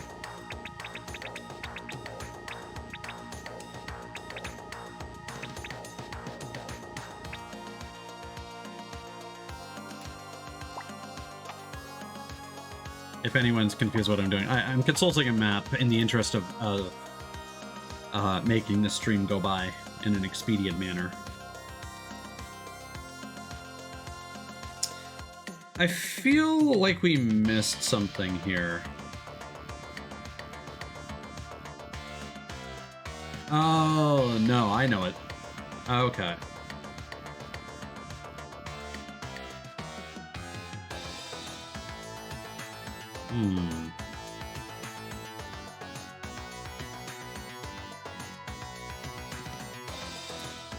So I think what we're going to do is we're going to move that there and do that.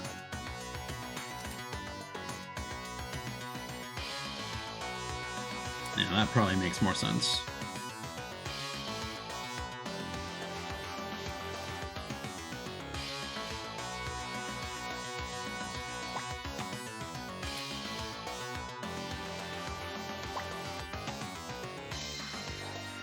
Yeah.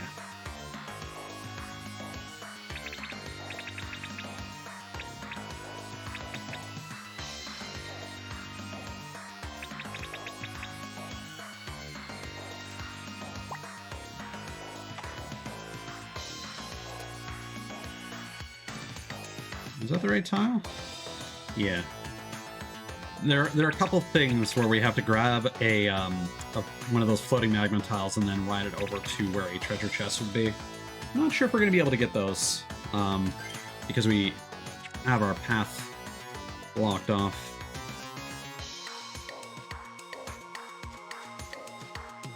We don't really have the resources to be fighting.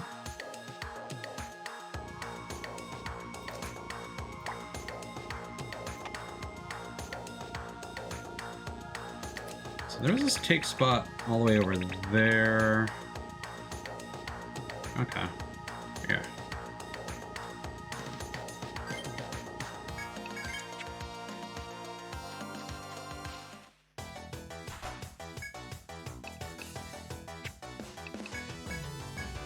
Let's hit you with some hellfire.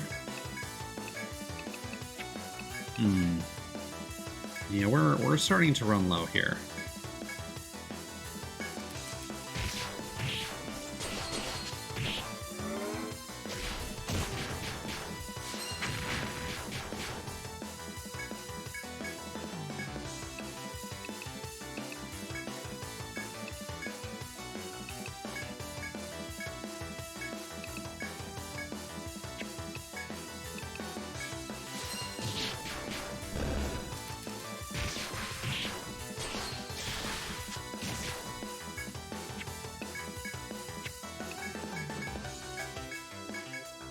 I'm gonna try to kill that ant so that the anteater can't heal itself. There we go.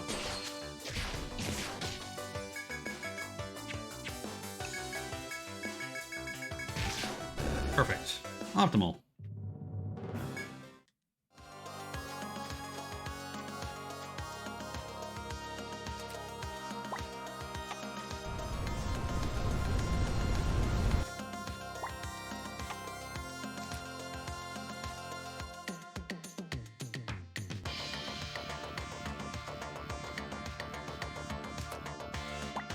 Here's the mine location. And we've almost got our delicious, delicious shortcut. Man, we still have not gotten the drop from you guys.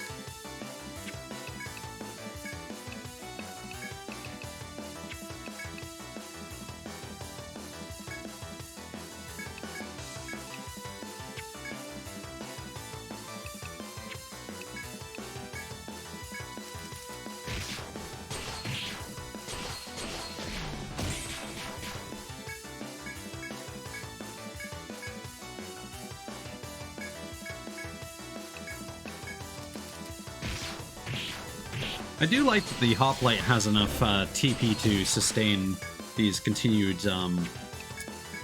defensive options. I feel like that wasn't quite the case in Etrian Odyssey 2, at least.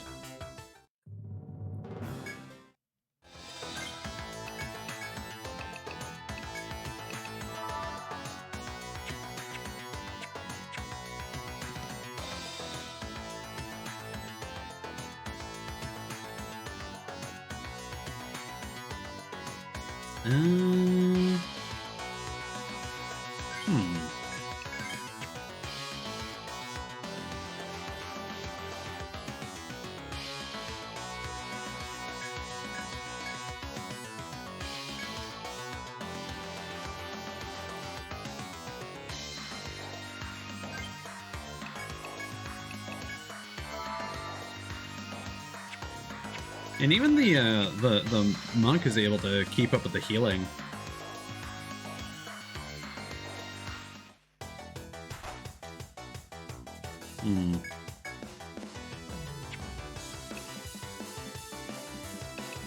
Well, I don't think we got the resources to fight you guys.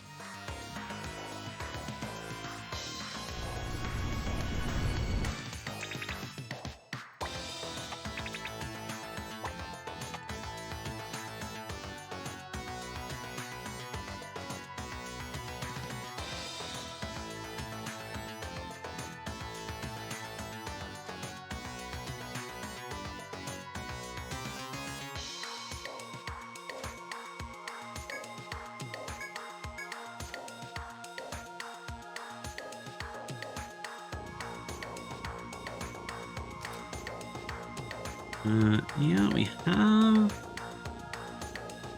taken that one before.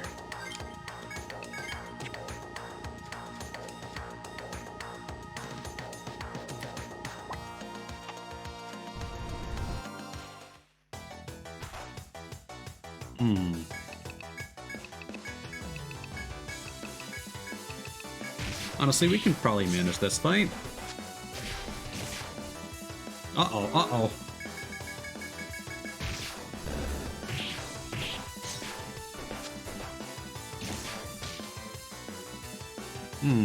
Maybe not.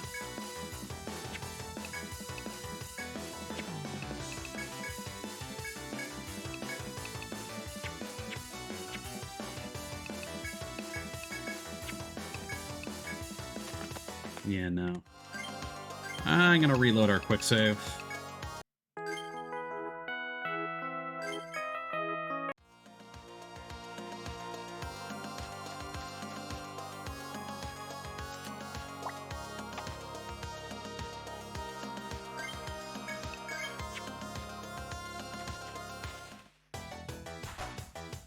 Oh, that's also a doozy of an encounter.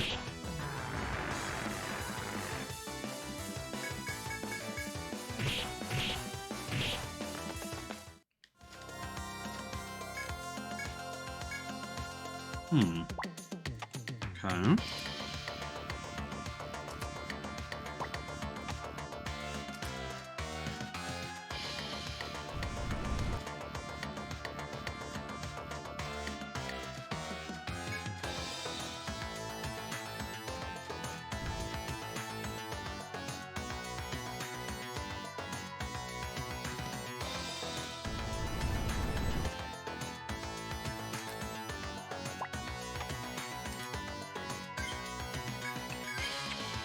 Yeah, and then we're gonna come to the end of this path and get some treasure, and then we're gonna have to get out of here.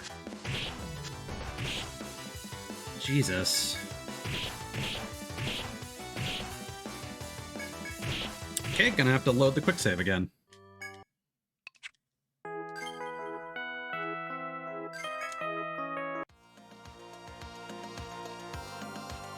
Everything was going smooth. Oh boy. Was this literally just the encounter that killed us? No, we're good. Okay, so they must be using different RNG this time. Which is nice. Because in previous games, you would very much encounter the same problems in the same order. All right.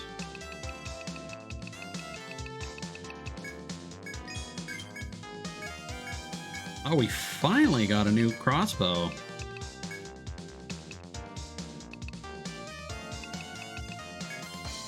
Let's get a few Amritas.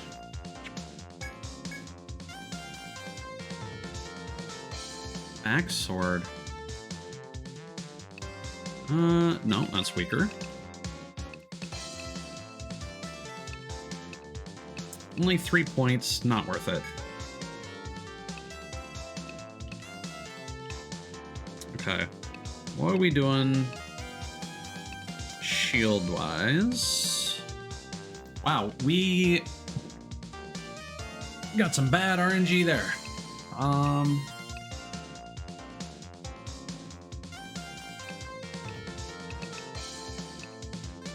The bone shield is really just giving us 3 points. I don't think that's worth it.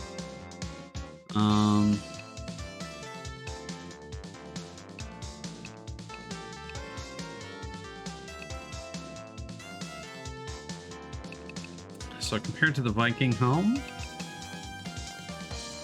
yeah, it's pretty huge.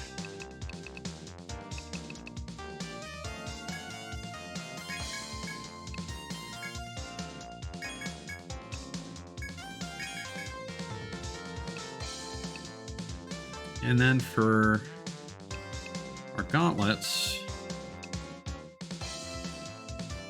oh, we can actually replace this as well.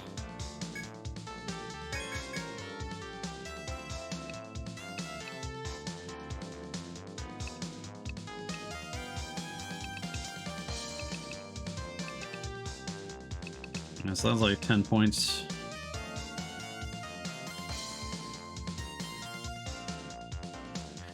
But we also won't be able to get a unlimited number of those.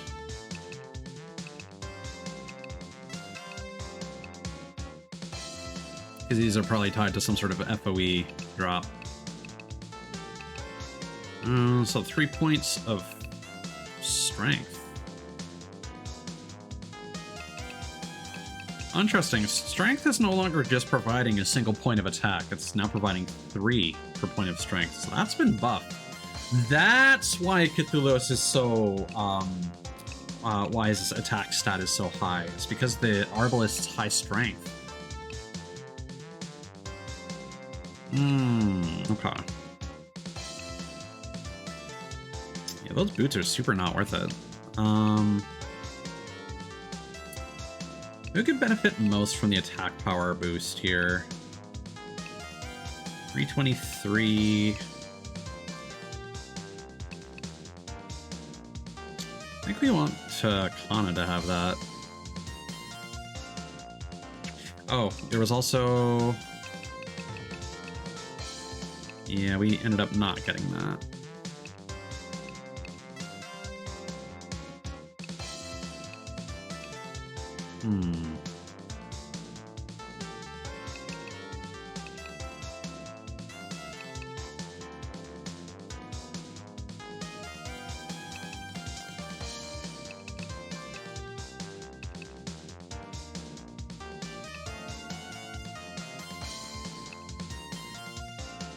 Kind of feels like a waste of money to me, but I don't want to spend too much time farming on stream. So I'll grab that.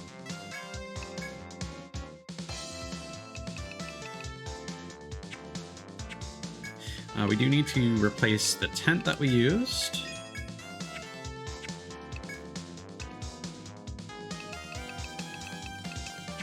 And we can now give all this armor.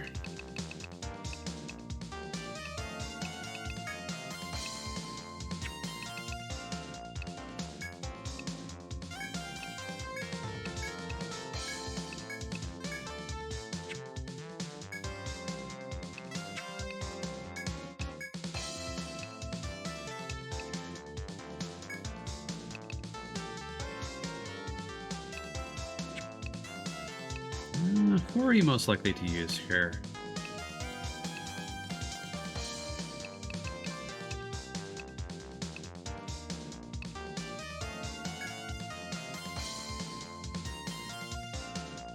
I only just noticed that the Zodiac has like a really cool robot arm and some tech stuff behind her. The new portrait, at least.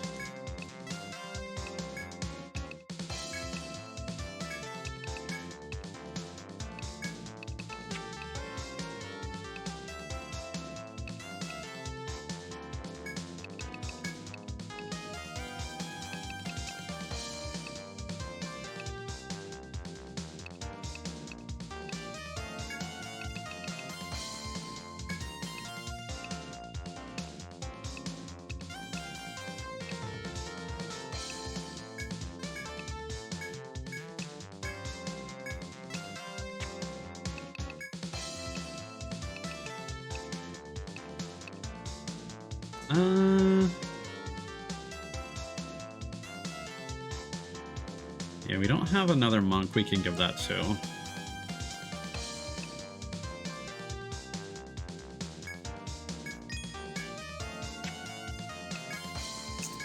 And the Akaton.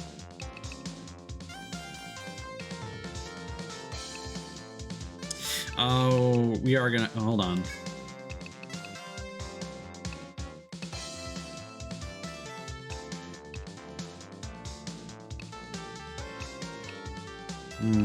We do have some potential armor improvements as well.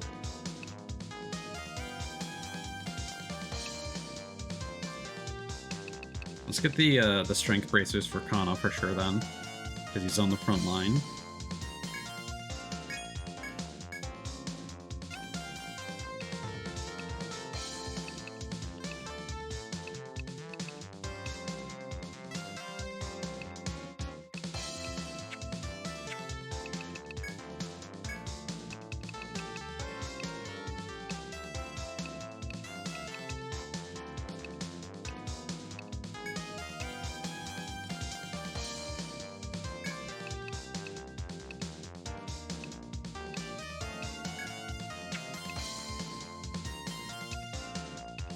Hmm.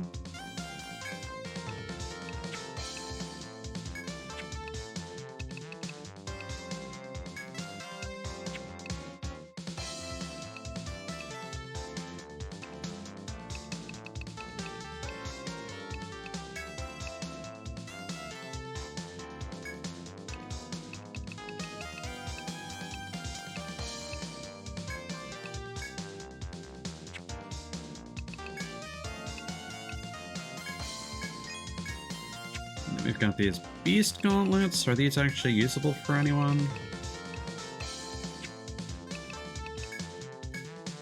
Yeah, probably for our farmers.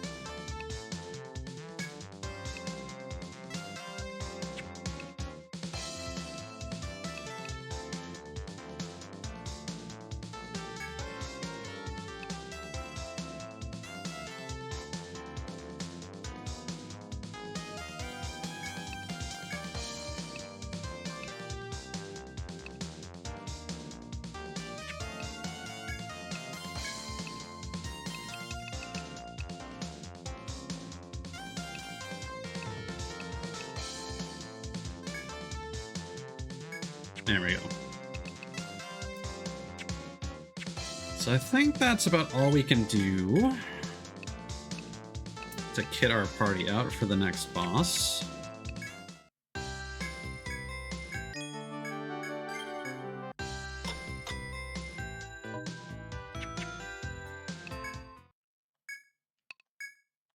Without doing additional farming, at least.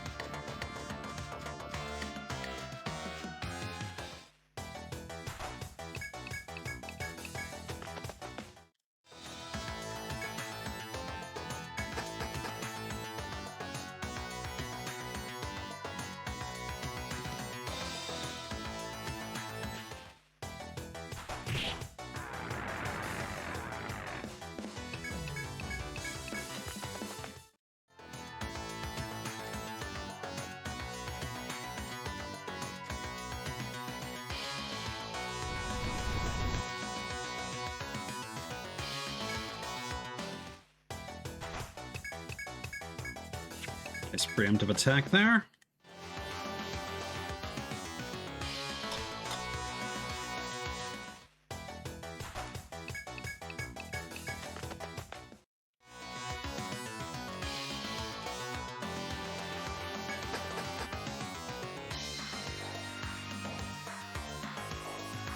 Okay.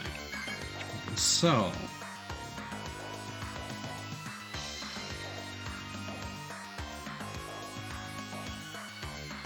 yeah, sure enough.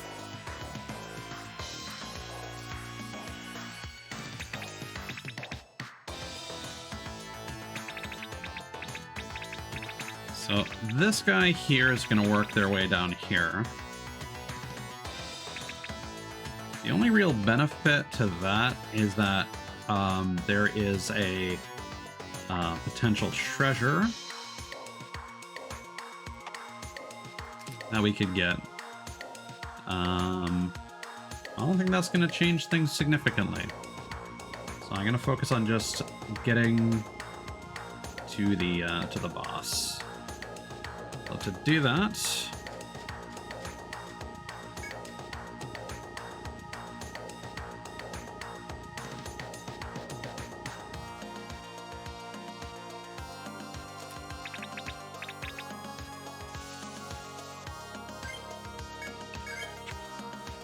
Okay.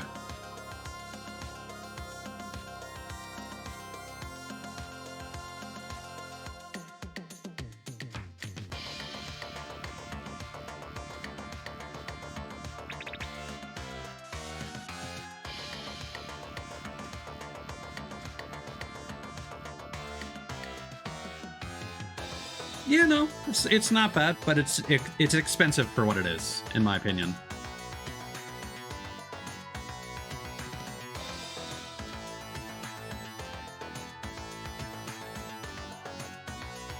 Oh, that's not good.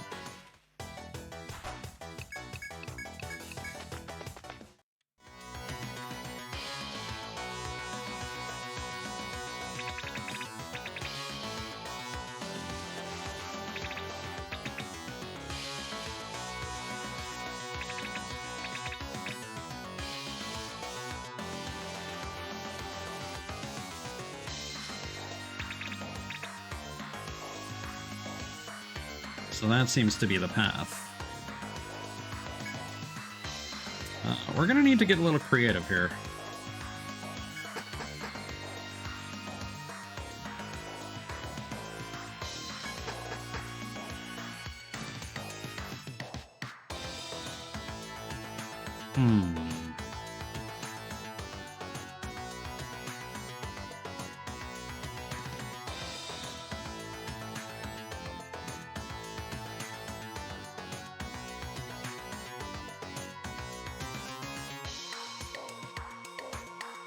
Yeah.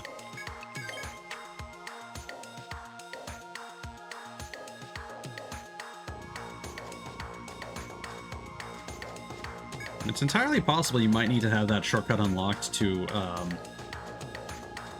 reach those tiles in time. Or we may just have to straight up fight some FOEs.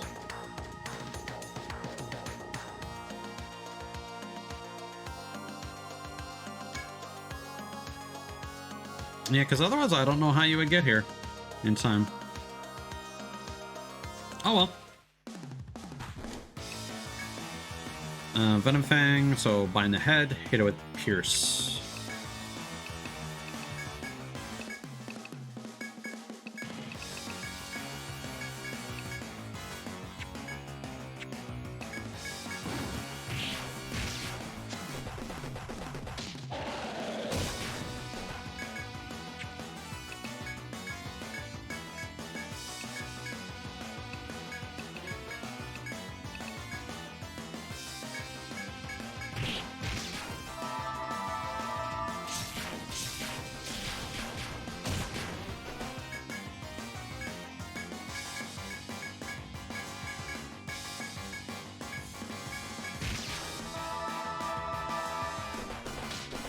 I'd love to be able to cure our party, but I don't think we're going to have that luxury, unfortunately.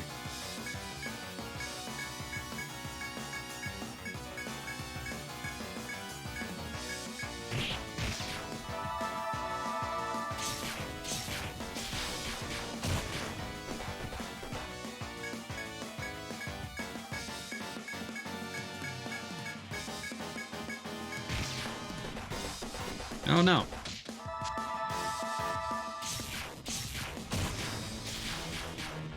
No experience for me.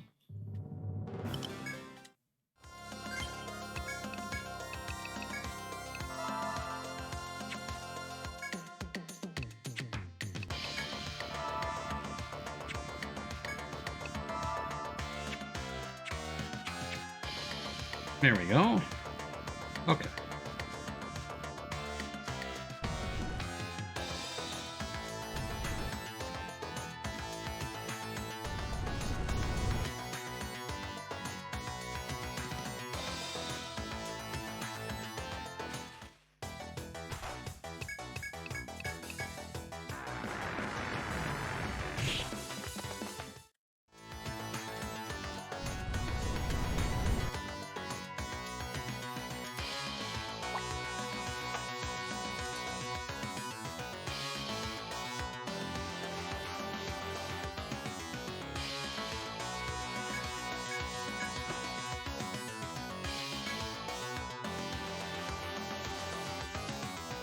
I'm not sure if that was worth the resources, but we're there.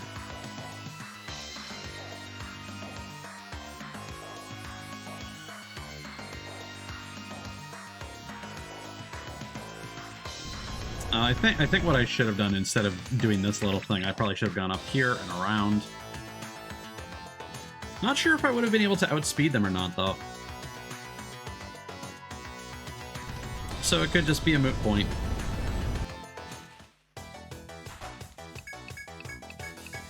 So what I think we're gonna do is we're gonna go use a tent.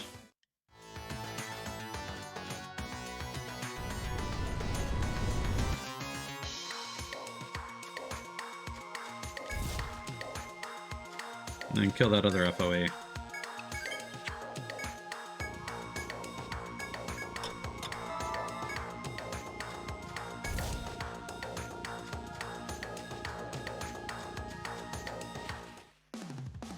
There we go.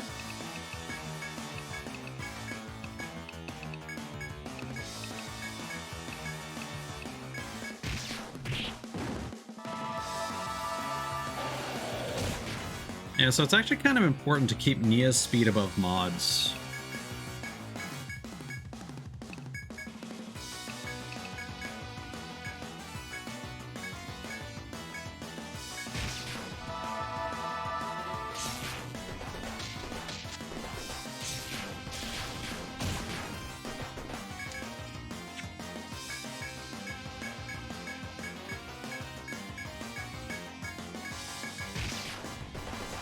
Oh, that sucked.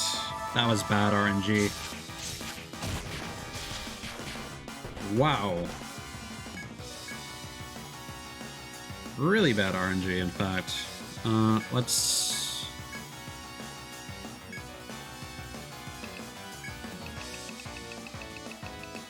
use a nectar on me.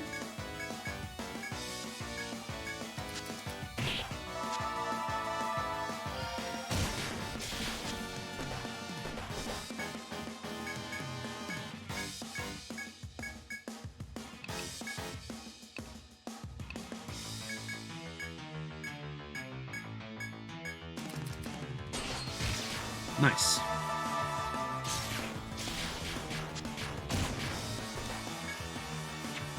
Somehow we managed to survive all that.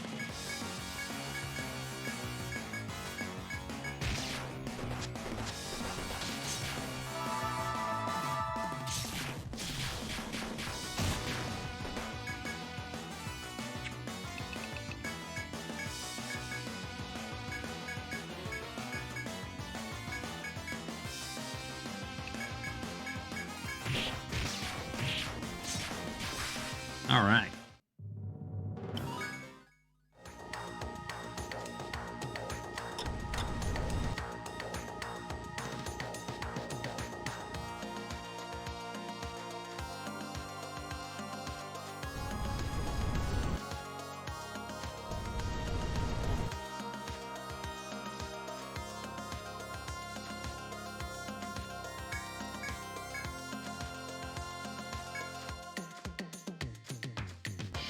As you weave your way through the scorching labyrinth, you come across a familiar figure. Finally. What took you so long? The young man smiles sardonically before continuing. Past that door was the path deeper into the labyrinth, protected by that monstrous gatekeeper.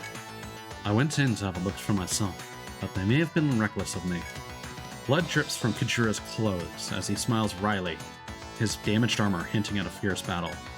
That colossal machine did something with its arms, releasing a shatteringly powerful light. I avoided the brunt of the blow, but look at me. I'll have to entrust the rest to you. After finishing his story, Kajura sits cross-legged, using his katana for support. If you are truly prepared, you should have no problems. Open the door and face the gatekeeper. Okay, so bind the arms, if at all possible. Mission understood.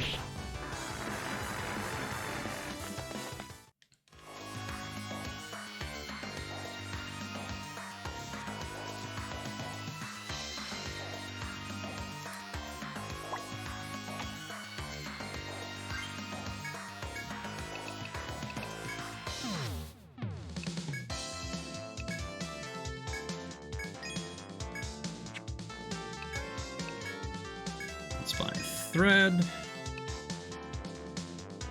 Spy a nectar. And a tent.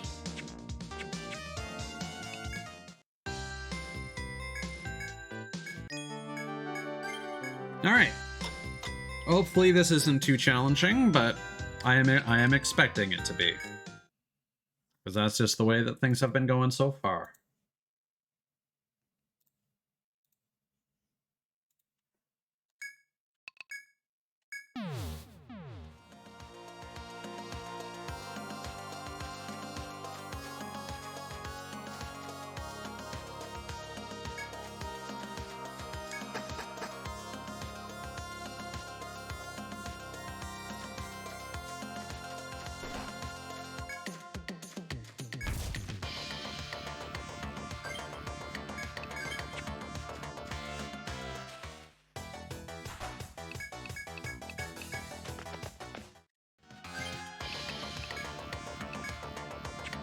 Okay, our limit abilities are still equipped. Hopefully it doesn't end up being a situation where our characters are just built poorly for this encounter. But we should have like a lot of skill points in case we need to cash out, so to speak.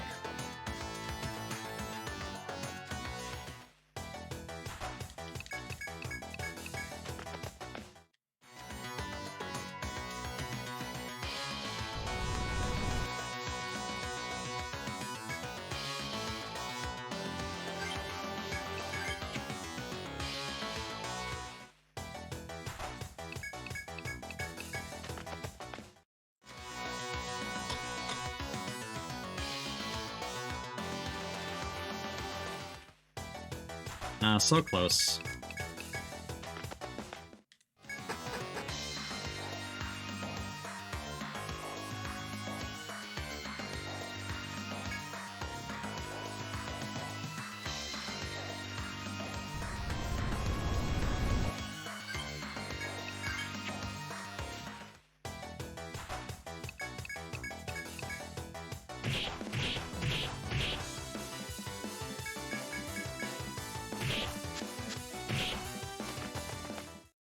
Rude.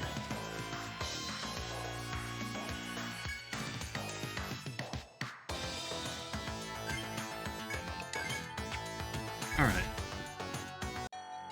Immediately upon entering the room, you spot the colossal steel-clad warrior. It is the dreadful gatekeeper, whose name you have heard many times thus far. Now, do battle with the fiend for the sake of the princess and the people of Armor Road.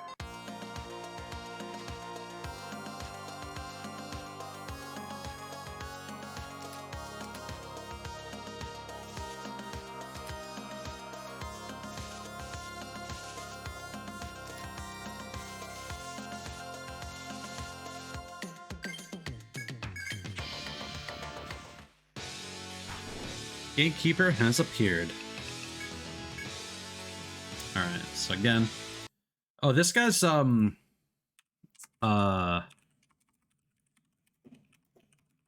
he's styled after oh god. It's not a Jizo statue.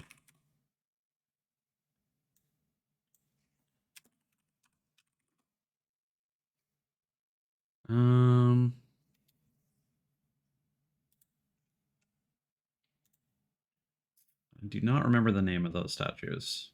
Dogu. Yeah, the Dogu statue. Gatekeeper.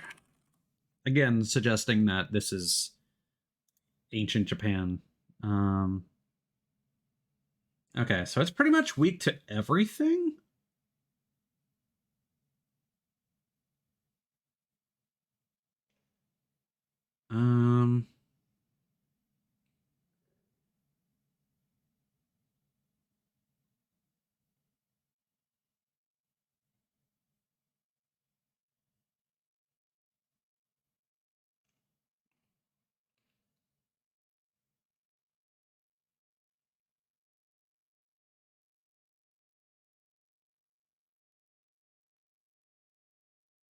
Okay.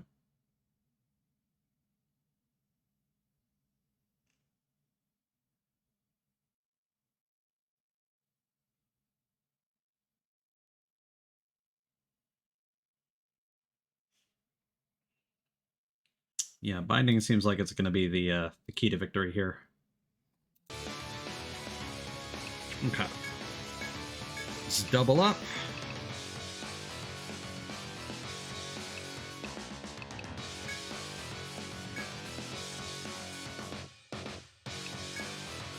That's the name of an anime series, isn't it? Let's try and weaken it. Queue up a party heal. Damage type shouldn't matter. Soha stance.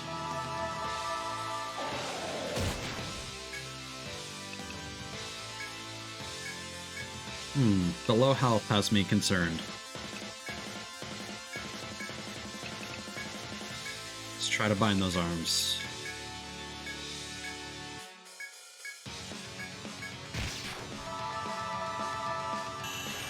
Oh god! Right.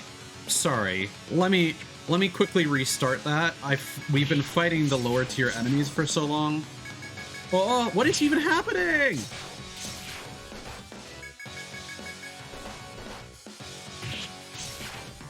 Okay, we're just gonna reload because I just remembered we should have been using Nia to defend the party, and instead I was just like, I'm gonna stab it with the shocky stick.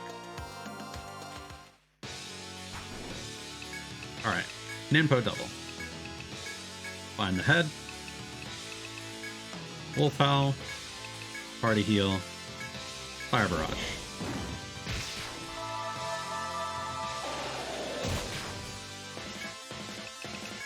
Line Guard. Armbreaker. Nope. Backline.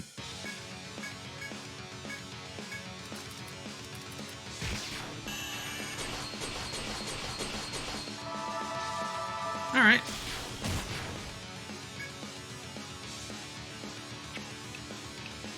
And I think it uses this turn to separate. So I think what I'm going to do is I'm going to preemptively have Emrita...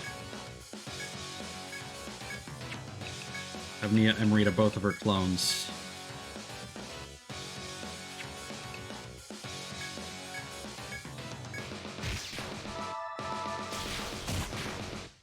Yep.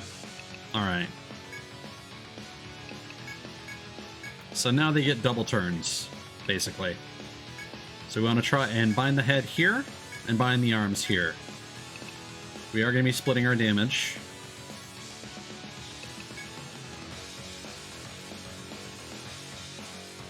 And apparently the body is weak to physical, or is resistant to physical. The head is resistant to elemental.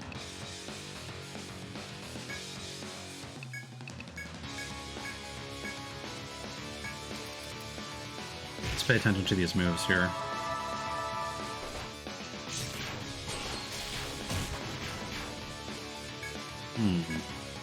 Okay, now they're taking more typical boss-like damage.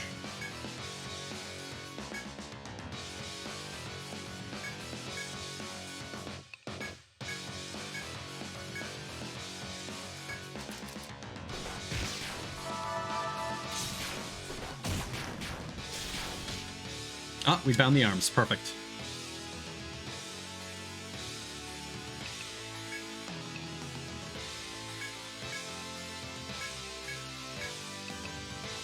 So now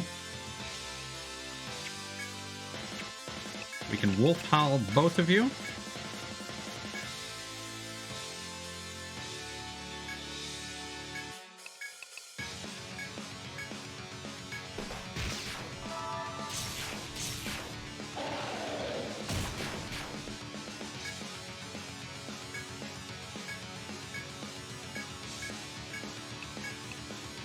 Oh. Find you.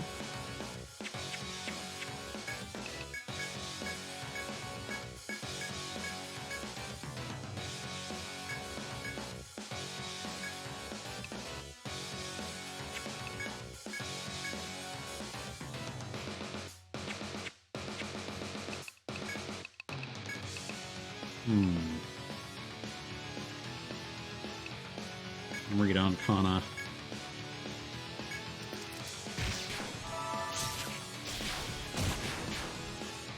Okay, it's rejoined.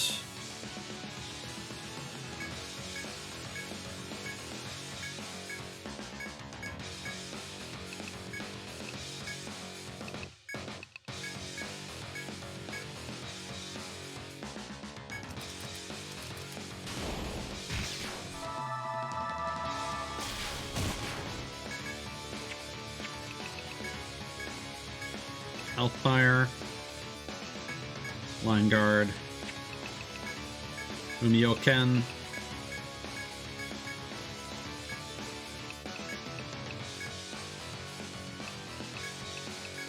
Party heal. Fire barrage.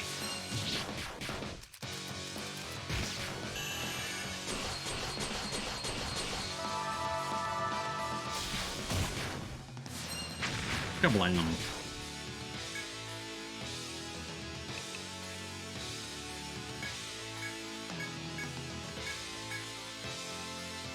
Yeah, Amrita TP is going to become a problem.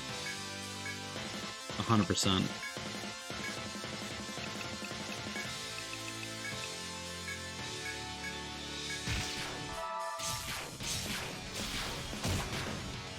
Okay, and then separated again. Line guard the front. Right behind the head. On the arms.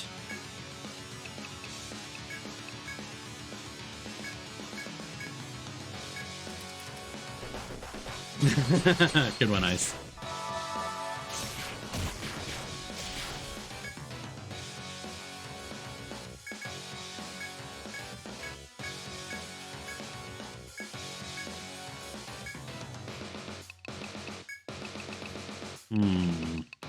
Yeah, we should have grabbed more Amritas.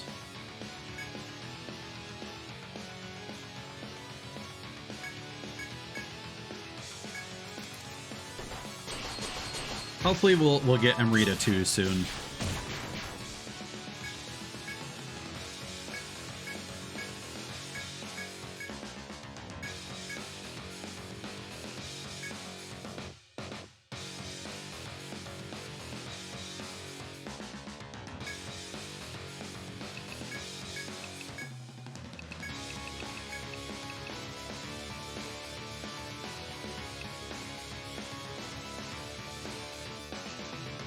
I'm gonna keep topping up. I'll top up mod.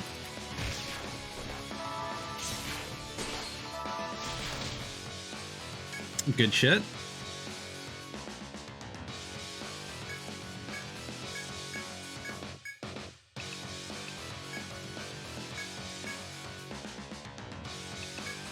And the back line. Party heal.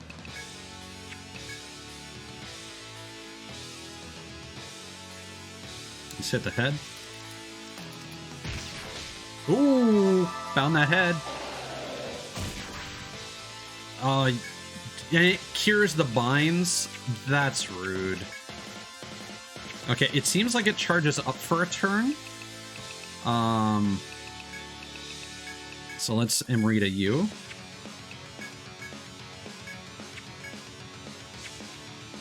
Yeah, no, this is one of my favorite boss themes from the series.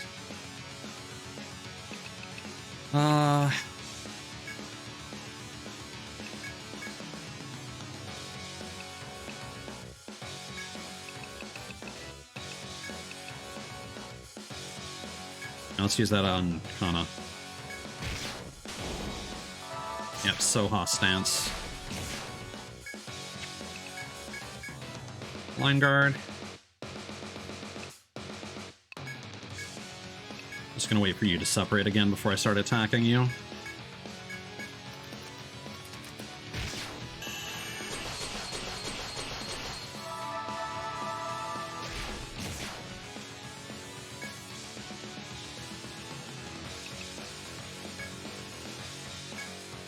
Nope.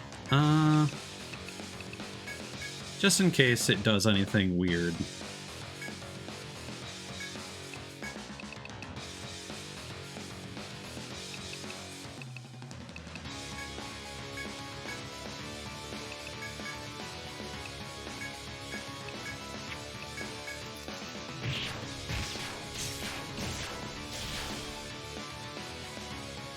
And you separated. Hellfire. Defend the front line. Mumio Ken.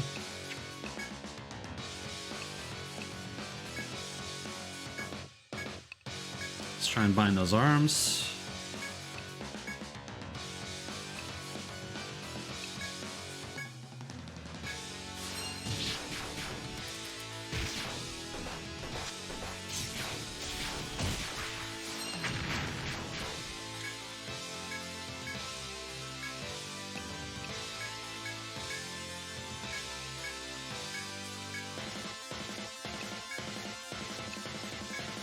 Go up a line heal. Yep, that was the proper option.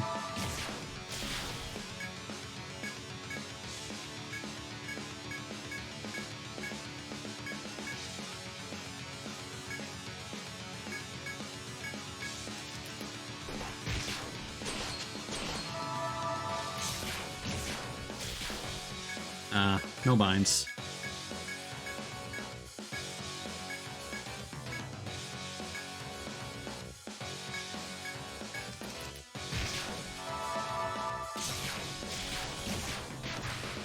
There it is.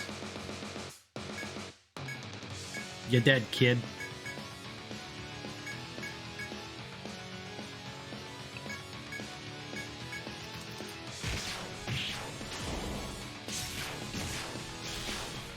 What was that? Oh no! Malfunction, huh? Don't like the sound of that.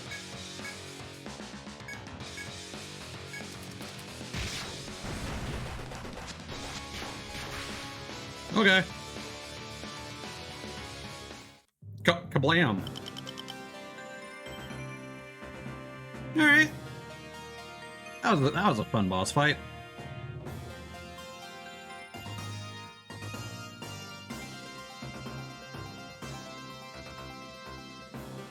So apparently there's a bunch of random things you can get. So if you defeat the boss while it's combined, you can get the crushing arm, and the giant core, if its arms are bound.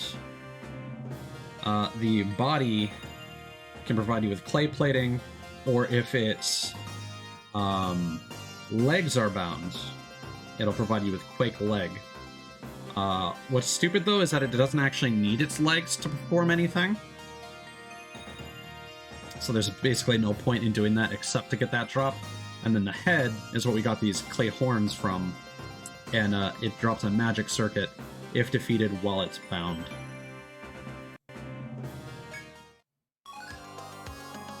Keep your head, keep your body. You used all your might to stop the seemingly inexhaustible construct. And we didn't get any data on the actual main gatekeeper. That's weird. Your mission is a success. You pause, wondering whether to report to the Senatus or press on.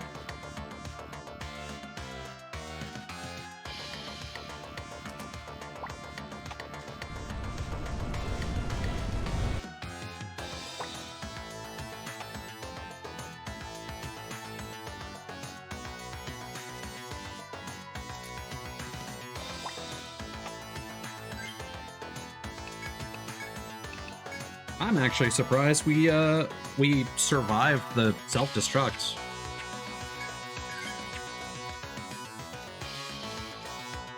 Honestly, big success all around.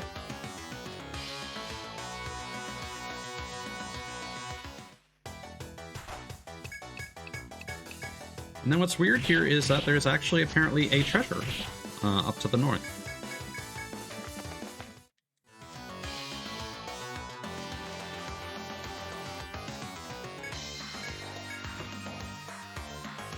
Ah, the sun... Wait. Sun key?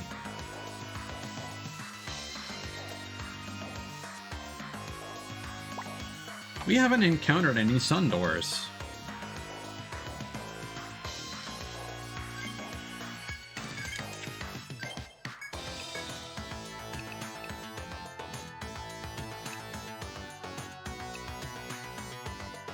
Ah, it opens the chests.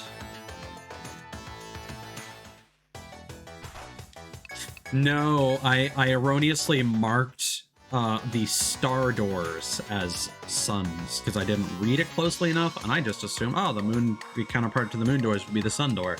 And I mean, the sun is a star, technically, so is the moon. Fourth stratum, Abyssal Shrine. Shrine Stalking Ground.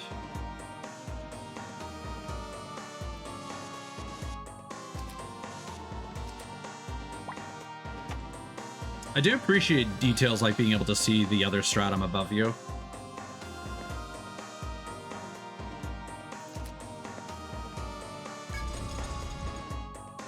Ooh, that's a cool door.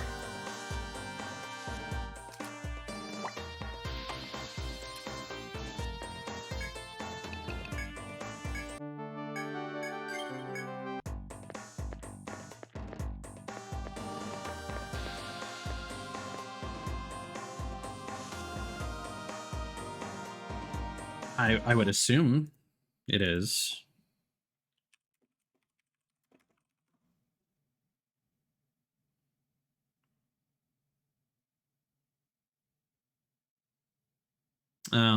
Technically it's not a star.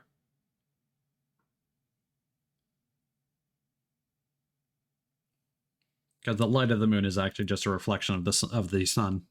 So never mind.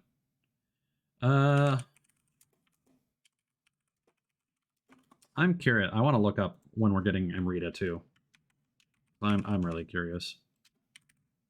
Not that I'm going to refight that boss, but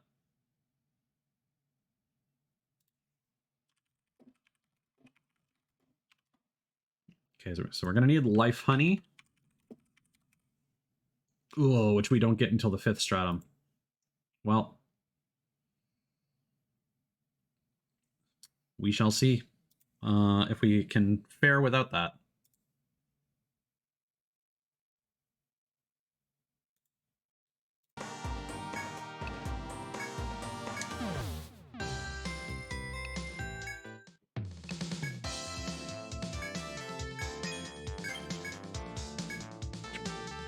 We have unlocked the Brionok.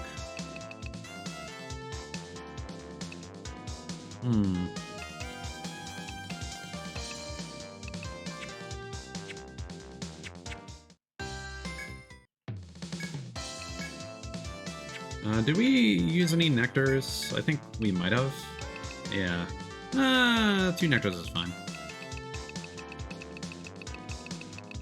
We also got a speedboat at some point.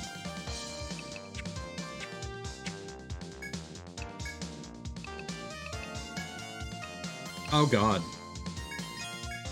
Yeah, we're out of Amritas. We'll need to farm for some more.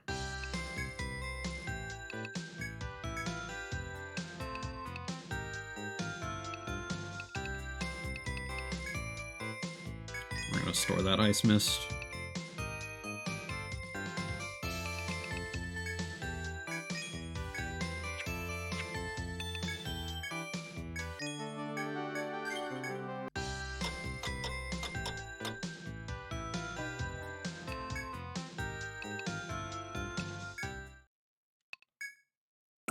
What if we go to the deep city?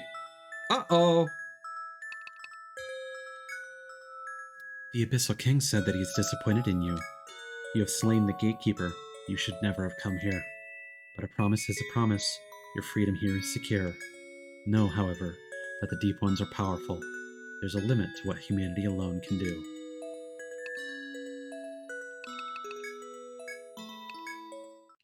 Oopsie!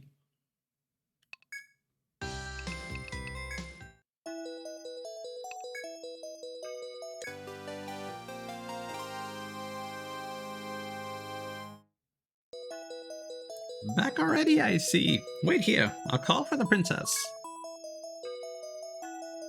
You all returned safely. You have my thanks and my appreciation. I've read Kujira's report of your victory over the dreadful gatekeeper. Now we may delve into the abyss where the deep winds dwell. I fear that from this point on, progress will become even more difficult. But if you cooperate with us, I have faith that we will eventually reach our goal. Ah, yes. It isn't much, but please, take this. It's from me. Money, money, money! Well, I'm going to take my rest. Saudia, I leave you in charge of what remains. You heard the princess. First off, I'd like to congratulate you myself for your success. Second, this is for you. Kajura told me he'd be willing to leave it in your care. Whether or not you find it helpful all depends on how you use it, so consider it carefully. Obtained General's Baton. You may now register Shogun as new party members at the Explorers Guild. Hold on, I'm not quite done yet. About that 4th stratum we were able to reach thanks to you. Now that we have access to the Undersea Shrine, I have a new favor to ask. By all means, make yourselves ready before you accept it. It'll be impossible for anyone but you. Search for Amaranthos. Legends whisper of the Amaranthos flower, which never wilts nor loses its color. It may be found in the Abyssal Shrine. I need that flower to help the princess. So you've agreed to this? Then let me go into more detail on the nature of the request. The Abyssal Shrine is now a nest for the Deep Ones, but was once Amaro territory. After it was sunk into the ocean along with the Deep City, of course, it was lost to us. However, in that shrine grows a flower we had cultivated in Amarot for centuries. It's an odd sort of blossom called an amaranthos that never fades or withers. You may have noticed that the princess is not well at all. She took very ill the other day, too. She is now convalescing in the royal forest. If we had the amaranthos flower, we could alleviate her symptoms. So you see its importance. We'll discuss eradicating the Deep Ones when the princess recovers.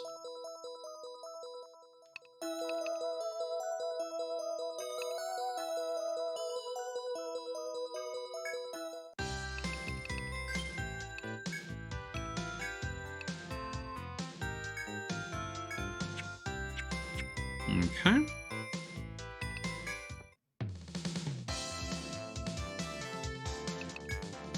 Two-Fisted Historian Bungaro.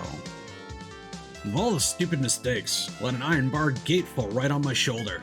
There's gotta be some kind of system behind the opening and closing of those gates.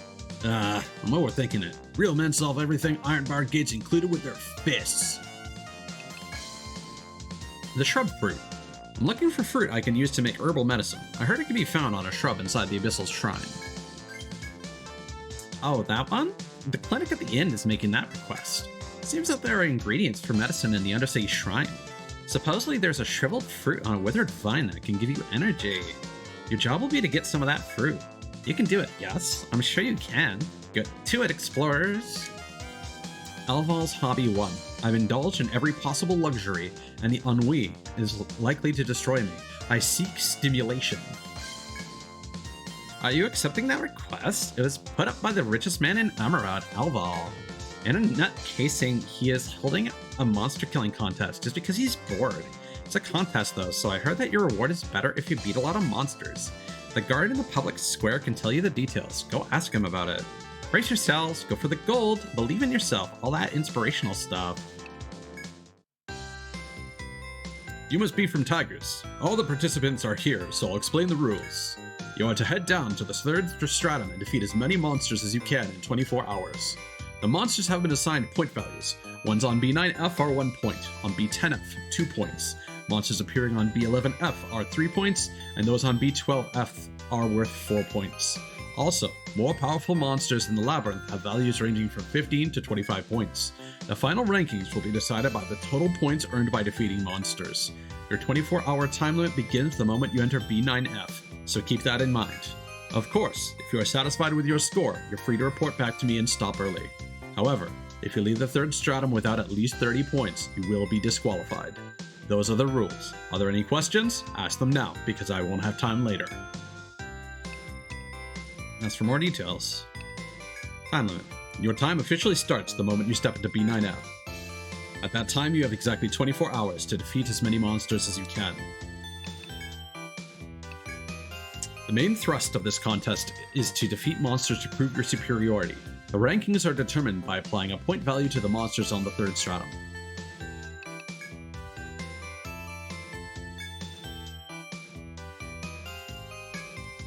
Mud Lurkers are 15 points, Mother Dragons are 20 points, and Poison Dragons 25 points. Other powerful monsters you may run into do not have point values, so avoid them.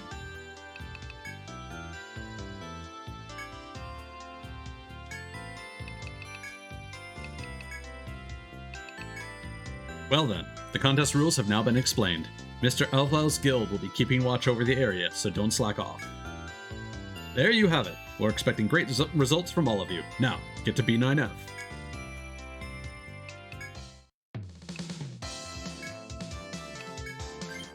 So I'm just going to hand that back in for the time being.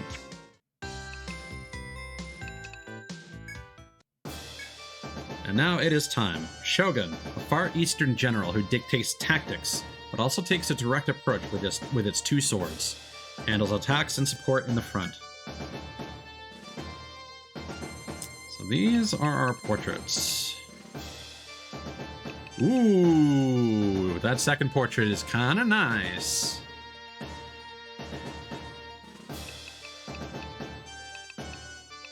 Oh, I forgot about this one. She has a different expression.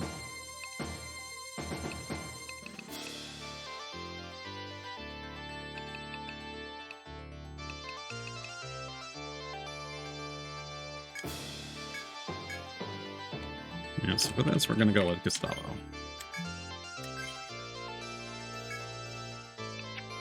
All right.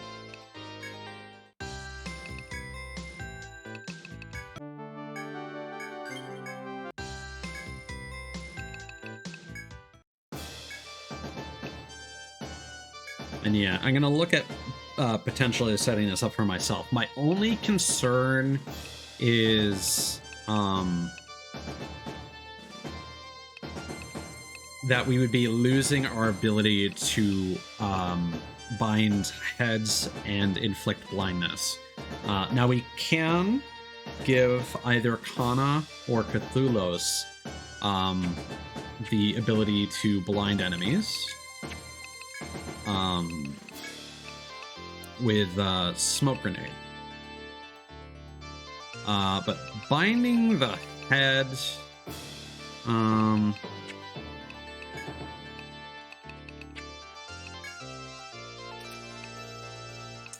yeah, Ninja has leg binds.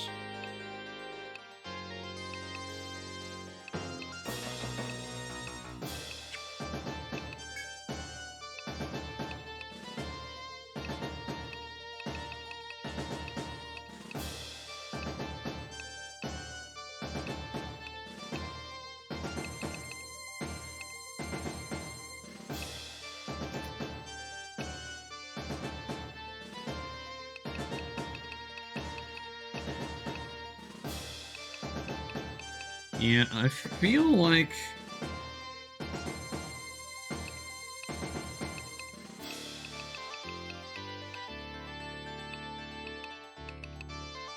yeah, I can't think of any skills that we could learn that'd be usable without, like, the rapier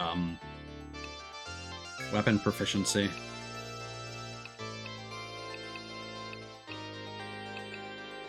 Because technically a farmer can do that, but it's random. The binds that get triggered by strange seeds are random.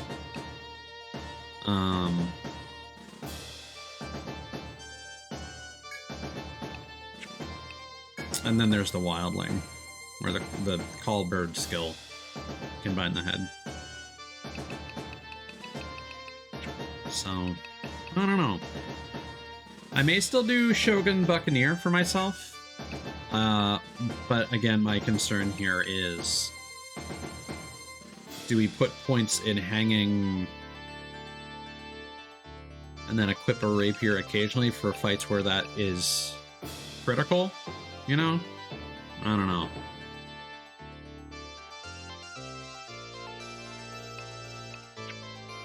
It is possible to equip to learn points in second sword. So at 10, your second weapon deals 50% of damage to the first, and it causes skills to activate twice.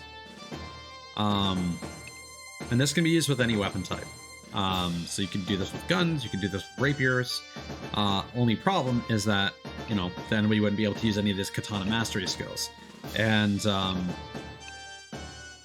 yeah, this is kind of whatever. You know, for the most part, these are, no, my bad. Doubling skill use is only for 5-ring sword.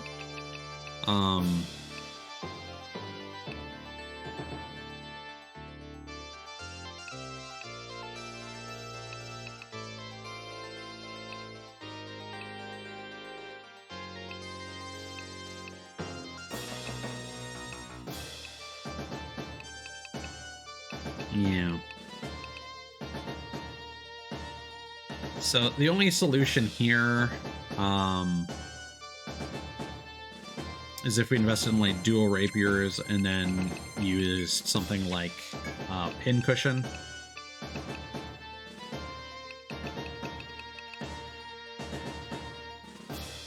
Because apparently the damage boosted based on your agility is quite good. And you'll notice the Shogun has a high base agility stat. So I'm assuming they end up being quite fast. So, yeah. Got some stuff to think about. But that's a problem for another day.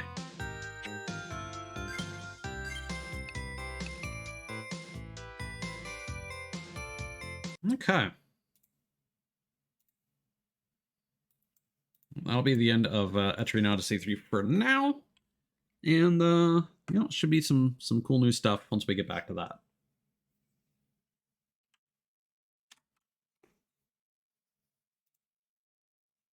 Okay.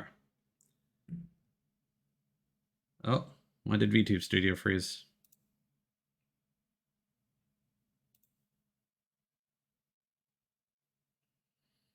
I don't think it likes the fact that I closed the game and it's still trying to, there we go.